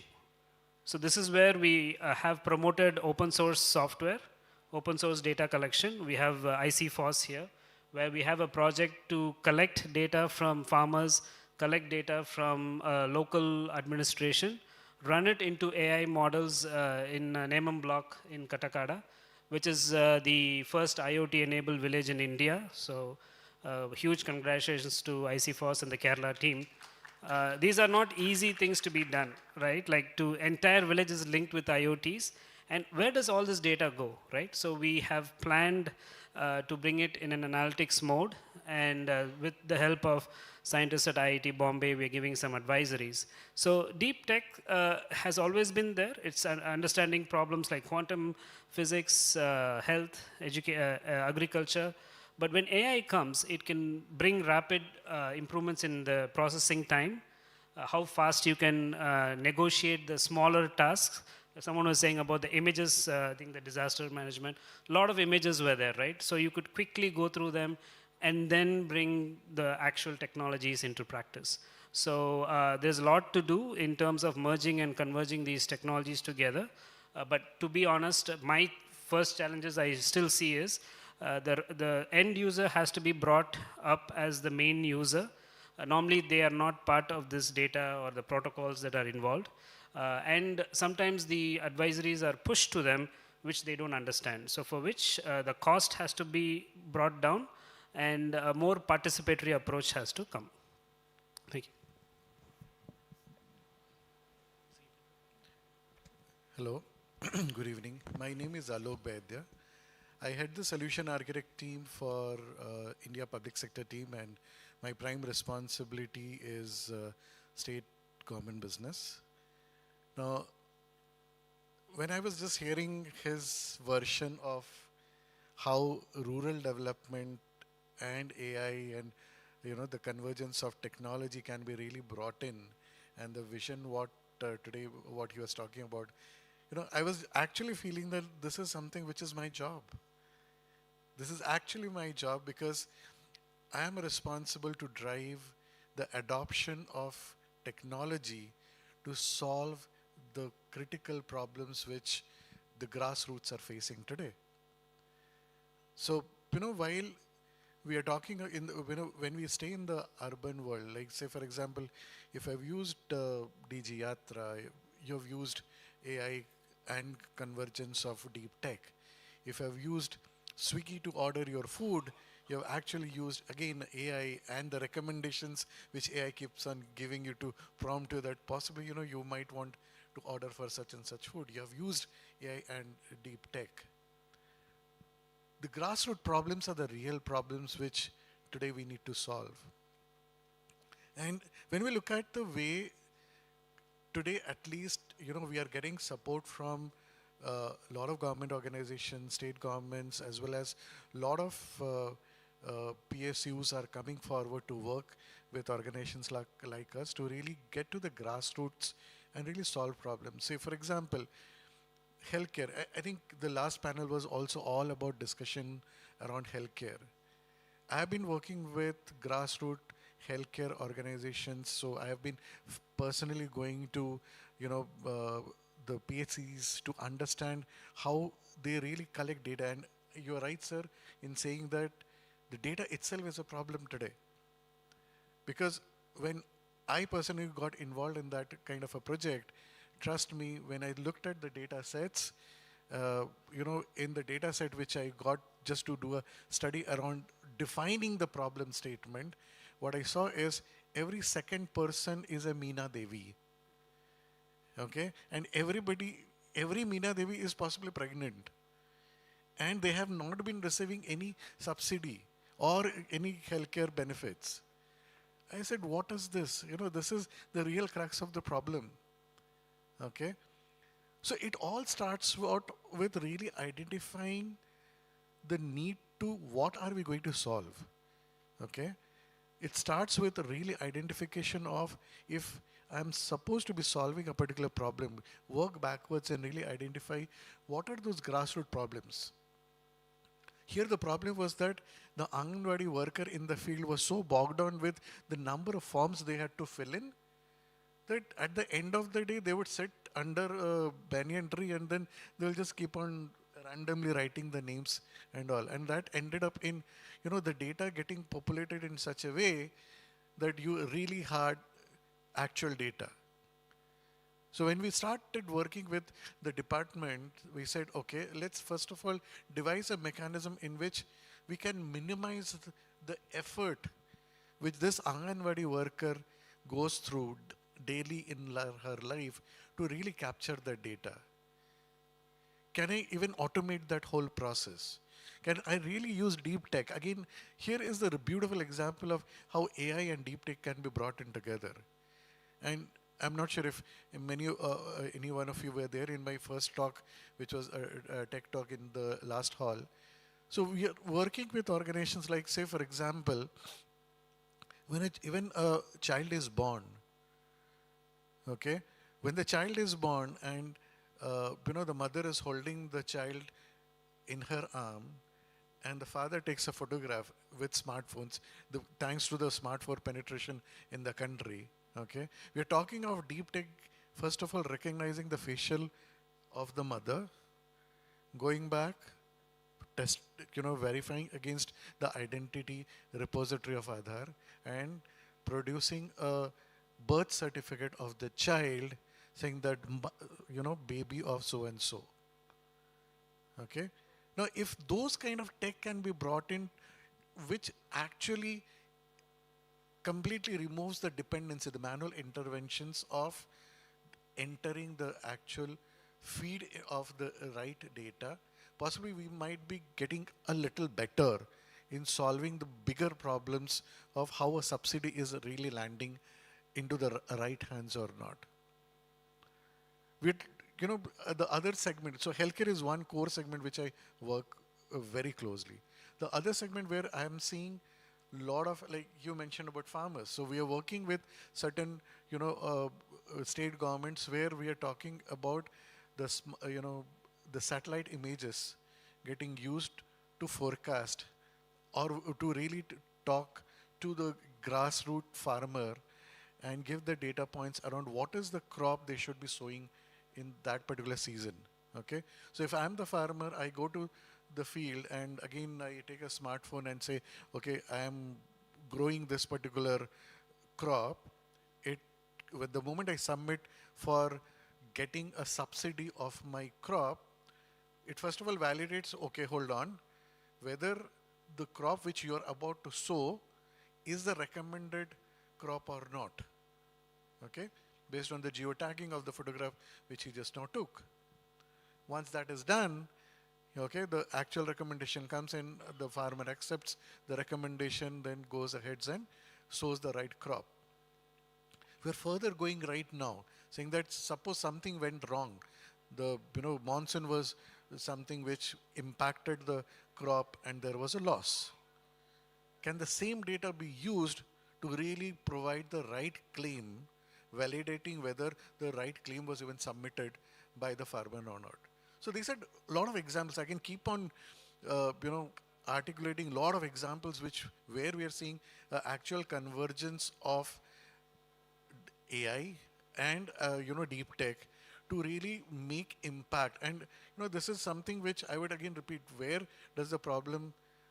What needs to be solved is basically identifying the right use case, the right input mechanism, so that the convergence can be really worked out. Thanks. Okay, there's a challenge always going last, that you run out of ideas. Everything that you've been thinking, somebody has spoken about.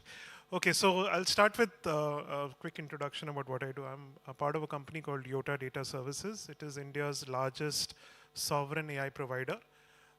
Today, we are contributing more than 50% of the GPUs which are available to India mission. In the morning session, if all of you are looking at the Bhashini translation, that's running on our GPUs completely. It was with a global service provider and they completely moved to us beginning of this month. So we power some of the upcoming LLMs. In the previous session, there was a discussion about India being lagging in the LLM build out, which is the baseline for AI deep tech. So 5 LLMs are being built currently in this country, one by IIT Bombay, which is BharatGen, and then Sarvam and Socket and a couple of others. So most of these are being built on our GPUs. So we are sort of the engine that is powering the entire AI push that the government of India is doing through India Mission. So that's about my company. Now, as a service provider, as an infrastructure provider, we have an external view to the deep tech world, and we see the challenges and the problems in a slightly different perspective. So first and foremost, data has been spoken about and access to data. And we are a country with such an ancient history. There are scriptures, there is a lot of knowledge which is sitting with us. A large part of this knowledge has been digitized over the last 2 decades. But again, annotating and anonymizing and giving a sandbox access to that data is something still a lot of work has to be done. We have data around language. Language is still a biggest problem from a AI perspective. We have so much language data. Think of Doordarshan recordings for the last 40 years available, or All India Radio recordings which are available in some archive somewhere but not sitting in a sandbox for language models to be trained on. So like that, data is available. That's a challenge which we have to figure out how we can quickly annotate, anonymize, and give access to that data. Kerala can obviously start with healthcare data, as we've been talking about since morning. That's something which is available. The second challenge is, of course, access to AI infrastructure, GPU infrastructure. Anybody here who's doing any research will say that's amongst their top 1 or 2 problems. We after data, that's the number 1 problem. Scaling out from a POC to a production is a huge issue today. A lot of times the POCs start on ready-made APIs available with global providers like OpenAI or Gemini. But moment you want to take it to production, especially in the India scenario where the skill cost arbitrage is much lower than US, the cost, the ROI really doesn't make sense on a lot of the use cases. So therefore, government has to step in and support development at multiple levels. So first is, I think it was just mentioned in the previous session, a lot of use cases can actually be solved by SLMs and micro models, but still, I think way too much focus is being put on LLMs. Let them get developed, great, but there has to be a very large focus on small language models also, so that the need for infrastructure comes down massively, and that can sort of make a lot of use cases ROI positive. And the second part is government coming in, like India Mission. State governments also need to play their part in supporting the academia, supporting the startup community who are building these amazing deep tech solutions by forms of subsidy in providing infrastructure. Okay, thank you. Thank you all for your opening remarks. So one of the reasons why I was asking about these challenges is so that some of the audience perhaps could take them up and work on it.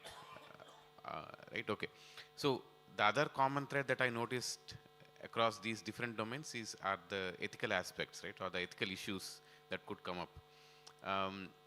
So unfortunately, we do not have time to go one after the other again. But so if anyone has thoughts on the ethical issues that could come up or that have come up in your domain, and which so that these can be examined and proper guardrails can be put in place, right? So because some of these generative AI models or AI models, they do not consider the ethical aspects.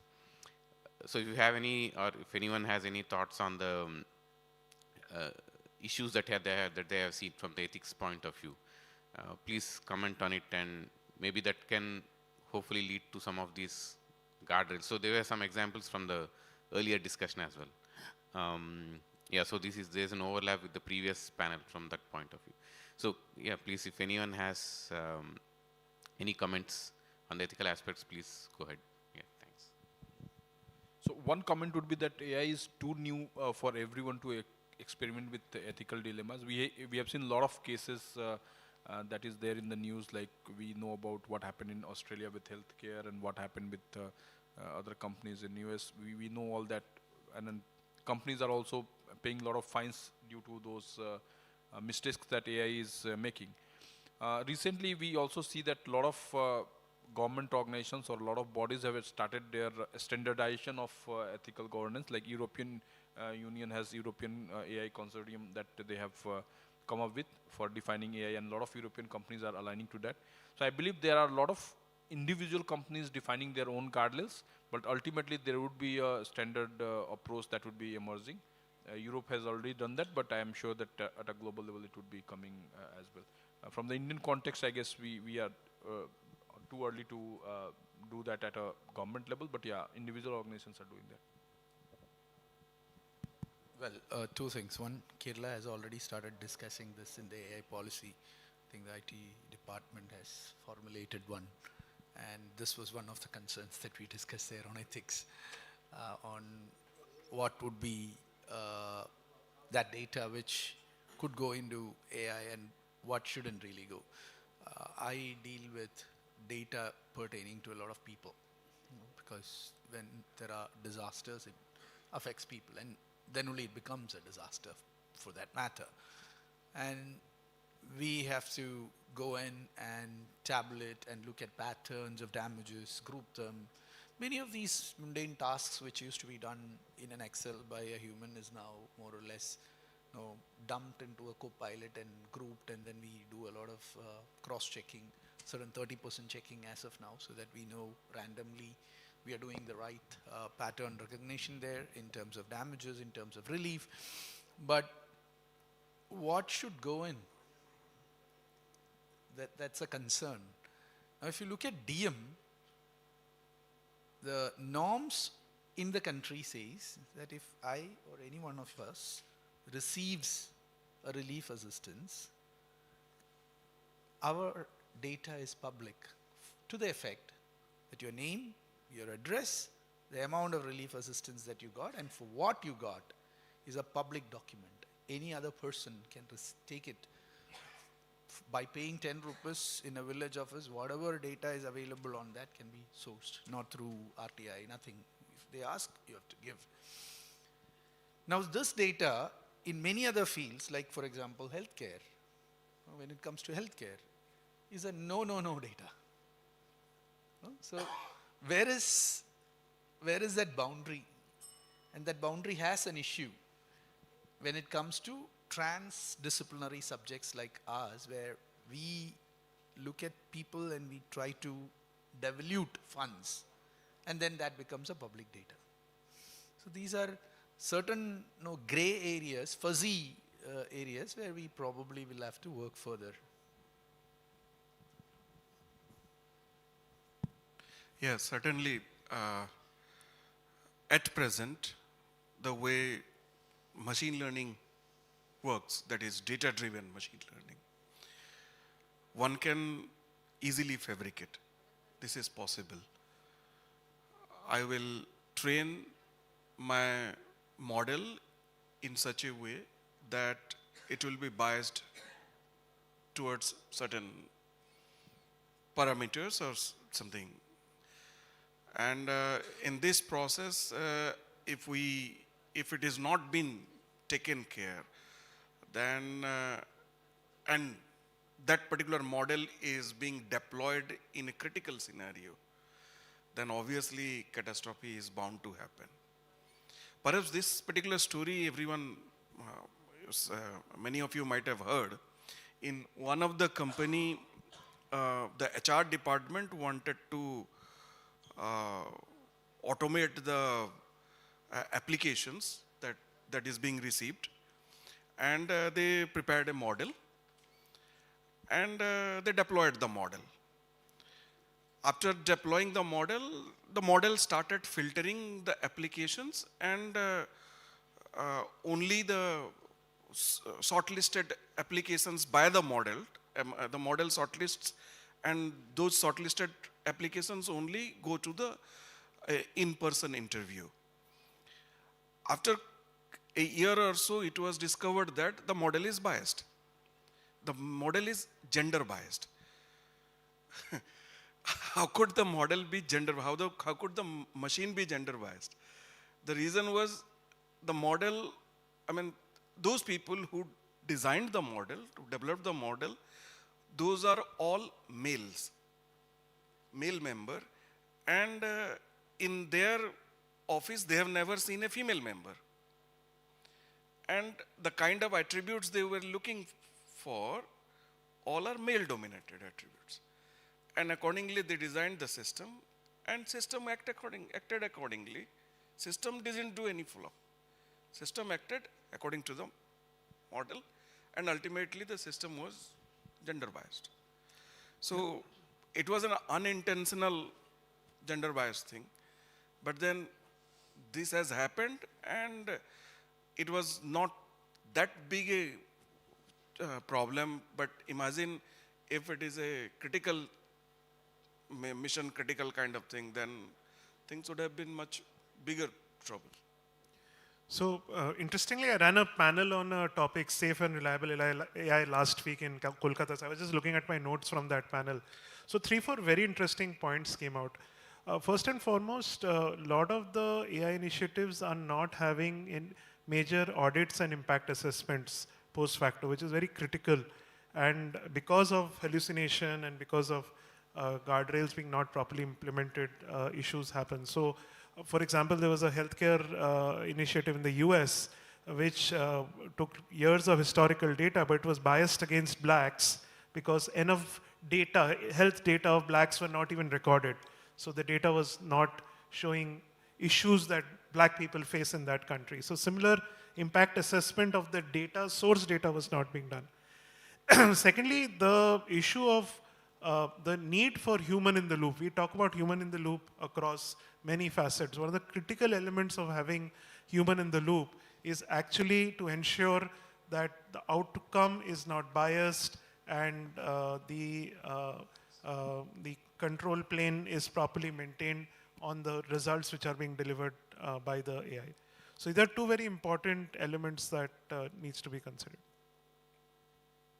Yeah. So I think the ethical issue, So ethical issue we found is, especially with farmers whose data was not logged, the AI model was predicting more vulnerability to them. Therefore, the banks were jacking up the insurance rates. Some of their, and also they predicted too much disaster or droughts or floods, which never came. And therefore, the farmers had to pay more. So these things could have been eliminated if the AI they used was more explainable and more scalable. So these things that we are working on at IIT Bombay, where we're trying to put guardrails and also create SOPs to implement these models, especially for data scarce regions. Because everyone knows here that COVID models were run on AI, and if that was true, half of Maharashtra or at least Mumbai should have been gone, right? The model predictions were not good. And we were scared. We were scared. We were put to, we were confined in our campuses, etc. So these things could have been eliminated, and therefore there's always a scary fact about AI. But the good part about going back to the topic is, if deep tech does use AI and produce results that deep tech took long to solve, I think the respect and adoption of AI would increase. Because initially deep tech has been always going on its own vision. It's a long vision, it's going on IoTs, sensors, etc. But now if AI comes and produce those results, more adoption will happen, the cost will be borne by these deep technologies, but it has to be ethical. Okay, One maybe a last- quick comment, because we are out of time. Just quick comment. I think we have been going through one element of, I think everybody has been learning, the input mechanism, which I also called out, right? So garbage in, garbage out still is absolutely true for the sake of AI also. So when we talk about the guardrails, the right guardrails, so if it is, let's say, an AI model to be developed for an organizational productivity, let's not make it talk to the outside world, right? So you put it the right guardrails so that it talks to your own data. While something like genomics, which is much more wider, impacting the large-scale population across the world, possibly a large set of data without any boundaries would make it much more effective to predict the right set of diseases. That's the only comment. Thanks. Okay, thank you. Thank you for all the wonderful insights. Unfortunately, we are out of time. Maybe we can take a quick question from the audience. The fastest hand wins, right? So if there's one quick question from the audience, maybe we can, to the panel, we can take that. I think everyone is already tired. Any question from the audience? Okay. There is one. I guess everyone is already tired. Okay, so everyone wants to go home or go to next session, is it? Okay, if that's the case, then thank you. Thank you. I would like to thank the panel for their wonderful insights and discussions. And thank you to the audience for listening to the discussion. Yeah, thank you. Thank you all. Thank you so much, Dr. Veerakkava Muthiraju, for moderating such an interesting discussion. So I would now request Sri Krishnan B. Nair, Domain Expert, Kerala State IT Mission, to please come to the stage to felicitate the panelist and the moderator, please. We will start with you, Doctor.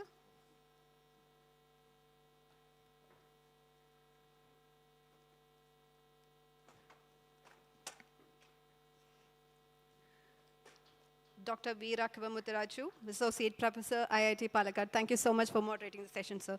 Now we will move on to Professor Penan Chinnaswamy, Faculty, IIT Mumbai, and Director, Rural Data Research and Analytics Labs, IITB. Thank you for the insights, Professor. Next, we will move on to Dr. Pankaj Kumar Jha, Professor, Department of Computer Science and Engineering, NIT. Thanks, Doctor, for the insightful discussion. Now we will move on to Dr. Shekhar L. Kuriakose, Member Secretary, KSDMA.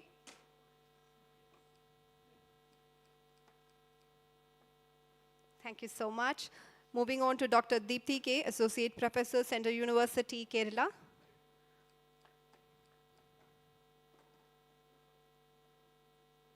Next, we will move on to Sri Nitish Ambuj, Head AI and Intelligent Automation, Ericsson.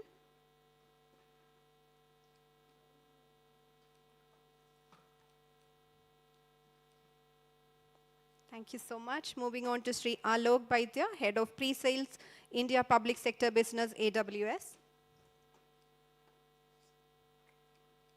Thank you for the insight, sir. Next, we have Sri Sunando Bhattacharya, the Chief Revenue Officer, Yotadatta Services Private Limited.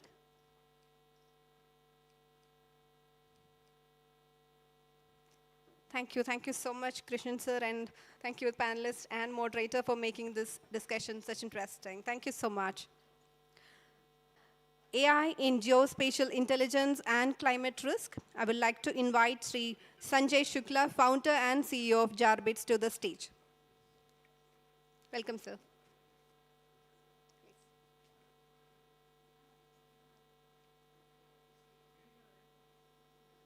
Can you put my slides?